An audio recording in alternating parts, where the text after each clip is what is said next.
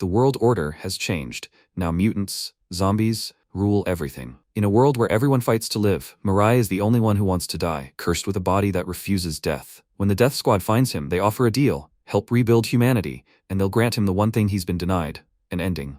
To die, he must make others live. A cruel bargain, and the only purpose left for an immortal who envisages the dead. Will he stick to his goal or change his path? Let's find out. The story begins in a desert amidst smoke. The protagonist of On Mirai looked at a huge building. He calmly flipped a page on his notebook. A monster guard asked, "What's that over there?" The second guard asked, "What's that comrade talking about?" He turned his attention to MC and asked, "Is that by any chance a human?" The guard clarified, "It looks like it is." The comrades smiled and asked, "What kind of luck is that?" They simultaneously coughed, trying to get the protagonist's attention. The comrade asked with a crazy smile, "What is that man doing here?" The monster leaned over ominously, looked at MC, and clarified, "Isn't it so dangerous here?" The comrade wondered if the man was by any chance a friend of the one they encountered today. The monster clarified, "Has the man come to save him? So bold that he must be very tasty?" The comrades looked at each other, and laughing, exclaimed that they would eat their fill today. Two whole people. Mr. Craven must like it? The protagonist emotionlessly tilted his head to the side. He instantly tensed his fingers. The guards' heads instantly flew off. Sometime later, on the top floor, former Scarlet Heart Deputy Craven exclaimed that today was a celebration. After all, they hadn't been able to eat humans for so long, and to celebrate the end of this long famine, they finally had food. Craven, smiling as he held a member of the inevitable death squad, Choi Juho, with his hand on his head, added that it also came to them on its own. The zombie laughed, and Juho, looking away in fear, screamed. Craven ordered his assistants to scream from the bottom of their hearts, and they instantly screamed. Mirai entered the room, and Craven was greatly surprised. Kyuho, perplexed, raised his head and looked at the protagonist. Craven asked in surprise, "Who is this man? Are the guards off duty today?" The assistant disagreed and replied that they should be standing at the entrance. The guards' heads quickly fell to the floor in front of Craven's feet. He became very angry, and Juho noticed the heads. The protagonist coughed and apologized. He showed a drawing in his notebook and asked if Craven was here now. Craven twitched with anger. MC clarified, "Is he not here?" He had heard that Craven was supposed to be here. Gyuho was stupefied and wondered what this guy was talking about. Craven sternly asked, "Is the protagonist a friend of this man?" Mirai disagreed and clarified that he had never seen him before. Craven angrily asked, "Then who is this man? And why did MC kill his soldiers?" The protagonist calmly replied that they irritated him. Craven crossed his arms and ordered Jeff to deal with it. The assistant asked, "What's the menu?" The boss responded angrily, "Like at the hotel," and asked the assistant to cut the food larger. Jeff quickly approached the protagonist and raised his sword. He calmly replied that the order was accepted. Gyuho was terrified and screamed. Jeff instantly cut MC into pieces. Craven smiled happily upon seeing this. Jeff turned his head to the side and said that he had figured it out. Mirai quickly reassembled his body piece by piece. He noted that he couldn't be killed that way. Jeff turned his head to the side in surprise. The protagonist jumped up and asked not to irritate him. He kicked Jeff with great force. The assistant quickly flew out the window and fell into the lake. Craven's mouth opened wide in surprise. Juho wondered, what was this? He was cut up, but all the pieces came back together? Craven clenched his teeth in rage. He instantly ordered his comrades to catch this freak. It seems the protagonist somehow managed to trick them, but it won't work on them a second time. He dared to come to the zombies, but that wasn't enough for him. He also hit his subordinates. They will avenge Jeff. The zombies ran furiously and quickly, intent on attacking. Mirai calmly raised his hand. He lowered his hand, and many bones plunged into the floor. The zombie raised his hand in fear and screamed, "Is that really a bone?" The protagonist pulled the bone out of the floor and struck the zombie in the face. His comrade raised his fist in rage and looked at MC. Mirai instantly appeared behind him and jumped up. He chopped the enemy in two with the bone. The zombies looked in fear at MC standing near the corpses. The protagonist stuck his hand into his body, and Juho looked at him expectantly. MC quickly pulled an organ out of his body. He delivered a powerful attack to the zombies. The zombies' body parts flew to the sides, leaving a pool of blood on the floor. Mirai looked thoughtfully at the organ in his hand. He calmly threw it aside, and the zombies were very surprised. The protagonist quickly turned and threw bones at the opponents. He quickly pulled his intestine out of his body. MC threw it with force towards the zombies. The wound in the protagonist's body quickly healed. The opponents looked at him with great fear. MC turned his head to the side and noticed that they were irritating him. He raised his hand and formed a brain from his fingers. The zombies fell into a stupor and shook after watching this. The opponent's head instantly exploded, and the comrade covered his face with his hands in fear. Mirai picked up the bone and tossed the brain, preparing to attack. He struck with great force and the brain flew through the zombie's head. The protagonist quickly killed all of Craven's assistants. After a while, he stands in pools of blood. Craven opened his mouth wide in great surprise. He screamed tensely, "What is this?" MC instantly appeared in front of him. Craven looked down and thought, when did the opponent appear in front of him? Mirai apologized and asked, "Is the opponent by any chance Craven?" The boss pursed his lips in fear and thought for a moment. He asked, "What is it? Why is the protagonist looking for Craven?" Mirai replied that someone told him that zombies could kill him. Craven got really angry and raised his mace over the protagonist's head, yelling, "He's a damned freak. Is he kidding him? If he wants to die so badly, he'll kill him right now." Mirai raised his head and veins quickly enveloped Craven's body. The protagonist clarified that he had asked not to irritate him. The veins compressed Craven's body and he instantly exploded. The mace, along with the remaining arm, fell to the floor. Juho looked at the protagonist in surprise and wondered, "What the hell is going on?" There were so many zombies here, and all at once. He quickly raised his head and noticed MC looking at him. Juho was terrified and screamed. He wondered if the protagonist wanted to kill him too? He wouldn't, would he? Mirai quickly removed the tape from Juho's mouth. The member of the inevitable death squad asked the protagonist to wait. MC apologized, and Juho fell silent. Mirai showed him the notebook with the drawing and asked where Craven was now. Juho replied that the guy MC had just killed was Craven. The protagonist turned his head to the side and replied, "I see." He thought that it hadn't worked this time either.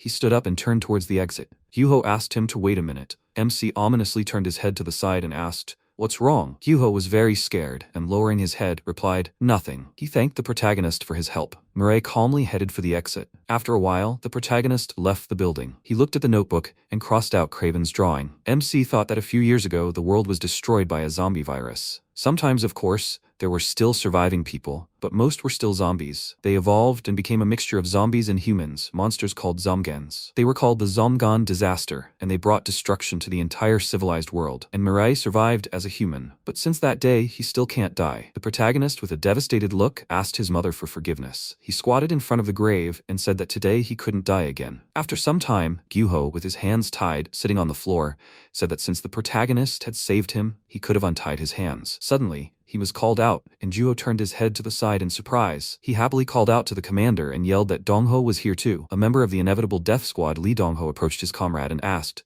"Is Juho okay? What happened? Why didn't Juho answer the radio?" Juho apologized and replied that he thought Craven wasn't here, so he went to investigate, and so he was simply captured. The commander of the inevitable death squad, Lee Kyung, looked at the zombie corpses and turned to Juho. "Something happened here, right?" Juho was surprised and said that some guy had appeared. Kyung was amazed and asked, "A friend says that some guy single-handedly dealt with a crowd of zombies?" Gyuho agreed and noted that it was hard to believe, but that's exactly it. It was unclear why he suddenly appeared and cleared everything out in an instant. Kyung asked, "Where is he now?" Juho lowered his head and replied that he didn't know. The protagonist wanted to leave right away, so he was going to question him, but he became so scared that Juho couldn't. Dongho clarified, "Was the guy also a zombie?" Juho replied that MC was definitely human. Kyung turned her head to the side and rested her hand on the floor. She was surprised and asked, "Was the guy wearing sneakers?" Juho agreed and replied that it looked like it. Kyung tensed, realizing something. After a while, the protagonist was sitting by his mother's grave. Kyung, sitting in the bushes, asked, "Is that him?" Gyuho agreed and replied that it was true. Dongho looked at MC in amazement and noted that he looked like an ordinary schoolboy. "So he killed all the zombies?" Gyuho agreed, and Dongho wondered,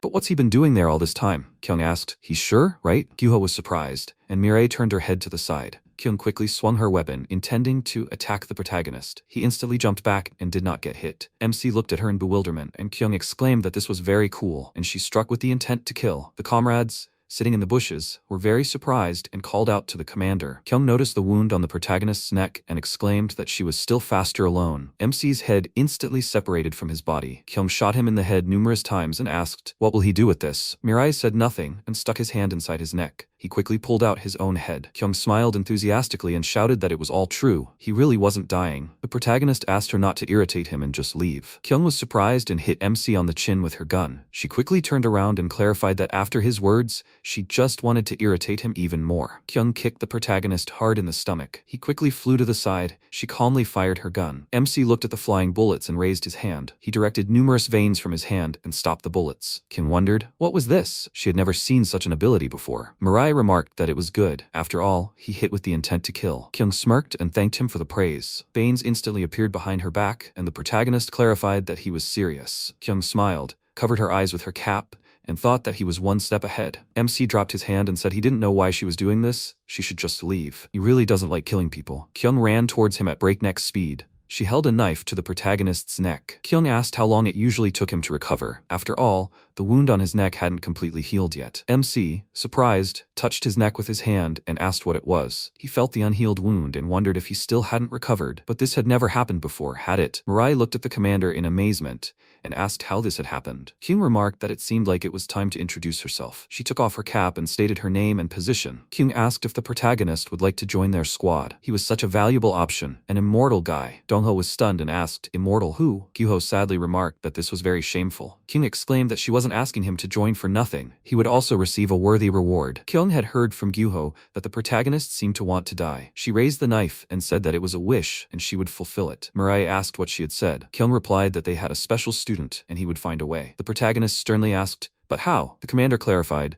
"Maybe MC should ask him about it. After all, her knife was created by this scientist." Mirai thoughtfully lowered his head and looked down. Kyung noted that, judging by everything, this was the protagonist's first experience. Didn't he find that convincing? MC wondered if she could really kill him. Kyung smiled and asked his name. Mirai introduced himself, and the commander, turning the knife blade down, asked him not to worry. The protagonist would be slaying zombies with them, and they will take back the land that was taken from them. Kyung confidently crossed her arms and shouted that the day human society is restored, she will definitely kill Mirai. The commander hopes for his help until that day. She looked at him with a smile and called him a fighter. The protagonist thought that the fire that was about to go out had flared up again. He asked, "Can she promise him?" Kyung confidently agreed. MC thought that now there really was a chance that he could die. Mirai looked at the commander hopefully and agreed. After some time, Kyung asked, "Is Garam coming to them?" A member of the imminent death squad, Jin, Garam yelled into the radio that she was coming. Kyung smiled and said that their friend was already on her way. Juho asked if Garam had a driver's license. Dongho, frightened, replied that she probably didn't. Kyung noticed the car and exclaimed, "There's the assistant." At the same time, Garam, holding the steering wheel in her hands, screamed in fear. The car stopped abruptly and a scream echoed through the forest.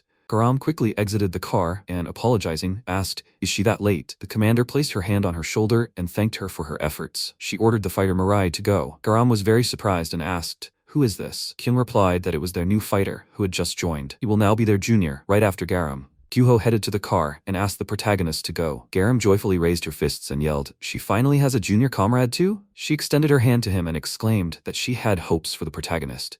Garam introduced herself and the MC walked past without answering. Garam looked at the protagonist and wondered, is he shy? After some time, Kyung said that they would take the protagonist with them on an operation in Jinhai. After all, Jinhai was also currently captured by the Crimson Squad. MC was surprised, and the commander asked if he knew the Crimson Squad. It seemed that Mirai had lived in isolation from the rest of the world for quite a long time. The Crimson Squad is one of the zombie factions. They control several cities. Their first goal is to destroy the Crimson Squad, and to do this, they need to know where the leadership is located. Dongho happily exclaimed that this is why they were studying Craven. Juho added that Craven was also in the Crimson Squad. The protagonist calmly agreed, and his comrades thought that it seemed that MC did not care about them. Kyung said that one of the Crimson Squad officers named Paladin is in Jinhai. Since he is an officer, he is probably personally acquainted with the leadership. So the protagonist's task is to, together with Garam, investigate the traces of their leadership. And of course, caution is needed. Craven led only one group, but Paladin leads an entire city. Of course, it's better for them to go together, but they have one more place to explore. The comrades exclaimed that they can already see it. It's Jinhai. After some time,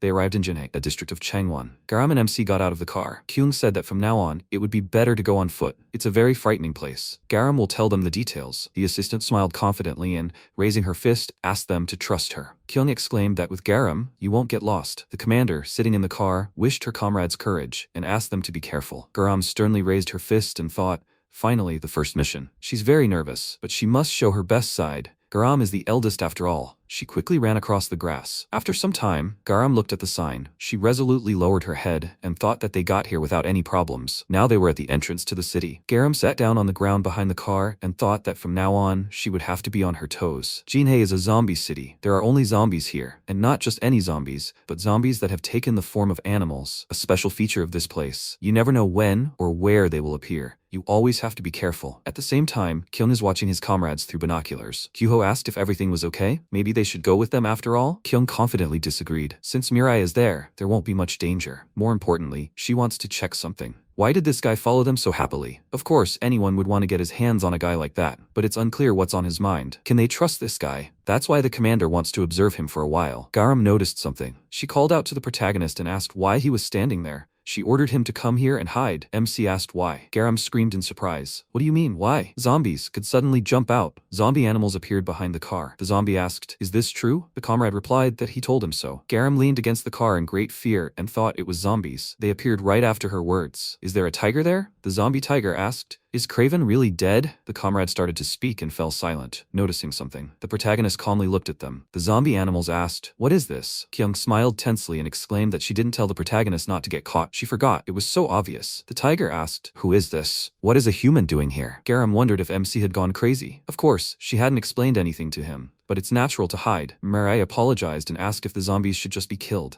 Garam was very surprised, and the protagonist instantly disappeared from sight. MC rose into the air and created a giant brain from his fingers. He threw it with tremendous force towards his opponents. The brain fell powerfully to the ground, creating cracks in the ground. Garam quickly rose to her feet and screamed, asking, "What is this?" She thought he had superpowers too. The commander wouldn't have brought in a mere human. This is a whole other level. The zombie asked in surprise, "Who is this guy?" His comrade yelled, "Is he really a human?" The protagonist flexed his fingers, preparing to attack. He swung his arm with enormous force and sliced the opponents in half. Garam covered her ears in fear and screamed. Mirai raised his hand and hit the zombie with his huge brain. He quickly turned around. Numerous explosions thundered across the battlefield. Yuho looked at what was happening in amazement and shouted, "What's going on there now?" Kyung lowered her binoculars and exclaimed, "That's so cool." She had no idea he was so strong. At the same time, the animal zombies looked at what was happening from inside the building. An elephant standing near a car asked, "What's that noise?" They headed toward the sounds and asked, "What's going on?" The comrades, quickly running to the side, ordered the zombies to run away. The opponents turned their attention to the protagonist and asked, "What is that?" MC broke the ground with his hand with great force. The animal zombies screamed as they ran away. "What's going on?" Garam tensely turned her head to the side and screamed, "It's a curse, so she'll have to fight too."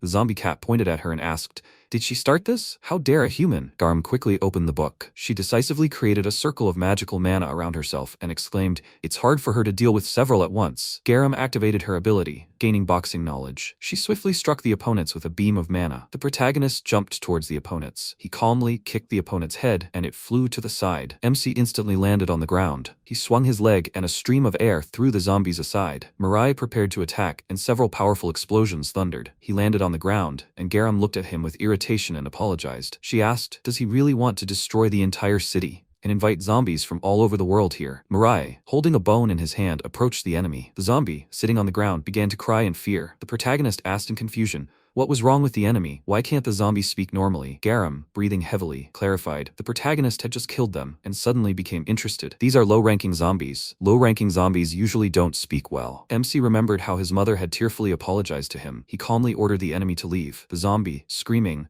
ran quickly down the road. Garam asked, why did MC decide to let him go? The enemies ran towards them and ordered them to catch people. Garam looked at them tensely and asked, is this happening again? She irritably activated her ability and asked them not to come running again. Sometime later, in the city under the evening sky, Garam let out a tired sigh, standing among the corpses of her enemies, and asked, is this the end? The MC asked, which one of them is the Paladin? Garam irritably wiped the blood from her face with her fist and noted that he had destroyed everyone and was now asking. The Paladin was probably already dead too. She tensed and wondered why Paladin was nowhere to be seen. Shouldn't he have appeared in this situation? He couldn't be lying dead somewhere here, could he? Garam coughed and exclaimed that it would be better to hide first. The protagonist asked, why hide? Garam asked, what do you mean? Why? What will the MC do if more zombies appear? Mirai replied that they could be killed too. After all, there could be a paladin among them. Garam said that they came here to explore, not to fight anyone. The protagonist noted that they could explore after everyone was killed. Garam screamed furiously, saying that she understood, of course, that he was strong, but she couldn't fight all day. MC could certainly fight calmly without any worries since he was strong, but she couldn't. Garam could really die. Mirai asked emotionlessly, so what now? What difference did it make to him whether she lived or died? Wasn't it enough to just complete the mission? Garam sternly asked, what did that mean? Was he serious? He wouldn't care even if she died? The protagonist agreed and replied that it made no difference. Kin tensed up upon hearing this. Garam screamed angrily, how could he say that?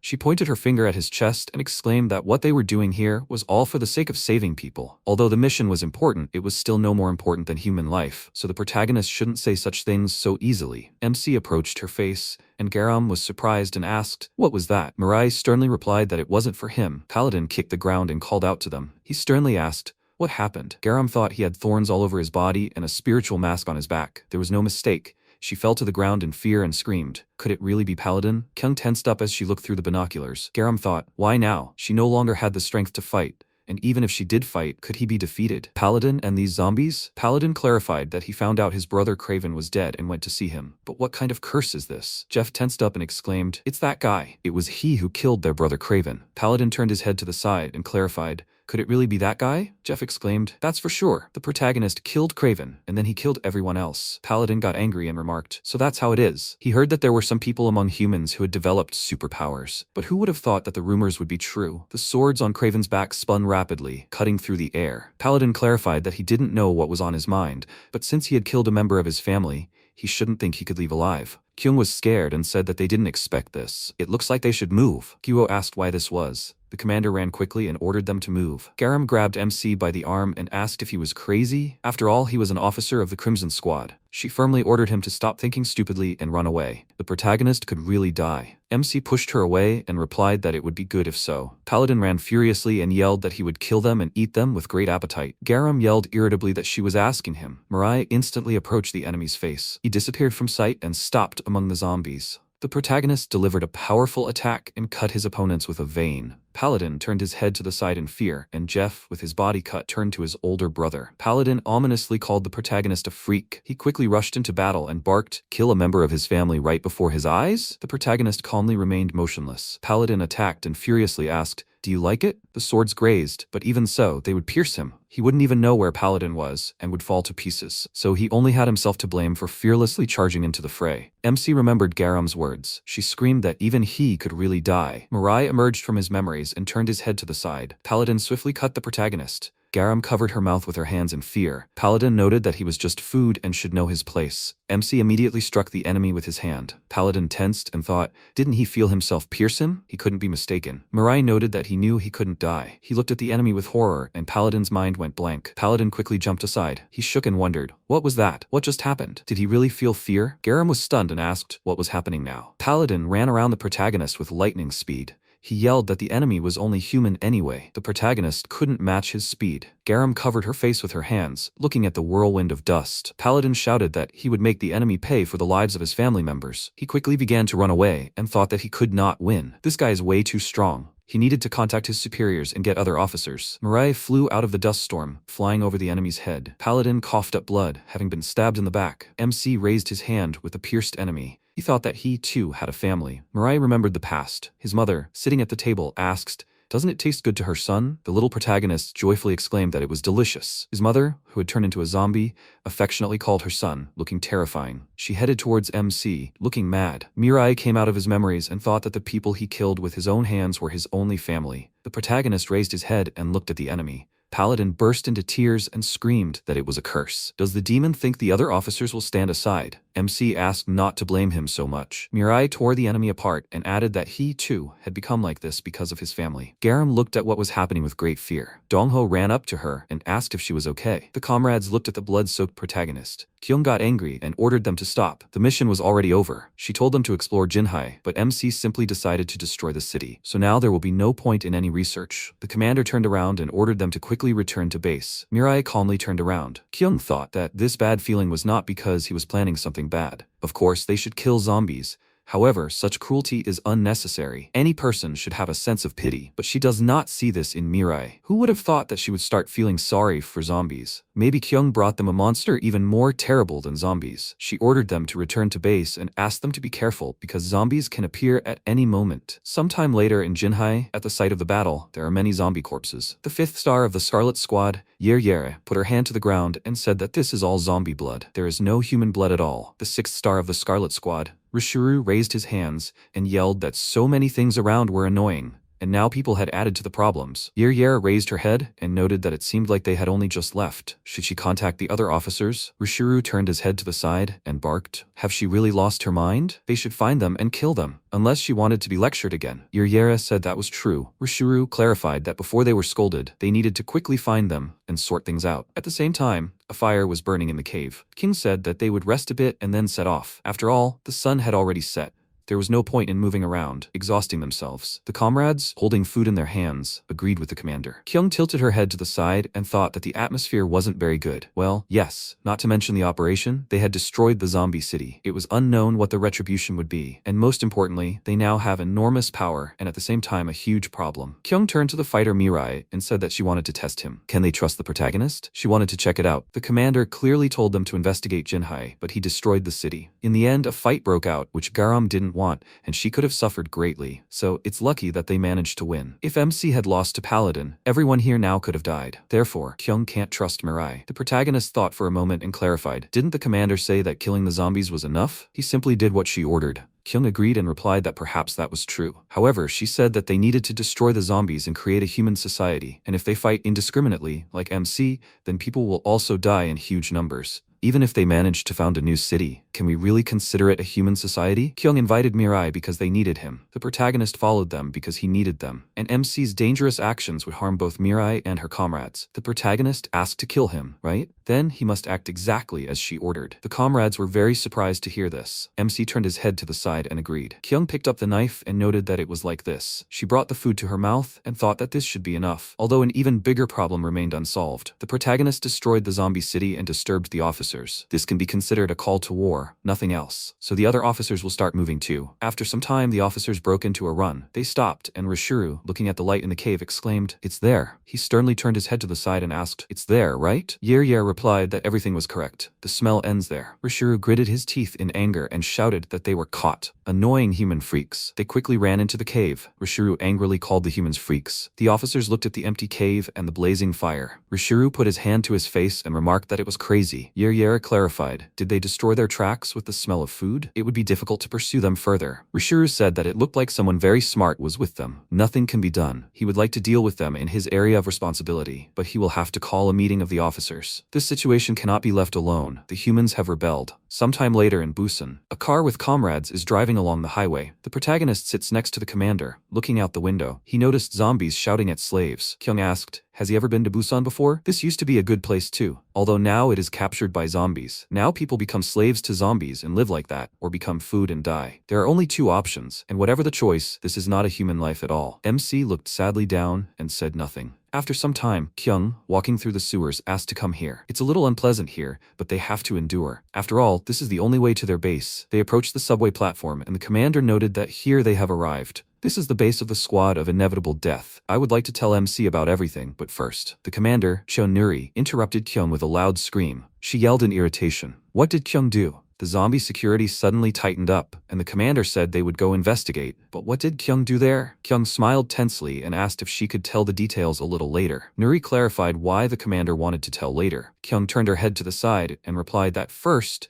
there was something that needed to be done. She asked, can Mirai come for a minute? The protagonist calmly approached the commander. Nuri asked in confusion, what's going on, and who was he? Kyung clarified that they would soon meet with all the officers. She didn't know how many there were or how strong they were, and the only known officer was Paladin. They said he was the weakest of the officers. The commander asked to try to kill her, this time, not with pity, but for real. MC tilted his head to the side and asked, is that an order too? Kyung replied that it was an order. Gyuho was surprised and thought, does the commander want to test something again? Right. But if you think about it, Kyung had already fought Mirai, but she hadn't used her ability then. That's exactly what the commander wanted to test. Would the protagonist be able to defeat the commander when she used her ability? Kyung thought the protagonist was strong, and for this reason, all future operations would be tailored to him. All that's needed now is confidence, that the fighter Mirai can defeat the officers. The protagonist ran quickly, and Kyung thought he was advancing. Juho thought that the commander was the strongest of them all. After the appearance of zombies, people in rare cases developed superpowers, equal in strength to zombies or even exceeding their strength. In their squad, including him and Garam,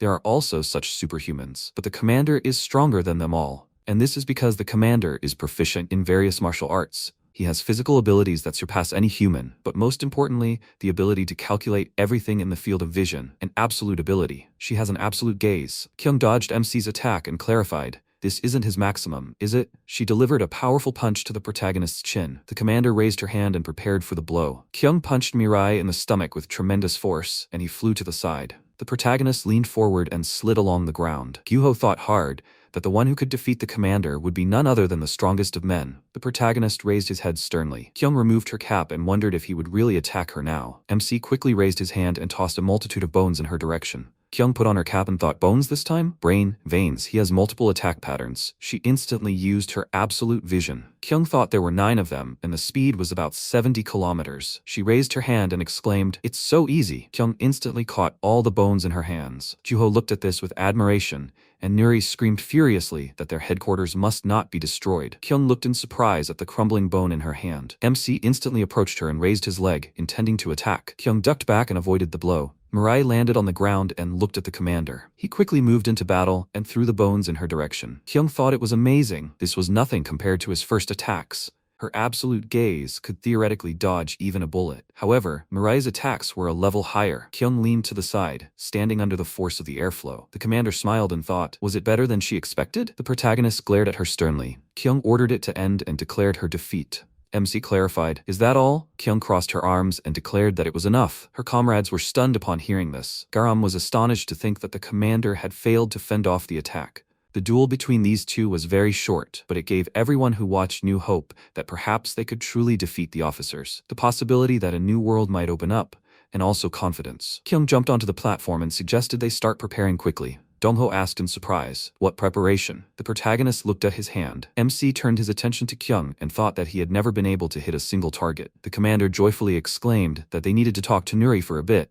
After a while, Nuri asked what the commander was planning to do. Kyung asked in confusion, but she hadn't said anything yet, had she? Nuri adjusted her glasses and asked if the commander thought she needed words to understand. The scale was clear at a glance. Security had been tightened because of the protagonist, hadn't it? It seemed Kyung had found a capable guy somewhere, led him, and along the way, he had destroyed some city. Kyung smiled and remarked that the commander was very smart. Nuri asked irritably, maybe the commander should express herself more pleasantly? Kyung placed the map on the table and remarked, meaning she could get straight to the point. Things had become much more serious than she thought. First, they would go to Orupto Island. Nuri clarified, was that where the human slave farm was? Kyung said there would be an amazing battle, so they would need weapons, and the scientist Jin, who had left for the expedition, needed to be retrieved immediately. Nuri raised an eyebrow in confusion. The commander clarified that, in fact, they needed not only weapons but also Jin right away. Did the commander remember the knife she created? Nuri asked, made to confront the officers. Kyung explained that she had brought Mirai here, promising to kill him, and the knife had proven quite effective in this. Nuri crossed her arms and asked, is the commander saying he wants to die? Kyung agreed and clarified that she too didn't know why. The commander pointed to the side and asked, so, he's immortal? Kyung agreed, saying she was surprised too. Nuri became embarrassed and clarified, so, he doesn't age either? The commander said that in any case, the protagonist can't be killed with this knife. The best one could hope for was a delayed recovery effect. But in order to control their main force, the fighter Mirai, Jian must return as soon as possible. Nuri scratched her chin and noted that this meant they needed to go to Orupto Island, whether they wanted it or not. She quickly pushed Kyung away and ordered the commander to move away. Nuri thoughtfully looked at the map to find out how to get to Orupto Island. After a while, the commander pointed at the map and ordered her comrades to concentrate. They were starting the briefing on Operation Orupto. First, we need to bring Jin, and secondly, as they know, their inevitable death squad consists only of everyone gathered here. For future battles with zombies, this is very little. Of course, there are people who have gone to other places, but even with them, their squad is very small. Therefore, during this operation, they need to obtain weapons and increase the size of their squad. And now Nuri will tell them their detailed plan. Kyung smiled and thought, Nuri thought everything through so thoroughly? That's right. No one can compare to Nuri when it comes to intelligence. Juho raised his hand and exclaimed that he had a question. To get to the island, they need to steal a ship, but what will they do with the zombies in the port? Nuri inquired why he asked. Gyuho noted that there were a huge number of zombies there. The commander raised a finger and clarified that the number of zombies was not a problem. They should know better than her, right? After some time in the port of Busan, the protagonist jumped to the ground. Kyung asked into the microphone,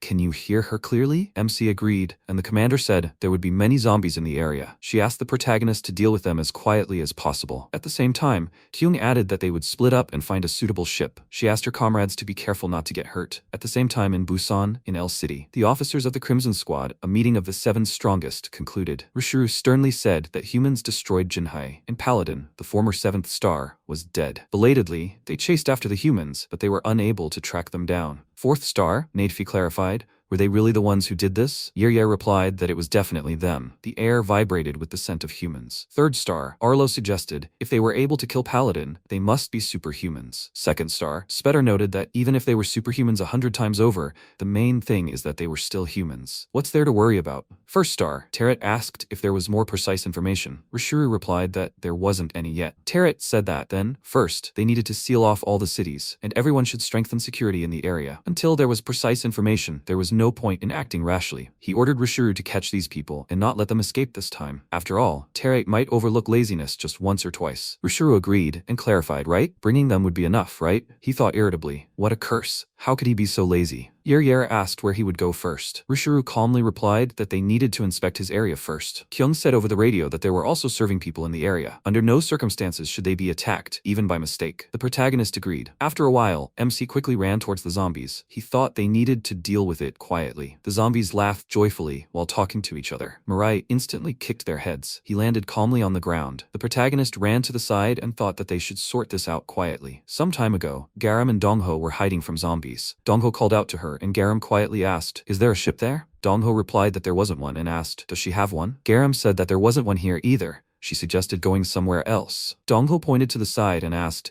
"Where else? There are zombies here." The protagonist quickly killed the enemy. His comrades looked at him in amazement. Currently, Garam asked, smiling, "Are they coming?" Dongho agreed and they set off to search. Juho was hiding behind a container. He wondered how he could find the ship here. He had no idea where it was. Where were the others looking? Juho heard a scream and turned his head to the side. He asked in surprise, "What are those sounds?" It seemed like a woman's voice. At the same time, the female slave asked in fear, why were they doing this to her? She had finished all the work for today. The zombie laughed and clarified, "Did the comrade really drag her away?" The comrade pulled his tongue out of his mouth and asked, laughing, "Isn't that cool? And she looks the tastiest of all. And still, is it okay to bring workers to be eaten?" The zombie asked sarcastically, "Isn't he a good boy?" The comrade exclaimed that there had been less food lately, so he was in a very bad mood. Of course, human flesh was sent down from above every month, but the officers eat it, not them. And they don't even let the workers eat. So how can they not stop obeying the officers? The zombie ordered to blame the social order, not them. The woman raised her fist and ordered them to stay back. The woman's son, Chan, quickly covered his mother and yelled at the zombies not to dare lay a finger on his mother. The woman grabbed his hands and screamed that she told him not to come to work. The zombie asked, "What's this?" He grabbed Chan by the hair and asked where the child had suddenly jumped out from. Chan angrily ordered him to let him go. The zombie looked into the child's eyes with a smirk and, after asking for forgiveness, clarified that they don't eat children. Chan must survive, after all, so that he can grow even more meat for them later. So first the child must have children, and then come for revenge. The zombie threw Chan aside and he continued to scream to let his mother go. Juho looked inside the container in bewilderment. He yelled worriedly, "What's going on in there?" The zombie looked at him irritably and asked,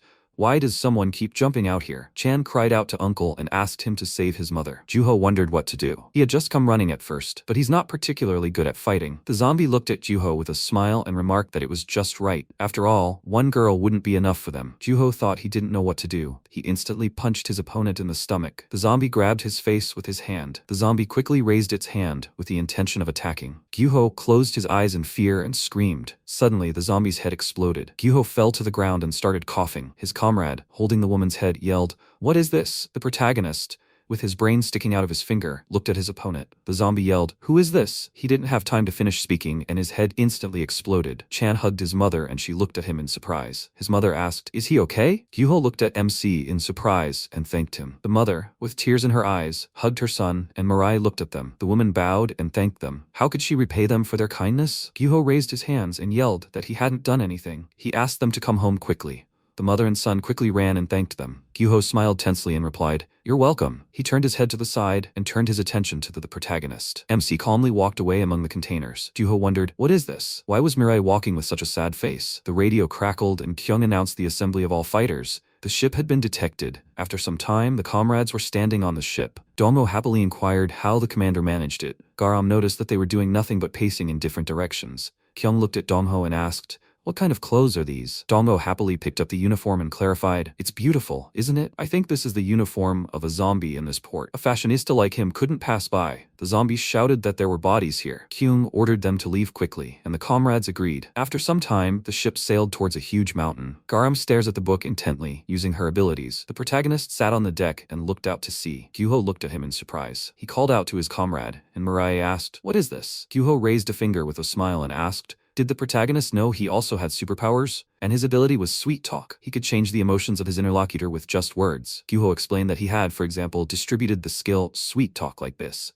He asked for a better mood. The stream of words reached the protagonist, but had no effect. MC asked, "What's wrong?" Gyuho yelled, "Why isn't it working?" He wondered if Mirai's deep depression had really reflected his ability. Gyuho, with tears in his eyes, covered his mouth with his hands and thought about how sad the protagonist was. MC calmly looked at his comrade, and Gyuho, putting his fists to his mouth, said, "In any case, if the protagonist is feeling down or sad about something, Mirai can always tell him. After all, he's playing the role of a doctor." MC indifferently agreed. He looked down sadly and thanked him. Gyuho was delighted and exclaimed that there was no need In any case, the protagonist can speak without hesitation. Dongho asked, Juho is cool. He isn't afraid of this boy? Juho asked. What was there to be afraid of? Dongho noted that the MC seemed completely emotionless, as if Mirai could do harm at any moment. And isn't it scary because the protagonist wants to die? Gyuho sadly replied that it's just a matter of words. He just thinks Mirai's face looks very sad. Maybe it's not that the protagonist wants to die, but that the MC wants to find a reason to live on? After a while, Garam looked at something in surprise and turned to the commander. Kyung, holding a map in her hand, asked,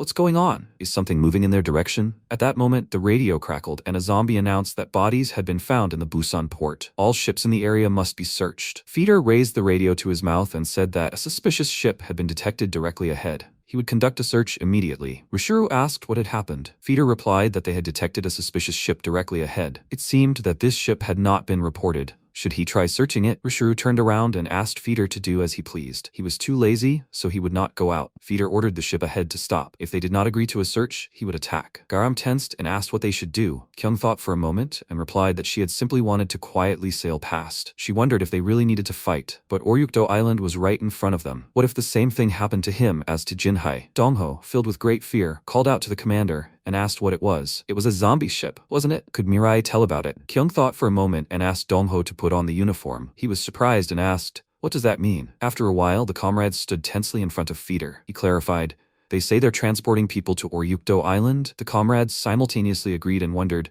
why are they doing this? Feeder looked at the documents and remarked that this was odd. There shouldn't have been a delivery today. Dongho yelled that these were extra people. Feeder clarified that this, of course, happens often. Dongho looked up warily and thought it was a relief that this happens often. Feeder asked suspiciously, Why are they doing this? Usually, zombies are responsible for this. But why did they suddenly assign people to do this? Juho, with a streaming face, then quietly asked, It seems they were discovered? Kyung smiled and replied that everything was fine. She didn't assign this to Dongho for nothing. The comrade, deeply afraid, began to stutter. Dongho thought he needed to collect his thoughts. He'd been rehearsing for a situation like this. Before the zombies appeared, his dream was to become an actor, to be recognized by everyone as such a talented actor. Dongho calmly said that Mr. Kim Cholsu had sent them. Garam wondered in confusion. Who the hell was that? Dongho wondered. Among the huge number of zombies at the port, surely at least one would be Cholsu. After all, zombies used to be people too. Juho quietly asked, Aren't their names usually more sophisticated? Feeder approached Dongho suspiciously and asked, Did Cholsu really send them? Dongho agreed, confused, and wondered if they didn't have Cholsu. Feeder asked if Cholsu still worked there. Dongho was surprised and confirmed it.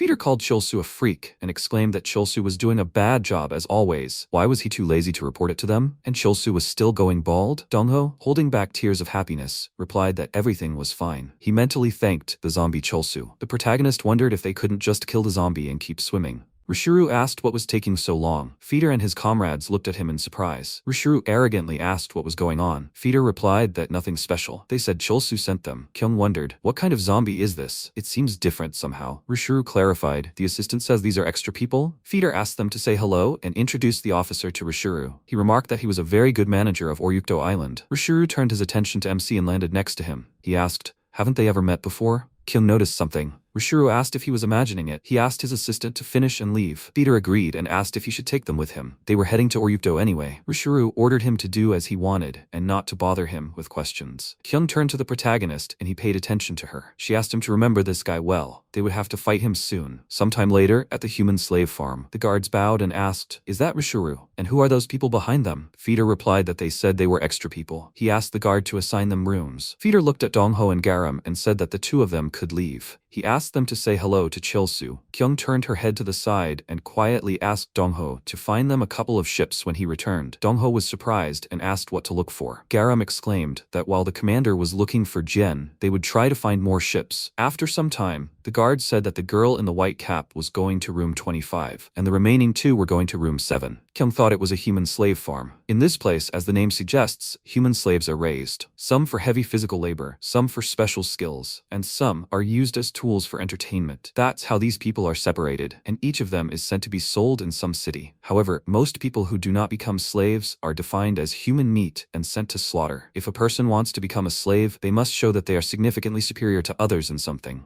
The guy noticed Kyung. He passed by and nudged her with his shoulder. Kyung thought that competition for survival is a very similar place to the wild. She turned to the protagonist and asked him to protect Gyuho until further orders. Mirai thought for a moment and agreed. Kyung thought that in this place, perhaps people were even more to be feared than zombies. The guard pointed to the door and said that this was the 7th room. He asked them to enter together. The comrades agreed and entered the room. Kyung wondered if everything would be all right. However, where could Jian be? The slaves turned their attention to the protagonist and Juho. The male slave asked in surprise, "Who are they?" "This is the 7th room. They must leave." Juho joyfully exclaimed that they had come to save them. He would gradually explain everything to them. Juho was greatly surprised and fell silent. The man holding the slave, Jian by the hair, asked, "Have they come to save them?" Gyuho shouted angrily, "What is the man doing?" He noticed the sad faces of the people. Gyuho wondered if there was some strange atmosphere here. The man threw Jiseon aside and she started coughing. He asked, "Were they brought here extra?" The man, with a wild look, clenched his fists and remarked that it seemed like since they were new here, they didn't understand something,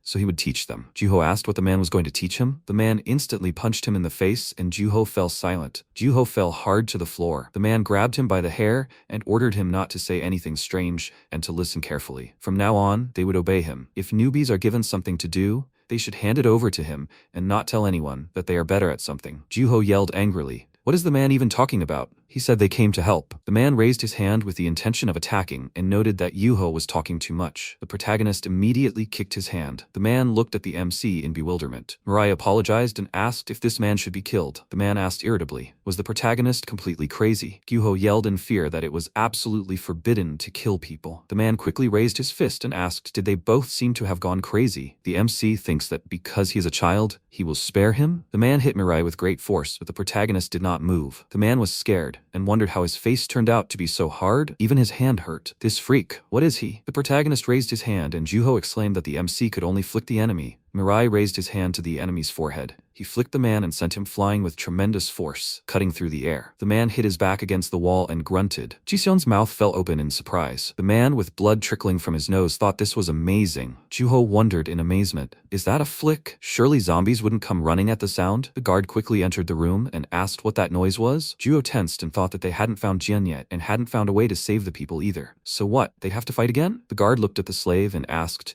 is it really a man again? He grabbed the man by the robe and clarified, didn't he ask him to stop causing trouble?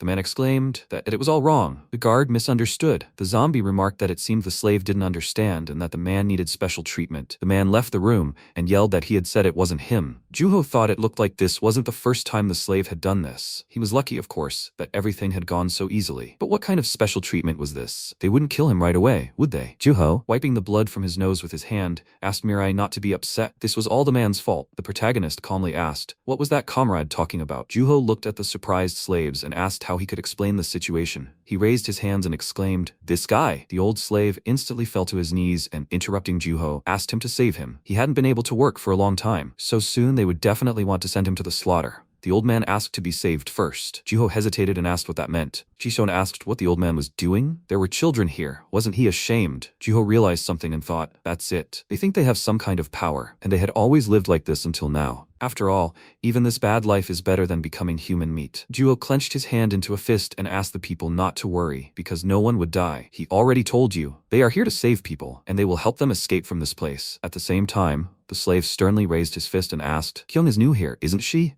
He will teach her the rules here. Kyung agreed and said that the slave can take all her work, and if necessary, she would add on top. The commander sat down on the floor and clarified that she will then rest. The slave was surprised and asked how the newcomer knew. Kyung thought the atmosphere was exactly as she expected. There is no need to rejoice about this. After all, they will soon free all the people. But the first thing is to find Jin. After that, they can move on to the escape plan. Jin announced over the loudspeaker that it was time to work. She ordered the people to their stations and report to those in charge. Kyung thought it was good. They were starting to move. However, a familiar voice came over the radio. After a while on the street, Juho, breathing heavily, holding a log with his hands, thought, why did he get this job? The zombie ordered the people to move faster. Juho wondered if they would even have time to find Jen. I wonder what the protagonist got. He's sure it's something more difficult than this. Guo hoped this job wouldn't ruin MC's mood. At the same time, Mirai looked at the sewing machine. The man said that it's done like this and asked the protagonist to try. MC agreed and started sewing. His hand instantly got caught under the sewing needle and blood gushed out. The man was very scared and yelled that his hand needed to be removed. Mirai sat down on a bench and the man ordered him to just watch and not interfere. The slave, Hayoung, asked if his hand was okay. She had bandages. MC wanted her to put them on, Hyung put bandages on his arm and noted that everything was ready, but he was badly injured. Mirai devastatedly replied that he didn't need it. Hyung worriedly screamed that it was unnecessary. If she just left everything as it was, he would have bled to death. She sheepishly asked what his name was. The protagonist introduced himself, and Hyung, lowering her head, exclaimed, "So he's Mirai." She smiled and thanked him for giving them their jobs back. The man had taken almost all of their cases, so they were afraid they would end up in the slaughterhouse. Jiseon approached them and asked what Hyung was doing. Hyung happily pressed her cheek to Jiseon's chest and, introducing her, exclaimed that Jiseon was very good. Jiseon was the only one in their cell who cared about her, and quarreling with a man. Jiseon wondered why Hyung was so cheerful. Hyung approached the protagonist and thanked him. She closed her eyes with great embarrassment and showed the MC a notebook, in which it was written that the protagonist was very handsome. She quickly ran away, shouting that they would see each other in the cell. Jiseon asked, "What's wrong with Hyung?" She looked at the protagonist with a smile and clarified, "Isn't this a little unusual? The atmosphere in their cell.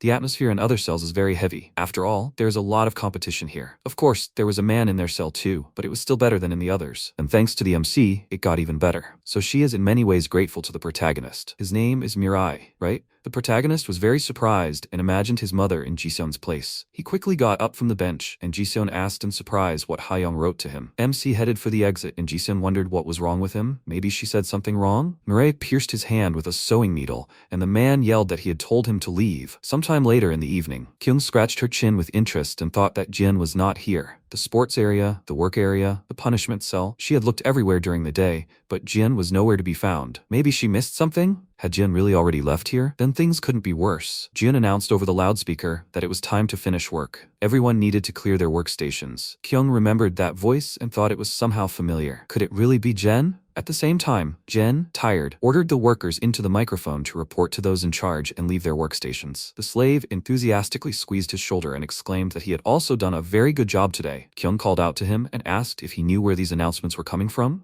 The slave answered in surprise that it was probably from the overseer's room. Kyung grabbed him by the shoulders and asked, "Is there any work in this overseer's room by any chance?" The slave asked, "Are you talking about cleaning? So that's his job. So what's wrong? And when will the new girl give him his number? She promised to give him work. He could only work for her if he had the number." Kyung asked, "Is that so?" So she needed the number. She apologized and punched the slave hard in the face. Kyung said she would apologize properly later. She took the number from the slave's robe and asked, "So which way is the overseer's room?" After a while, Kyung looked at the guard sitting on the chair. She went to the door and asked if she could come in. The commander thought, "What kind of serenity is this? It seems they think there's no need to be wary of people at all." Kyung entered the room and thought that, whatever the case, it would be good if Jian were here. She looked at her comrade and thought, who could have known that Jian would become an overseer? The commander quietly called out to her comrade. Jian turned her attention. She burst into tears of joy upon seeing the commander. Jian quickly hugged Kyung and asked, "She's not in a dream right now, is she?" Kyung smiled and asked what had happened all this time. Jian replied that she was caught during her research, and she tried her best to do everything to survive, and at some point,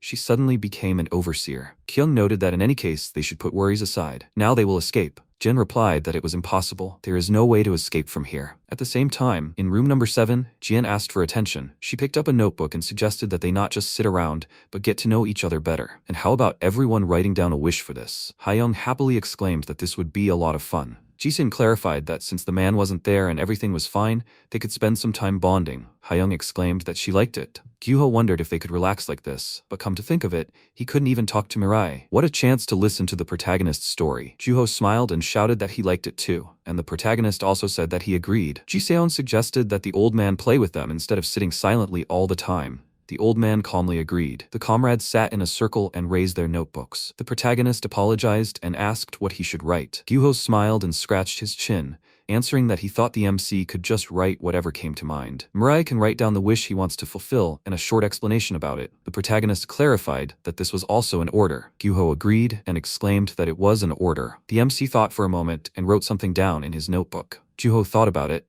And what did the protagonist want to tell? After a while, Jisun asked, "Everyone has written it, right? Then let the old man begin his story." The old man read that he wanted to see his grandchildren. After the world had changed, he had never seen them. He would like to see them at least once before he died. The old man burst into tears and, covering his eyes with his hand, added that he hoped they were at least alive and their bad grandfather couldn't come to them. He just sits here, causing everyone problems. Jisun, after listening to the story, replied that everything was fine. They understood everything. Jishon exclaimed that it was her turn now and Hyung was very happy. She said that she wanted to cook. In the last few years, there had been no people or zombies around whom she could trust. So someday, Jisun wants to get together with good people and have a delicious meal together. Juho, covering his tear-stained eyes with his hand, thought how kind they all were. He would definitely help everyone escape. Jisun exclaimed that now Hyung. The girl happily replied that she had someone she would like to get closer to. Hyung looked at the protagonist and she instantly became embarrassed. Hyung covered her face with her hand and added that they would just get closer, and then that's it. Jisun exclaimed, now Juho. He replied that he doesn't know yet, so he'll be after the MC. Jisun asked the protagonist to begin. Mirai looked sadly at the notebook. Juho wondered, I wonder what the protagonist wrote. He sees that MC has written a whole sheet. Mirai said that he wants to die. After all, it's for his mother. MC, remembering the past, began the story. The protagonist, with a scarf around his neck, exhales cold air. Mom raised her hand and holding a camera in her hand asked her son to look here. MC smiled happily and called out to his mom. One cold winter day, Mirai killed his mom. The protagonist exclaimed that so. He said hello to Jaeyoung, and then he also said hello to Jung. Mom, holding his hand, said that little Mirai said hello to everyone. It looks like in the future, the protagonist will be able to become president? Mirai looked at his mother hopefully and asked if he could really become president. His mother replied that of course not. Greetings alone were definitely not enough. The protagonist jumped up indignantly and screamed. Was she making fun of him? His mother laughed and covered her mouth with her hand, thinking that she had a very cute son. How funny it was to make fun of him. His mother paused and coughed. The protagonist asked if she was okay. His mother replied that she was fine. It looked like she was choking with laughter. MC shouted irritably, but why was she making fun of him? His mother remarked that it was so funny. The man passed by Mirai and said into the phone that it looked like he was just a little sick. The protagonist noticed him in surprise. His mother asked her son to go home and that she would be back when she finished work. MC agreed and wished her a safe journey. Mom covered her mouth and remarked that it was strange. What's wrong with her? The protagonist thought there was something strange that day. After all, like always, he was just seeing his mother off to work. But for some reason, it seemed to him that they would never see each other again. MC called out to his mother and she turned her head to the side. Mirai confidently raised his fist and exclaimed that he would go with her too. Sometime later, under the evening sky in the shop, the protagonist looked at her with displeasure while sitting on the floor. Mom asked if she did something wrong. MC disagreed, and Mom clarified, but why was he looking at her like that? Mirai replied that he didn't know. Mom asked, but then who knows? Isn't her son bored just sitting like that? The protagonist disagreed and said that everything was fine. Mom smiled and noted that Mirai was very cheerful. She asked him to wait a little longer because today they would go early. The protagonist was with her now and was giving Mom strength. MC thought that in fact he was very bored. Rare visitors, all similar to each other, and also the surrounding sounds, inducing sleep. But Mirai liked this time. It was boring, but he really enjoyed this quiet time with his mother. The guy handed over the money and asked to count. The protagonist closed his eyes and thought that this time, how he wished it would never end. To always be together like this. Mom fell to the floor and the protagonist asked, is everything okay? Mom answered that everything is fine. She just doesn't feel well today for some reason. MC shouted, maybe they should call the hospital? Mom disagreed and said that she thought she just had a little cold. So today they would go early. She would rest and quickly return to normal. Mirai worriedly asked, will everything really be okay? Mom exclaimed that everything is fine. She just felt a little dizzy. That's all. After some time in the protagonist's house, Mom cut the carrots in half. She hummed a melody and prepared food. MC, watching her, thought, is everything really okay? He smiled and lowered his head. Mom, sitting at the table, asked, does it taste good to her son? Mirai, happily chewing his food, exclaimed that it was very tasty. Mom smiled and said that it was good. She quickly ran up from the table and exclaimed that she had prepared a gift for him. Mom enthusiastically picked up the school uniform. MC was very happy and asked, is this a new school uniform? Mom replied that they always donated old clothes, so she definitely wanted to buy the first uniform for the new school. Mirai jumped with joy and asked if he could use it. Mom agreed and asked him to try on the uniform quickly. The protagonist put on the huge uniform and asked how his mother liked it. Mom thought about it. Was the uniform bigger than she thought? She exclaimed that it suited her son very well. MC, without taking off his uniform, went to bed and thanked his mother. She asked, holding back her laughter, what her son was doing. Was he really going to sleep in his uniform? Mirai agreed and shouted that it was a gift from his mother. He would definitely sleep in it tonight. His mother was surprised and remarked that he still needed to eat before bed. Sometime later at night, on the news, the anchor said that they were bringing this to their attention. This was a report on the real situation. The report stated that a biological threat had currently arisen throughout the Republic of Korea. People were strictly prohibited from leaving their homes and should also try to avoid contact with people outside. The anchor said that citizens were advised to immediately seek shelter in a safe place. The protagonist woke up and, rubbing his eyes with his hand, asked why his mother had turned on the TV. His mother started coughing while standing in the kitchen. The MC called out to her and asked if everything was okay. He quickly ran to the kitchen and yelled, What is this blood? Is she still feeling unwell? His mother, with a terrifying look and dead skin, turned her head to the side. Mirai was frozen with fear. Mom jumped on the protagonist and he screamed in horror. She bit him on the neck and blood gushed out. MC burst into tears and shouted, "What happened?" Mom screamed with blood pouring out of her mouth. Time was moving very slowly for the protagonist. Mirai screamed madly and opened his eyes wide. He sat up in surprise. The protagonist looked at his hands and asked, "What is this? Is this really a dream?" He breathed heavily and thought it was a relief because he was so scared. Of course it was a dream. Mom couldn't turn into such a monster. After all, Mom was always there. Mom, with a disfigured face, opened her mouth wide, looking at the protagonist. MC looked at her and froze. She put her hands on his shoulders and MC screamed. Mirai burst into tears and shouted, "So it wasn't a dream. This is really not a dream." He pushed Mom away and she flew off with force. The protagonist asked in amazement, "What is this?" MC looked at his hands and wondered why he suddenly became so strong. Mom, sitting on the floor, sighed. MC ran out of the room and asked to save him. He ran down the street and wondered what was happening. If this wasn't a dream, then why was he still alive? What even happened? Mirai stopped in surprise. He looked at the destroyed city filled with flames and debris. The protagonist noticed the walking zombies and they screamed. MC hid under a car and asked, "What's going on there?" The guy asked, "What should they do?" The friend yelled that he didn't know either. "What the hell is this?" The friend asked the guy to quickly find it on the internet. The guy, holding his phone in his hand, yelled that no matter how much he searched, he couldn't find it. He didn't understand anything either. "Could you really become a zombie from their bite?" The friend shouted, "What's the guy saying? That's weird." The guy was bitten, but he didn't become a zombie. The zombies quickly ran towards the guys and screamed that it was food. The protagonist fell into a stupor, holding his hand to his mouth. He looked at the zombie in fear. MC, filled with great fear, quickly ran to the side. The zombie, looking mad, opened its mouth and jumped towards the protagonist. Mirai fell and the zombie loomed over him. It bit his hand, and Mirai called out for his mother with tears in his eyes. The protagonist closed his eyes and ordered the zombie to go away. He threw the zombie aside and ordered it to get out of here. MC, breathing heavily, walked along the road, leaving a trail of blood behind him. He cried madly, holding his hand to the remaining appendage of his severed arm. An arm quickly grew out of the appendage. Mirai said that it was very painful and called for his mother. She raised her head and made a sound. The mother headed towards her son, and the protagonist, raising his hands, screamed.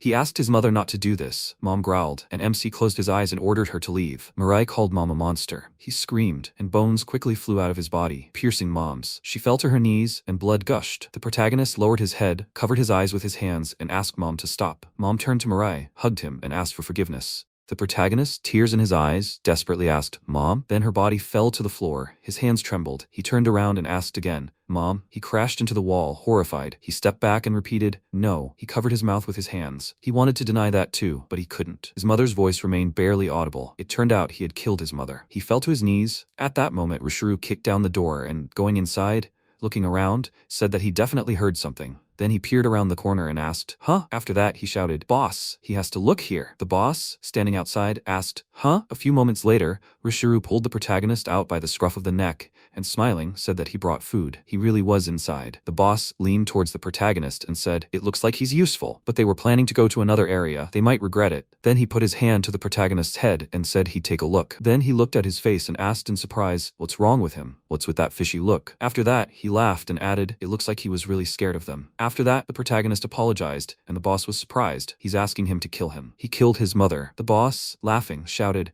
"What is this brat mumbling? They'll kill him even if he begs for mercy." Then he lifted him by the head and added, "Okay, they're being kind today. After all, they're in a great mood now. Up until this point, they were ordinary zombies, but suddenly their memory returned, and unexpectedly they gained strength." His subordinate added, "Right, but ordinary zombies can't even really talk, can they?" He smiled and confirmed it. They became even taller and smarter, apparently. You could say they evolved from a human into a zombie. Then he swung his hand and said, "Well, since they're in a good mood, they'll finish him off, just like he wants." After that, he plunged his hand into the protagonist's chest and pulled out his heart. His subordinate shouted, "Boss, he's cool. He looked like a killer from a movie." He asked, "Is that so? And how is it?" After that, the MC apologized again. The zombie looked at him in surprise, and the protagonist added, "He actually asked to kill him. What did he do?" The zombie, holding his heart in his hands, asked in surprise, "What?" Then his subordinate jumped back in fear and shouted, "Boss, what's wrong with this guy? He has to kill him quickly." After that, he threw the protagonist aside and shouted, "Okay, he has to die, you bastard." Then he added a kick and shouted, "Damn it, there are so many weird little brats in the world." Then the main character fell to the ground, and one of the zombies said that he had lost his appetite.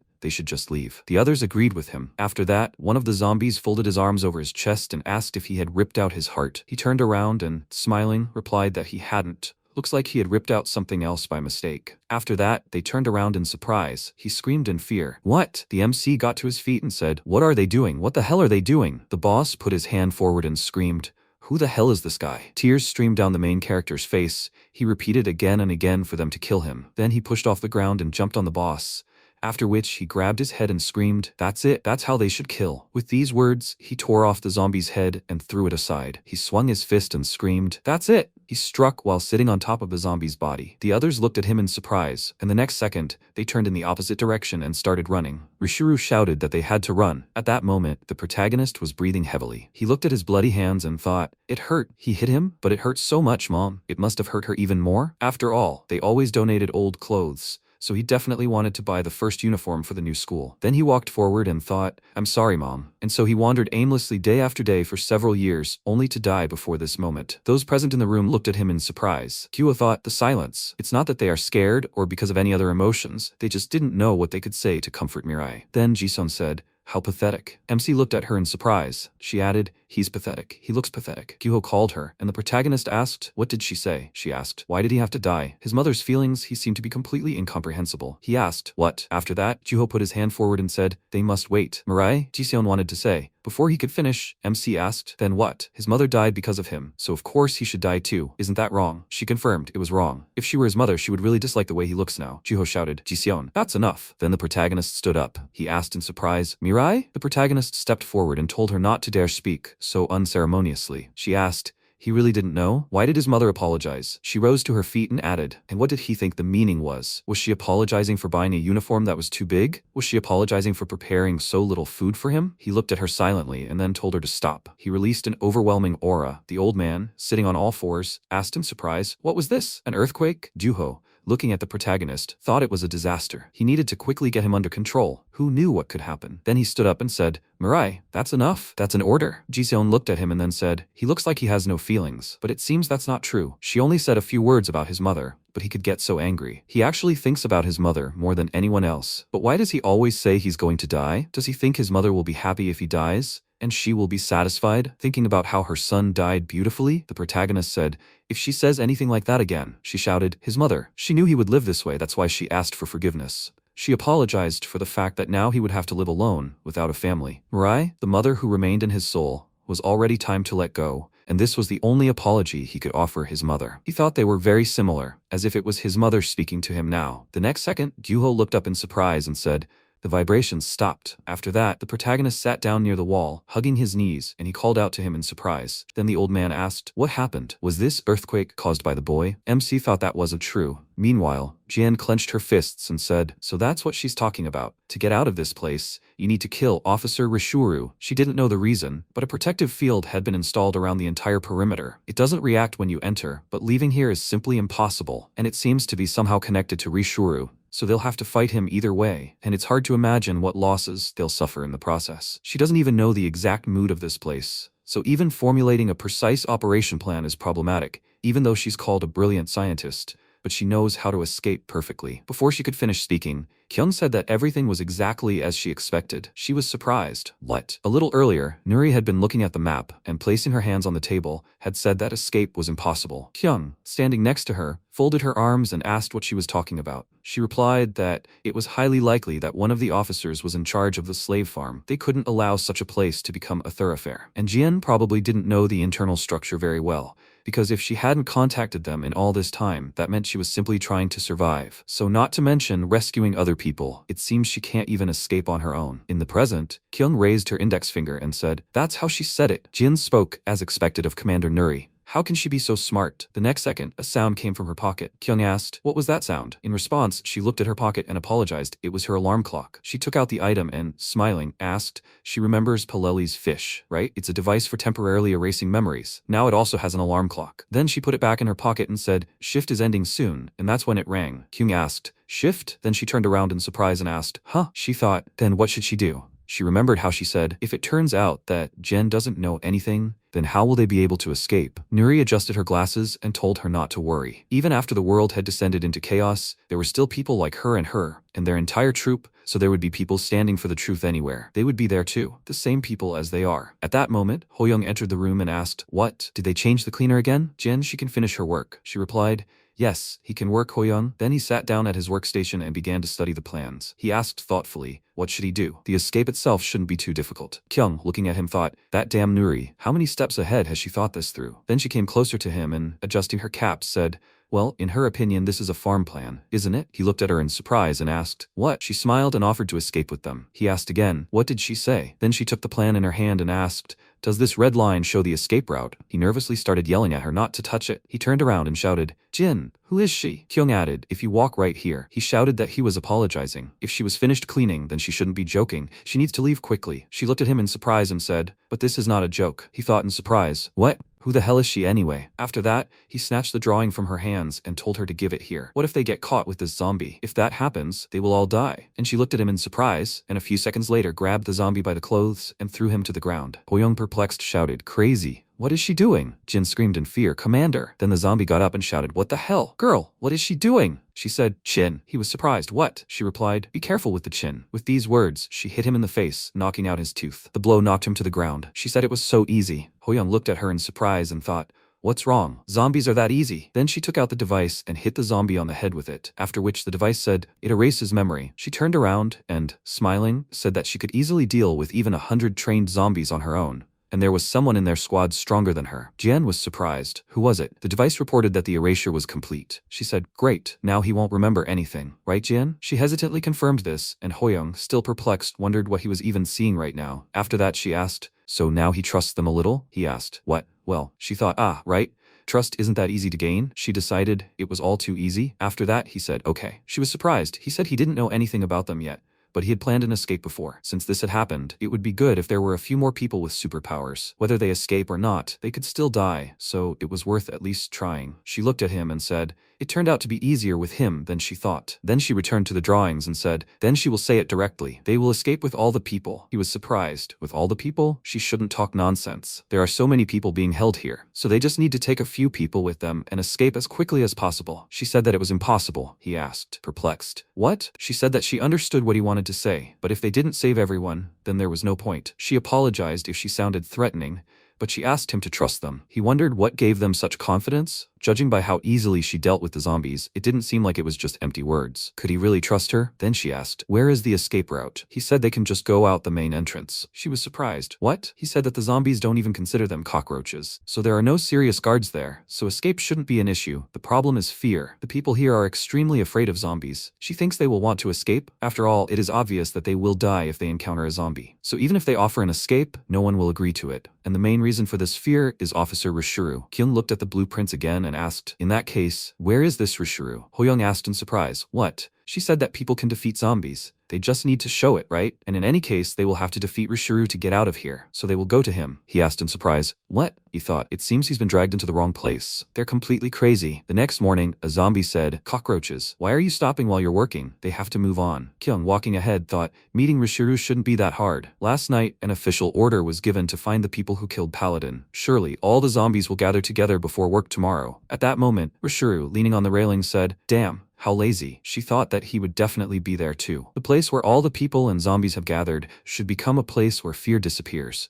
It couldn't get any better. She said, okay, then will they start? She stopped, and the man behind her asked, what's going on? Hey, she should go faster. Didn't she hear him? People were waiting behind her. The others started asking, why are you stopping? Is there something up ahead? Come on, what's going on? Then the man put his hand on her shoulder and shouted that he was sorry. He asked her to go faster. The next second, Kyung shouted loudly, Garam, can she hear her? She must bring the ship to the main gate, where they entered. They will come out on that side. At that moment, Garam, holding a bitten chocolate bar, asked in surprise, what? Dongho, sitting nearby, holding instant noodles in his hands, asked, is that the commander's voice? Then Garam stood up and said, hurry, they have to move the ship. We need to pack our things quickly. He said he understood. Their commander's voice was thunderous, of course. At that moment, the people behind Kyung were surprised. What just happened? His ears were about to explode. Is she crazy? After that, a zombie approached her and asked, girl, what's wrong with her? Why was she suddenly making so much noise? The next second, she grabbed his head and slammed it against the wall. Rishuru, watching from above, was surprised, and she asked, come to think of it, isn't that funny? That going out the front door is the best way to escape? They could consider what was about to happen the result of their arrogance. From today on, their era is over. People were surprised. What happened? Did she just kill a zombie? Was she really human? The next second, Rishuru jumped down from above and put his hands in his pockets. Those present turned their attention to him, shouting, everyone move back. Then Rishuru approached Kyung and said, So it was she, the one who killed Paladin, and now she's come to deal with him. She looked at him and said, he seems to have a persecution complex. She came here to help people escape, and he just happened to be here. One of the people was surprised. Escape? She wants to help them escape. The man next to him was surprised. What nonsense is she talking about? But she killed the zombie with one blow. Maybe they really can escape? Rishuru then shouted loudly at them to shut up. The bio-waste was running wild. Why were they so talkative? Kyung thought it must have been true. Then he released his aura, and she thought this bastard was the very horror that had gripped this place. He walked forward and asked, help people escape? What audacity made her say that to his face, and on his territory, no less? She could have defeated one paladin, but wasn't she being overly confident? Even among officers, there are different ranks. He'd have to teach her that. She smiled and said, I'd like to know, of course. But it seemed he'd chosen the wrong person for his instructions. But it wasn't she who'd killed the paladin. At that moment, the protagonist was already behind the zombie, raised his hand to attack, and then struck, grabbing him by the face. He flew forward. Kyung said that she trusted him, a Mirai fighter. After that, she put her hand out to her side and shouted, okay, ladies and gentlemen, and now they're all going to escape together. People were surprised. Escape? Really? What if they die on the way? Juho clenched his fist and shouted, exactly. They have to escape.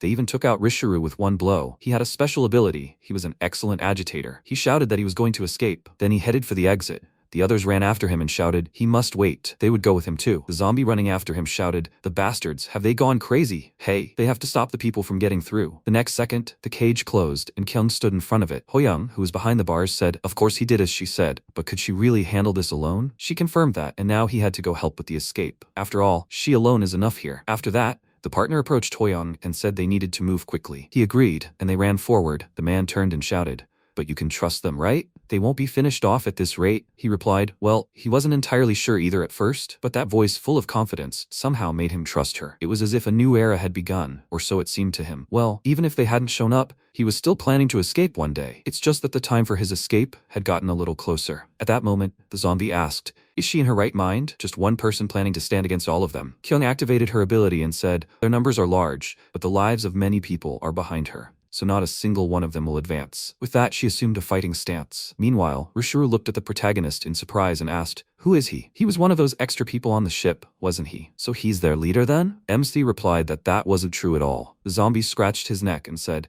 some idiots have appeared, talking nonsense about their era. Do they think everything will be as easy as they say? The protagonist tilted his head and replied that he himself didn't know, since he wasn't interested at all. He asked why he crawled forward then. If he didn't know, then get out of the way. He replied that it was impossible. The zombie looked surprised and then said, he needs to stop talking nonsense. Get out of the way. With these words, he swung his arm and ran to attack, but the protagonist struck him with lightning speed in response. The zombie flew back and, clutching his bruised spot, screamed, his stomach! The protagonist approached him again and attacked with a long vine, cutting the zombie's eye. He grabbed his face and screamed, his eyes! He thought, what is this? And what is this crazy pressure? It was as if his entire insides were ready to obey it. It was as if he'd felt this kind of pressure somewhere before. He remembered how, a little earlier, he'd dragged the protagonist by the scruff of the neck to his boss. He remembered how he'd asked him to kill him. Then he asked, had they met once before? Rishuru suddenly burst into loud laughter and shouted, finally, he's come, his teacher. The protagonist looked at him in surprise. Mr. Laziness. Those were the words that best described him, and they were a very accurate expression. The day the zombies appeared, he'd experienced horror for the first time and realized he had to become stronger to survive. He'd done anything to survive, growing stronger and stronger,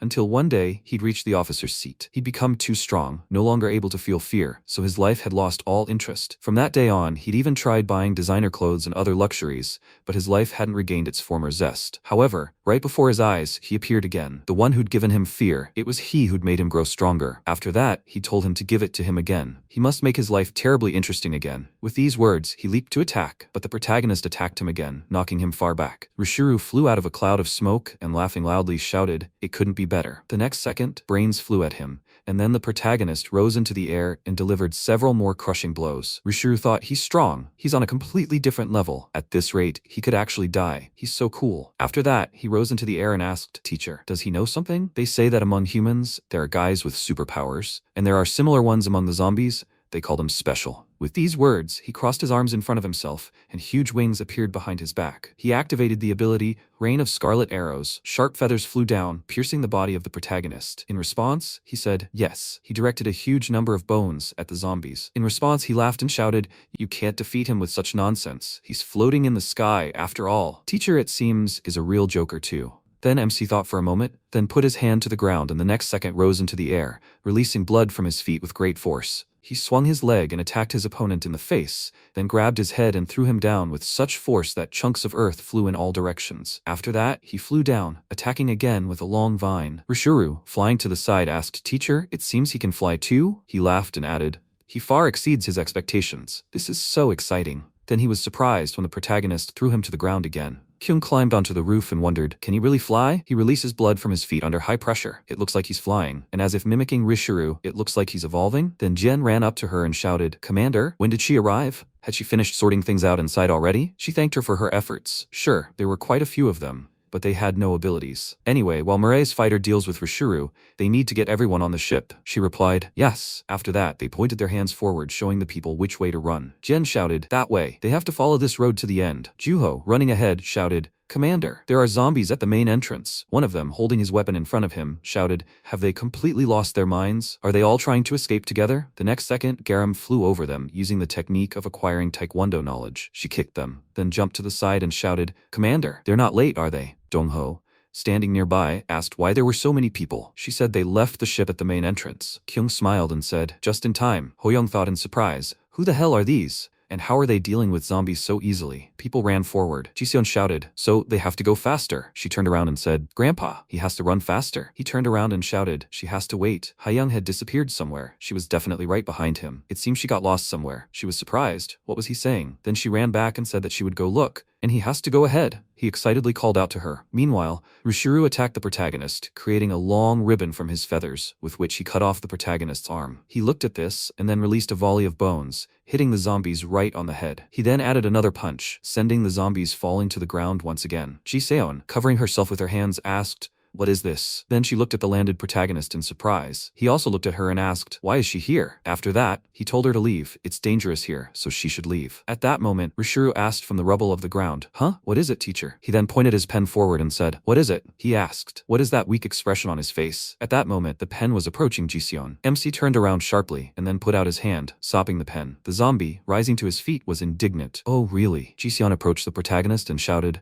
"Mirai, is he okay?" He looked at his hand and then Rishuru shouted, "What is it, teacher? What does this mean to him?" Before he could finish speaking, the protagonist grabbed him by the clothes and jerked him into the air. At that moment, Hayoung ran up to Jiseon and shouted, "Auntie, is she okay?" She turned around and asked in surprise, "Where was she?" She said he couldn't escape with everyone else. Behind her stood a man, wiping away tears and thanking her. Jiseon asked in surprise, "What the hell is this?" She thought, they promised him special treatment, so what happened to him? Then she said, "First, they're leaving." She agreed. Meanwhile, Rishuru received another blow from the protagonist and wondered if he was imagining it. For some reason, he felt like he was hitting harder than he had at the very beginning. Did he press on some sore spot? Then the MC struck again, sending the zombie flying, before adding a few more lightning-fast punches with his fists. And then mid-flight, he added a blow to the chest, followed by a series of blows. He released vines, slicing the zombie's body in several places. He grabbed its neck, leaving it hanging in the air. The zombie thought, honestly, there was a glimmer of hope in his heart. Maybe he could defeat him. How ridiculous. Today, he would definitely die. With these thoughts, he fell to the ground. The protagonist flew after him, holding the bone in his hand. His rival thought, well, fine. He shouted, it was an honor to have his last battle with him. Thanks to him, he got this far. So now, dying is not bad. He should paint the last seconds of his boring life with bright colors. After that, the protagonist said that he would not kill him. He was surprised. What? Kyung shouted. Mirai, all the people managed to escape. He must finish and go to them. He replied. That woman said so. Beat him hard, but not to death. Just enough to knock him out. He struck again, and Rishuru thought, Master, usually others die from blows like this. Then he fell to the ground again. Kyung asked, is he sure he's going to knock him out? At that moment, Garam ran up to them and shouted,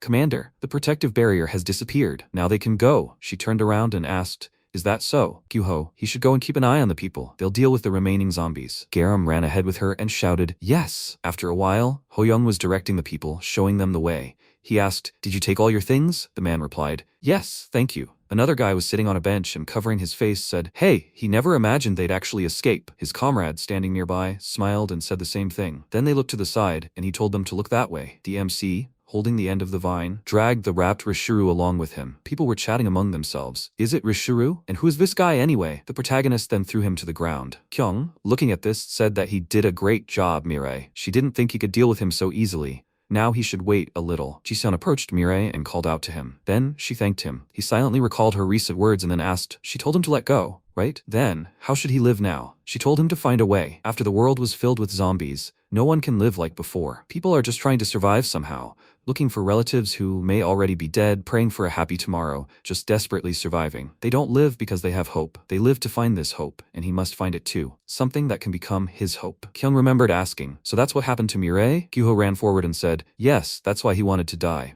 Although he still doesn't understand it, because it seemed to him that he wanted to find a reason to live, even without his mother by his side. After that, she approached the protagonist and said, Mirai fighter. He asked, what? She said that she would be honest. She thought of him only as a tool, she accepted him only for their goal and thought he was unreliable, but if he wanted, she would think of him as a true member of their squad. So she would ask just one question, does he want to die now? He lowered his head and then confirmed, yes. She adjusted her cap and said, okay. She turned around and added that he had done a great job. Then the commander shouted, everyone, prepare to leave. They must move faster. In a world full of chaos, it's hard to define hope.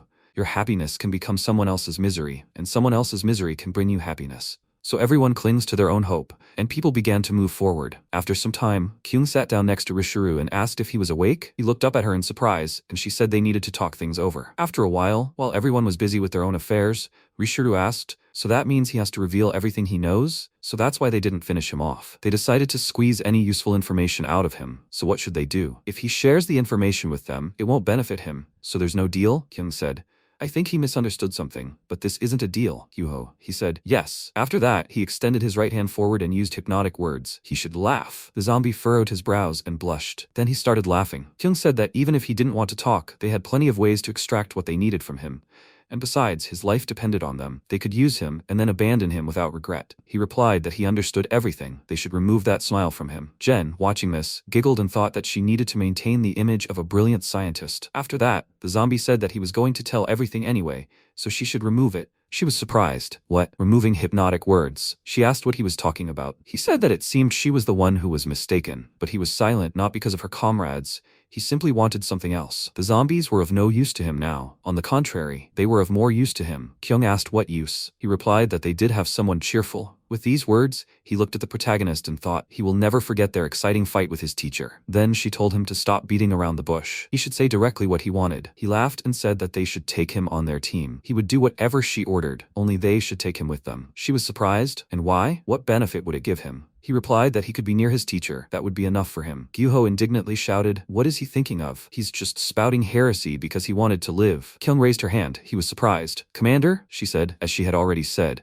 they can get the information regardless of his wishes, and his offer is of no benefit to them. He replied, yes, and she's smart. They had pulled all the people off the island, right? And what will they do next? Are they going to spend their lives sailing the seas with this entire group of people? They'll soon run out of fuel. If they get close to land, they'll fall into the clutches of zombies. They themselves might survive, but they'll condemn the people they worked so hard to save to death. She thought, right on target. He said there was another island near Orupto, and that one could safely hide people. Did she know there was such an island? What she didn't know couldn't be extracted by asking questions. He could only reveal that information willingly. Aren't you curious to know what else he knows? Juho shouted. Even if it were true, he couldn't agree. After all, that bastard killed at least several hundred people. What about them? Before he could finish, Kyung said, okay. He shouted in surprise, Commander. She rose to her feet and added, but he shouldn't expect any more human flesh in exchange, and she would keep a constant watch on him. Rishuru said he agreed. High-ranking zombies don't necessarily need to eat human flesh to survive. After that, she walked forward and passing by Gyuho, added that he should take her to that island, where they would finish their conversation. Gyuho asked her to wait. She walked on and apologized to him. She understood his feelings, but everything he said was true. It seemed that this was the best option for them now. He shouldn't worry so much. If necessary, a Mirai fighter could kill him at any moment, and now in this state he couldn't do anything. Gyuho lowered his gaze and thought, and yet, how could a zombie? The commander was never wrong, but still sometimes he was tormented by doubts. What truth was the commander pursuing? After this, Jian sat down opposite the zombie and said that he should listen. She had a question. But how did he create that barrier on Orupto? He looked at her in surprise and then said that once they got to that island, she would find out. After some time, they reached the island. Kyung, looking around, asked, is this here? Is this the island he spoke of? Rishuru was nearby and said it was true. Dongho, looking at the island from the ship, asked if they should hide the people here. Jian said, but not even a mouse could hide here? Garam said, So they shouldn't have trusted Rishuru? He was a zombie after all, and an officer too. Jen said she didn't think he was lying to them. Well, it was the commander's decision. Maybe they should trust them. She asked, "What do you think?" But the commander was never wrong. Rishuru said if she looked under the tree. Before he could finish speaking, Kyung said he should listen to her. Had he deceived her? She had even disregarded the opinions of the squad members, accepting his point of view. He wondered in surprise what was happening to her all of a sudden. The same feeling he had when he was with his teacher. So she's been hiding her power until now? And then he said, "Oh, now, she shouldn't be so excited. She needs to press that stone over there. She will understand why they came here." After that, she pressed the stone, and the island began to rapidly descend. She asked, "What is it?" They continued to descend underwater, and when they reached a sufficient height, she said in surprise, "That's it." Rishuru said she must look. And what did he say? He wasn't lying. This scale would be quite sufficient for her people, right? She asked. "Did he create this place?" He replied, "No. He found it by chance. Judging by the structures, this place was created long ago, and he couldn't imagine how it had been created, and it was unclear what it was for. He simply came here sometimes to have fun," she said thoughtfully. "But in any case, it will be enough for them," he asked. "But maybe he should ask her something," she asked. "What about?" He said.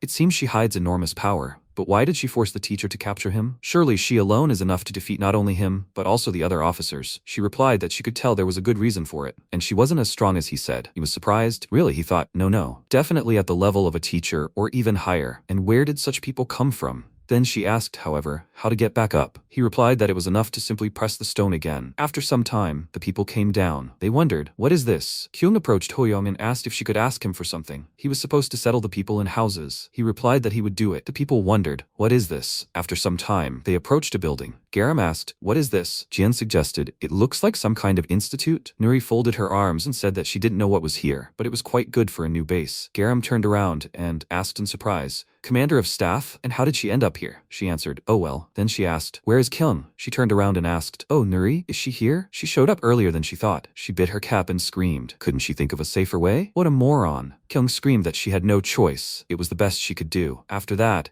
Nuri adjusted her glasses and said that she could bear it since the operation was a success. The officers were caught. Jin also returned safe and sound. Jin at that moment blushed with embarrassment and, covering her mouth, thought, was the commander so worried about her? How touched she was. She was her ideal. Nuri thought, it's good that the weapons factory was back. After this, Kyung approached the protagonist and thanked him for his efforts. What did he do with the ship they sailed on? He replied that he simply threw it away and came back. She thought, just threw it. What is this? A paper boat. Then she said that he was a good boy, and he tried hard. Then they'll rest before the next gathering? The others agreed with her. Then everyone went about their business, and after a while, Nuri, coming to the center, asked, "So everyone had a good rest?" First, she wanted to thank everyone for the success of the operation to liberate Orupto Island. Thanks to them, they'd acquired several trophies. From now on, they'll use this place as a base and call it a government of inevitable destruction, as Kyung suggested. And this research institute, naturally, will become their headquarters. Surely they all want to take a look around. They can do that calmly a little later. They'll begin the briefing on how they'll proceed. After that, she pointed her hand at Rishuru and said, He said, the location of the leader of the Scarlet Squad hasn't been determined? He answered, that's right. He never showed himself to them, and the other officers probably don't know where he is either. She adjusted her glasses again, and raising her hand, said, so they can really only follow his information now to destroy the base of the head of the Scarlet Squad. The 5th star is Yere. The 4th star is Natfe. The 3rd star is Arlo. The 2nd star is Spetter. The 1st star is Terrat. From now on, they begin the real hunt for officers. She took the test tubes in her hand and added that their first targets would be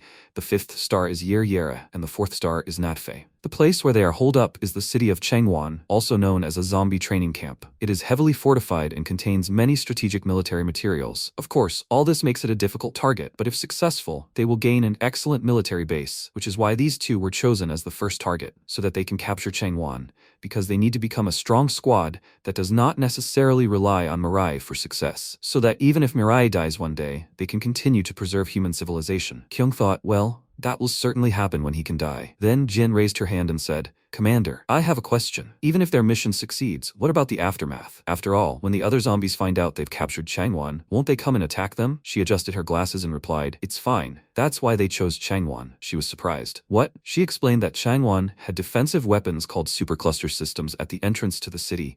And not only that, but also a high defensive wall and various strategic military devices. So it's not that easy to break into this city, is it? Rishuru noted that was true. He didn't know the reasons himself, but Changwon, by order of Terrate's 1st star, had been transformed into a completely fortified city, inaccessible to ordinary zombies. Garam was surprised, but how were they supposed to get into this fortified city? Nuri said. She still needed to think about that, of course. She thought about it, but it seemed to her that breaking through wasn't really necessary. Then she shook the test tubes and said, in any case, this mission might look like an attempt to paint themselves into a corner. But if successful, it would be their greatest achievement. They would defeat the 2 officers and capture Changwon. They would begin to expand the human domain from this point and form a society where people could one day live without zombies. Juho asked, what if it was a lie? She was surprised, and he said they would believe his words. Go to Changwon, and there would be other zombies there, ready for their arrival. He folded his arms and asked if there was a chance they would kill them all. How could they trust so easily? It seemed insane from the start. How could anyone even think that he'd give up information that would be harmful to his allies just to be near Mirai? Rushuru asked why this was so crazy. Couldn't he just give the zombies a chance? Wasn't he being too dismissive of his love for his teacher? And he'd given them such useful information. He thought, well, maybe he's right. He doesn't just want to be somewhere nearby. He also wants to fight just once. That's why he's here. But how could he fight again like this? He hadn't thought about that yet. After that, Kyung told him not to worry. They'd be going on reconnaissance before the operation. It wouldn't be hard to check if he was telling the truth. And if it turned out to be a lie,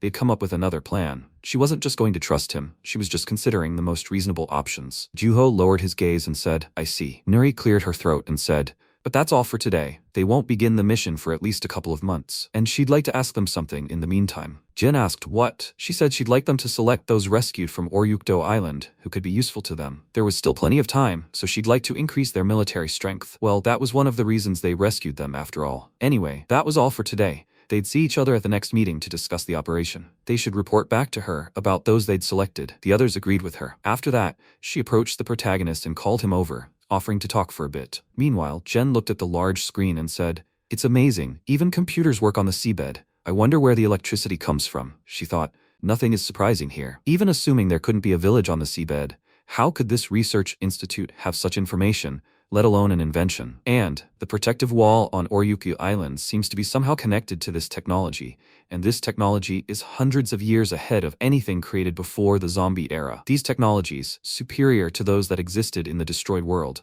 Who is the creator? Who was it? And for what reason did they create these technologies and inventions? At that moment, Kyung approached her and asked if she had a minute. She replied, what's wrong? She said, it's because she remembers the knife she invented a long time ago. She held out the knife and added, it has the effect of slowing down Mirai's recovery rate. So she would like her to create a weapon that can permanently kill Mirai. Jiun clarified, she's asking her to create a weapon to kill a person? She replied that that was correct. She knew it was unpleasant for her to hear, but that was the reason Mirai had decided to stay with them, so she was asking her. She asked, this is Mirai's hope, and what she creates won't be a weapon for killing. It will be a weapon that gives Mirai hope, right? She answered, exactly. She looked at the knife in her hands and said that, in that case, she'll give it a try. She'll disassemble this knife. Then she was surprised and, turning around, asked, Commander, will she come over for a minute? She was surprised. What happened? Jen, using the keyboard, said that she found the materials the knife was made of by chance, so she didn't know what it was before. But this computer has information about the materials. A flaming flower. That's the material she accidentally used to create the knife. She was surprised. A flaming flower? She said that this flower was found after the start of the zombie era, and the flaming materials obtained from it can be added to metals, thereby increasing the strength of ordinary metal by several dozen times, also to create compounds with special properties. It's written here. Kyung said in surprise, so that means, she said, yes, that's right. If they have a flaming flower, they can create a weapon not only for killing Mirai, but for various other purposes as well. Kyung asked, can I find out where these flowers are? She replied, yes, there are marks here. She was surprised, is that so? Then she thought, the only question is who will go for it. After that, she said, Mirai fighter? Maybe she should ask him for something? He asked, what? The next morning, the protagonist grabbed the guys by the collar and rushed forward. Garam, holding a map, said the location on the map with coordinates. Latitude 3540158333, longitude 1291062778. At that moment, Dongho was screaming in fear. She angrily yelled at him to shut up. Then she tried to focus and said, okay, I'll take a look. Jin marked the location on the map, and it's right there. They descended to the Cheongsong Mountains. Dongho dropped to all fours and began to empty the contents of his stomach. Garam asked, is he okay there? She wondered, why did the commander send the 3 of them? It seemed like she and Mirai would be enough. Then she asked, well, are they going already? After that, they set off, and she, leafing through a book, said that their current mission is to find the blazing flower. They don't know exactly where it is yet, so they'll have to search for a while. And today they'll try to search as much as they can. The next second, Dongho closed his mouth, holding back the urge. Garam screamed again. He ran to the side and shouted that he's sorry, guys. She put her hand to her face and said, it's okay, he doesn't have to rush. The next second, Dongho stopped and then, falling backwards, screamed loudly, it's a zombie. Garam ran up to him and screamed, zombie? Where? She looked ahead and asked,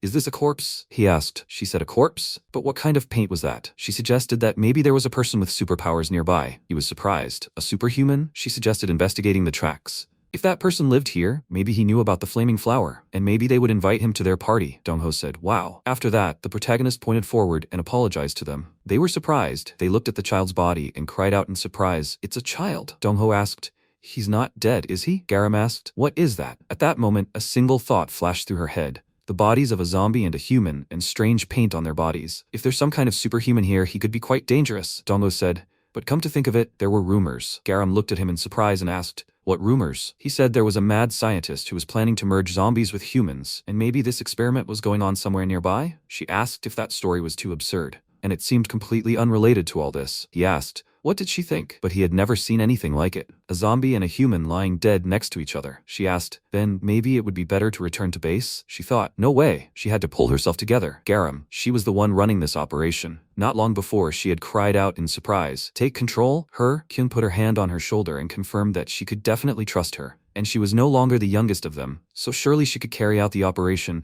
with all her responsibility. She would trust and wait, she thought. Trust and wait, trust and wait. The commander trusted her, so she couldn't just go back. After that, she turned around and said that first they would try to move on. It's unclear, of course, what happened, but it still has nothing to do with their goal. Everyone is waiting for them, so they need to quickly find the flaming flower and return to base. Dong-ho followed her and agreed. After a while, Dong-ho, laying out sleeping bags, said, "Manager, he's prepared everything for their sleep." She covered her face with her hands and desperately thought that they had found nothing. They'd been searching all day, but they simply couldn't find the flaming flower. They hadn't seen any flowers at all. Maybe it had already disappeared from the face of the earth. Damn it. Was that all her abilities were good for? She would find it tomorrow, at any cost, even if it meant moving mountains. In desperation, she began to pound the ground with her fists, and Dong-ho asked in surprise what she was doing. After a while, she closed herself in her sleeping bag and said, "Okay, first they'll sleep and then they'll think about it." Dong-ho, turning to the protagonist, told him to get some sleep as well, and that he would be keeping watch first. He replied that everything was fine. Garam looked at him and wondered, all right? Incidentally, she'd never seen him sleep before. Dong-ho asked if he was tired at all. He replied, well, how can I say that? He's not particularly tired, and he can't sleep at all. Garam said she was surprised he responded so kindly. Dong-ho asked if he could skip watch then. The protagonist confirmed this, and he thanked him. Garam thought this was too much. He was so indecently strong, and he didn't even need to sleep. Even when she met Paladin, she collapsed in fear and couldn't do anything. And on Orupto Island, all she did was wait outside, taking no action. And it was the same today. The commander had believed in her and entrusted her with control, but all she could do was confuse them. And she had decided that she would definitely become a hero. She remembered how she had cried desperately, begging for someone, please, to save her. She had sat in a closet in a building engulfed in flames, begging again to be saved. Then she was surprised when the closet door opened, and a firefighter extended his hand and asked, "Little girl, are you okay? Are you hurt?" She had to go with him. The way she had seen him in her childhood undoubtedly became her image of the hero from that day. She had always dreamed that one day she would be like him, an amazing hero. But now, she wasn't as strong as the commander, and she couldn't make decisions quickly, and she wasn't as smart as the chief of staff, and she couldn't craft anything like Jen. She was pathetic. What kind of hero would she be? The next second, a scream was heard from the forest. She sat up and asked, "What is it?" Hemi called for help, and a zombie approached her and said, "The kid is alone in the mountains at night. If he eats her, no one will even notice." He couldn't believe his luck. With these words, he swung his hand, but before he could strike, Garam attacked him. He shouted, "What's this all about?" She stood in front of the girl, armed with a stick, and asked if she was okay. The zombie said, "It's clear that such a little girl can't be alone in the mountains. Was she trying to trap them?" Garam asked, "Trap?" At that moment, Kim Min-sung was watching from above. She asked, "What's this?" The zombie swung his fist again, and charging, shouted, "In any case, he's grateful that now he doesn't have to look for anyone." Garam opened the book and said she didn't understand what he was talking about. She had used the knowledge acquisition spell. She then said she wasn't the person he was looking for. With these words, she, from the pink Muay Thai, attacked the zombie, added another kick, sending it flying, and then delivered a few more blows. But the zombie put his hands in front of him, she thought in surprise. Did he manage to dodge? Then she added a strike with her elbow. The zombie, putting his hand to his neck, said, just as he heard, "She is an unusual person," she thought, and even from this he did not pass out. After that, Dong-ho ran up to her and shouted, "Garam, there she is. Why run away alone like that?" She turned around and said, "Ah, Dong-ho." After that, she turned to Hemi and said, "Hey, brat, she should run that way." She agreed and ran in the opposite direction. At that moment, the zombie lifted a huge stone above himself and shouted, "Idiots. Where are they going?" He threw the stone forward and shouted, "How dare they ignore him so brazenly?" Hemi turned around in surprise, looking at the rock approaching her. Garam shouted, Mirai, he has to save her. But MC remained silent in response. She repeated, can he even hear her? The next second, she covered the girl with her body. The rocks smashed against her back, and they both fell to the ground. The zombie laughed and asked, what is she doing? Decided to shield the brat with her body. It seemed the rumors were false after all. No, there was nothing special about her. Then he grabbed her by the head and,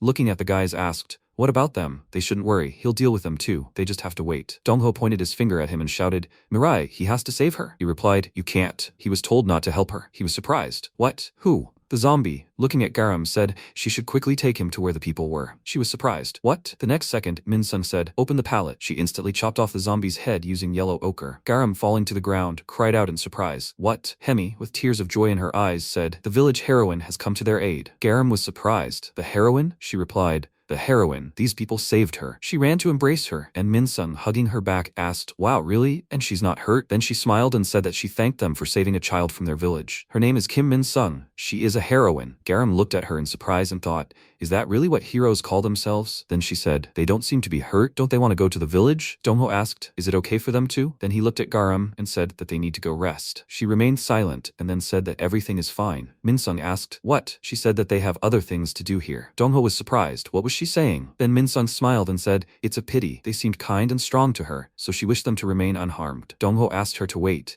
and then she took Hemi's hand and, heading in the opposite direction, said that they would go then. Dongho said, hey, but they need to treat her wounds. Garam replied that everything was fine, thanks to the bag. The wound wasn't serious. However, there, he asked, what was there? She asked, didn't it look like the body they saw this morning? He was surprised. She, looking at the zombie's head covered in paint, said, it seemed suspicious. He does have a radio, right? For starters with Mirai. And what do those words mean? The protagonist asked, which ones? She turned to him and said, but he said he was ordered not to help. What kind of nonsense is that? He replied that the woman in the cap said not to help. She asked, did the captain say that? Hey, she almost got killed. How could he stay silent like that? Then she sighed and said, okay, she doesn't need his help. She thought she could handle this alone. She turned in the opposite direction, and Dongho said, hey, they should go together. After a while, the villagers joyfully greeted Min-sung. They said, the heroine. Today too, she saved a lost child. A true heroine. She laughed in response and told them to hurry and go home. It was already late. The next second, the parents ran straight to the girl, calling her, and when she saw them, she shouted, Mom, Dad. They hugged their child, and the father of the family said, heroine, thank you so much. She replied, you're welcome. They should quickly take the child and go home. Garam was using binoculars at that moment. She saw the mother of the family ask, will she come to the Blossom Festival? If she comes, she replied that of course she would. Garam thought, how strange. Was she really being treated like a heroine? But even stranger is that there is a village here. Did they all flee here from the city? The next second, Dongho was holding a walkie-talkie in his hands, and Garam asked if he saw anything. He replied, oh, come on. She took the binoculars from him. They were standing on the edge of a cliff, and he added that he could see from here. She asked, really? Then she hid behind a tree, watching Min-sung, and said, but at least roughly, he should wait. Basically, they should do as they please. He was surprised and asked, hey, what's the meaning of this? At that moment, Garam, hiding behind the wall, continued to spy. She wondered why she was pacing like that. Was she really guarding the village? The next second, Min-sung stopped and asked, unite? She looked at the girl running after the puppy and asked, just go and unite? Then she turned around abruptly. Garam, abruptly hiding behind the wall, covered her mouth and thought, unite? She said, and what? Really? A human and a zombie? The next second, she took off and ran. She thought that she needed to quickly follow her. If she was that mad scientist, she had to stop her. After a while, Min-sung said, blue paint, Freddy Bird. He should listen. What should she do? He replied, she must do it. It's only good for her. Garam put her ear to the door and wondered what those sounds were. Wasn't she alone there? It was hard to hear what she was saying. Then Min-sung chuckled and said, maybe she'll get caught, but she'll try to unite. Garam thought she'd said something about uniting again. That's for sure. The next second, she kicked it down the door and, running into the room, shouted, mad scientist, she'll stop her. In response, she only laughed loudly and dodged sharply, shouting, I found you. Garam was surprised and she said with tears in her eyes, strong and kind. She was going to follow her anyway. She was surprised. What? After a while, she put her hands on her waist and asked, so everyone thinks she's a heroine? She confirmed that her ability wasn't particularly strong, but she had something akin to a superpower. So she accidentally defeated a zombie while passing by, and suddenly people started calling her a heroine, and it really weighed on her because she didn't know how to fight. And she defeated the zombies by pure chance too. But it was so strange that they idolized her, and she, without even realizing it, had become arrogant. After all, she'd spent her whole life sitting locked up and drawing, and this was the first time anyone had paid her such attention. And after that, she wanted to stop playing the heroine, but it seemed she'd already missed the right moment, and people still believed in her. Garam screamed, that's a lie. But what did the word unite mean then? She replied that she wanted to be a hero with them. She was indignant, but who would talk about it like that? And why was she walking around the village? She replied because she was worried that she would be rejected. Garam asked, What about that strange smile? She replied that she had a habit of laughing in unexpected situations. She shouted, is that really an explanation? And the bodies? They had seen the bodies of the child and the zombies lying near the village. She replied, the child she couldn't protect. The village was hidden deep in the mountains, so people and zombies rarely came here, but sometimes a few zombies would still find the place. She wasn't a good fighter, so she set traps there herself and killed a few zombies. But this, on the contrary, gave rise to rumors of a hunter-killer. Over time, the zombies increased, and the number of people who couldn't be saved also grew. When she thought about leading the people out of the village, she remembered that now everything around was swarming with zombies. It was all her fault. She succumbed to temptation. Garam wondered what this meant. Was she really a superhuman who knew nothing? Then Minsung said she had another request. She was surprised. A request? She replied, recently a zombie said that they would come for her from Changwon soon. She was surprised. Changwon? She replied that it would be difficult for her to resist them alone. So, could they? Before she could finish speaking, the wall collapsed. The zombie asked where she was. She had to go out, the hunter-killer. They turned around in surprise. She added she was here. Behind her stood her 3 more sisters, who pronounced the last word syllable by syllable. The villagers gathered around, wondering, what was that? It's a zombie. They have to run. Garam said what those sounds were. Minsung ran ahead, and she shouted for her to wait. Where is she going? She turned and shouted. She heard everything. A zombie has definitely appeared here. She has to go. She was surprised. What? But she had just been so scared. After that, she ran after her and shouted for her to wait. She is with her. Then she ran out into the street and was surprised. What? Where did she go? After that, she asked into the radio, Dongho, can he hear her? He was surprised. She told him to come here quickly. He asked, where? Then she finished the message, and he continued shouting, where? Well, where to go? Meanwhile, people were running from the zombies and shouting that they need to run quickly, but they didn't have time. They didn't get far, because Jisoo Chae-jae used a star attack. Cutting down several people, the woman fell to the ground and screamed, darling. People were begging for salvation, she said. Really? So where is this secret killer? And what was the point of her going so far? At that moment, a man ran forward. He shouted, heroine, she has to save them. At that moment, a zombie's knife was flying right behind him. She asked, well, what difference does it make? If she kills people, the secret killer will come out. She cut the man open, then laughed and shouted. She couldn't believe Yer had sent her, a mere zombie, on such a joyful mission. She was then surprised to see a bright color in front of her. Minsung, holding a pallet, walked forward. The man fell to the ground and said, heroine, you have arrived. She thought fearfully, what is this? Some were still alive, of course, but most were dead. She knelt down and apologized for being late.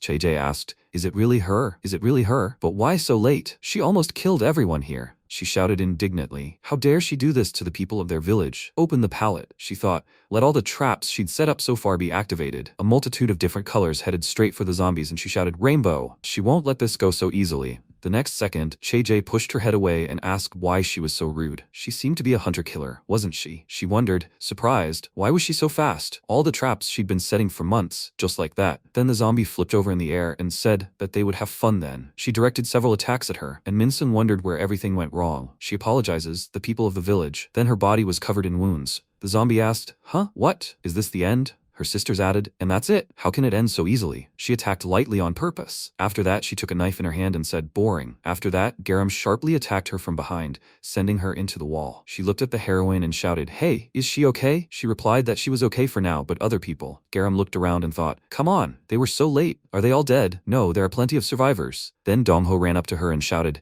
Garam, what do you mean? She wanted to follow her? What's going on? She turned around and, noticing him, said that she would explain everything later, but that he had to take her away now. He lifted Minsung and asked, a zombie appeared here, but why were people from the entire village gathered here? Minsung said that there was a flower festival here because there were flowers that could only be seen here. Garam shouted for them to leave quickly. Explain everything later. Then Chae-jae appeared next to her and asked, who is she? She attacked in front of her, but Garam dropped sharply, dodging the attack. After that, she swung her fist, looked at her opponent, and jumped back. She sighed and thought that she had hit her. If she had stretched out her hand now, she would have cut off her hand too. Chae-jae folded her hands in front of herself with a smirk and said, how fast and clever. Maybe she was a real seeker killer? She thought. Even without a fight, she understood everything. She couldn't defeat her. Her best choice now was to run away. Then she shouted, they must take the remaining people and leave quickly. She would follow them right away too. Dongho replied that he understood. The zombie then asked in surprise, huh? Dongho approached the wounded and shouted, who can move? They must support the unconscious ones and leave together. The next second, an attack flew past him, and the zombie said, wait a second. Chae-jae caught the knife back and said, don't move. If anyone moves, she will finish them off immediately. She is the leader of Changwon's 3rd defense squad, Jisoo Chae-jae. She and her sweet little sisters move as if they were a single organism. They added, 1. They think together, act together,